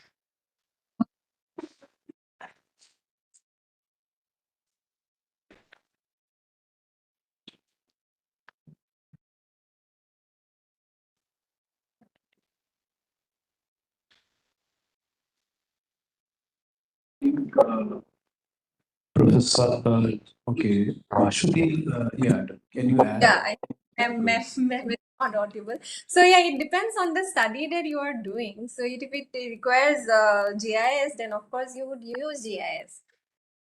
So it will depend on the research problem that you have identified, and then accordingly you. The second question as well, so you can. Yeah.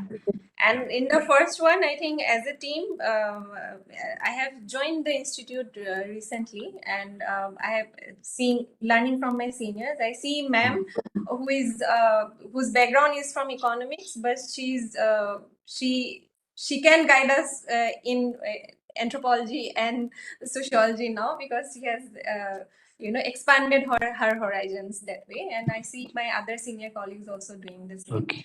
So, and it's a longer journey where you actually add more. Because I'll tell you one thing, when you are just a small, Ma'am, you are again not I audible. think I'll just give you a small example. Like when we are looking at a particular small issue, yeah. yeah. Can we take the second question, Professor? So when we are trying to study a small issue, it is not, there are multiple dimensions to it. So when you are trying to look at it from multiple dimensions, there are the policy aspects, there are the field level realities where you need to have some amount of quantitative data for household details. Then there are necessities of having long interviews, focus group discussions. So it needs different level of engagement from different disciplines, different people, and then you have a total blending of the way of understanding it and coming up with a feasible solution which leads to policy making, because since we are basically focused on policy research, giving essentially support to the 7 states, the state governments in the region. So we work in a blended mode. Sure. So there are also at times, Max was here, we also have the transdisciplinary researchers where we are onboarding the civil society organizations also for, action research and then coming up with physical. So that goes on beyond the undergrad. So when we are into professional research.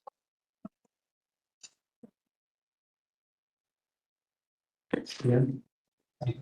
One question, one brief question, please. We'll go blunt, and there are more questions. We will, of course, send to both of them. They can get back to you. One question, yeah, please. So, Prasad, yeah, you please. mentioned that there is often a gap between what we learn in our textbooks and what actually happens in practice in the field. So, I was wondering how important it is for us to have our own theoretical positions in terms of ontology and epistemology before we go in the field, or is it okay for us to go in the field and then for those positions to develop there? So I'm wondering, as novice researchers, do we need to have that figured out before we go into the field, or is it okay for that to develop once we go to the? May I think as long as you are ready to learn and relearn, either way is fine. If you already know the theories and okay, this is what I will find, and if the data you are getting is opposite to it and you are just reducing them, then that is problematic. So either you go with the theory and then you're with the field you question yourself, your theories, or you go to the field and then you learn and then you do. It's never it would never be a complete process. You can not know all theories and go to the field. So there will again be a new theory that you will be finding after you go to the field. So it's a continuous process.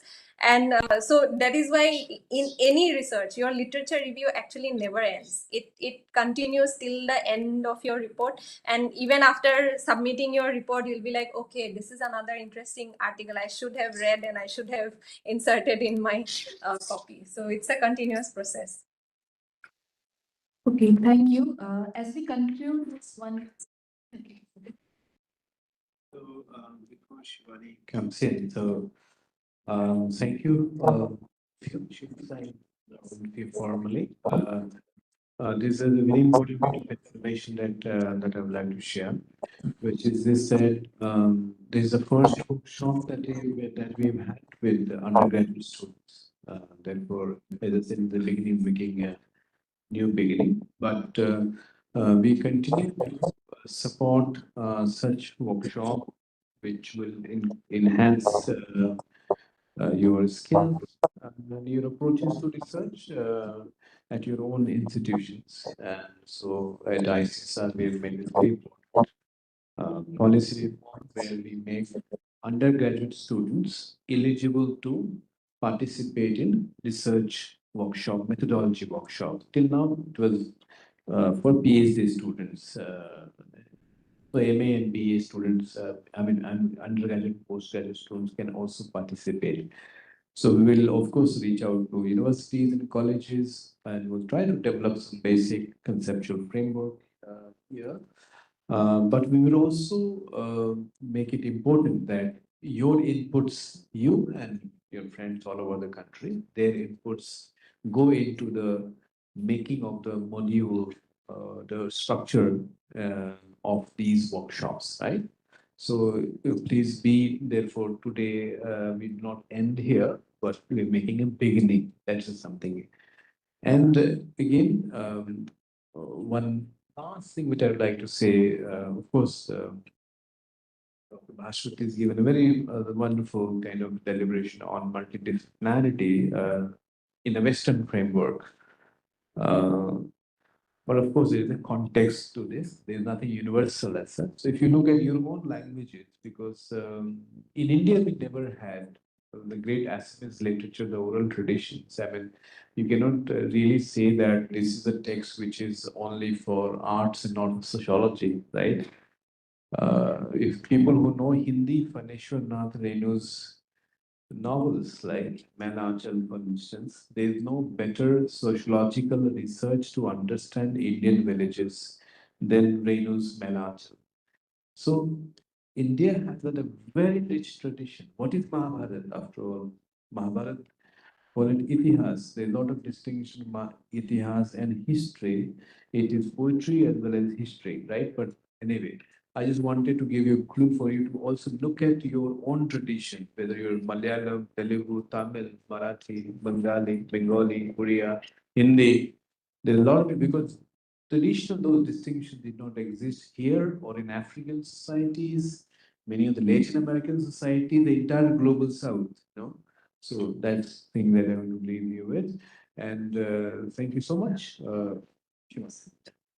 So as we conclude this one-day research methodology workshop for undergraduate students, firstly, I would like to express our gratitude to our Honorable Member Secretary, ICSSR, Professor Dhananjay Singh, for his support and encouragement that made this workshop possible.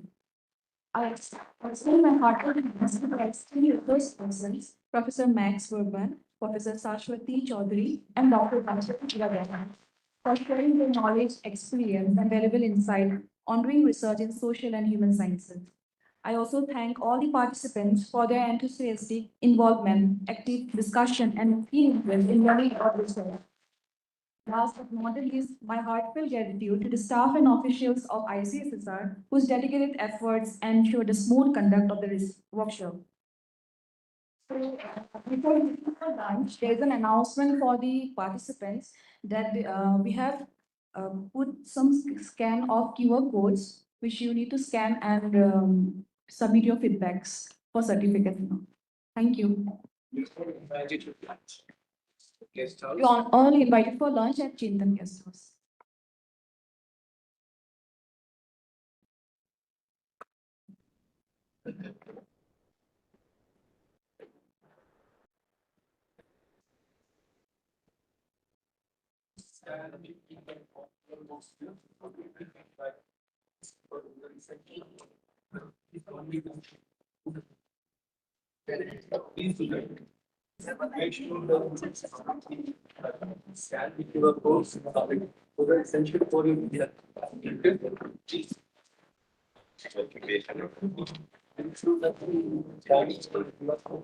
And submit the feedback. Okay, it's very essential for research. Obviously.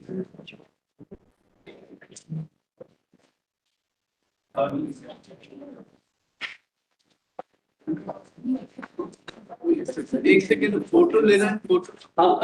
Can we also have students? Can we also have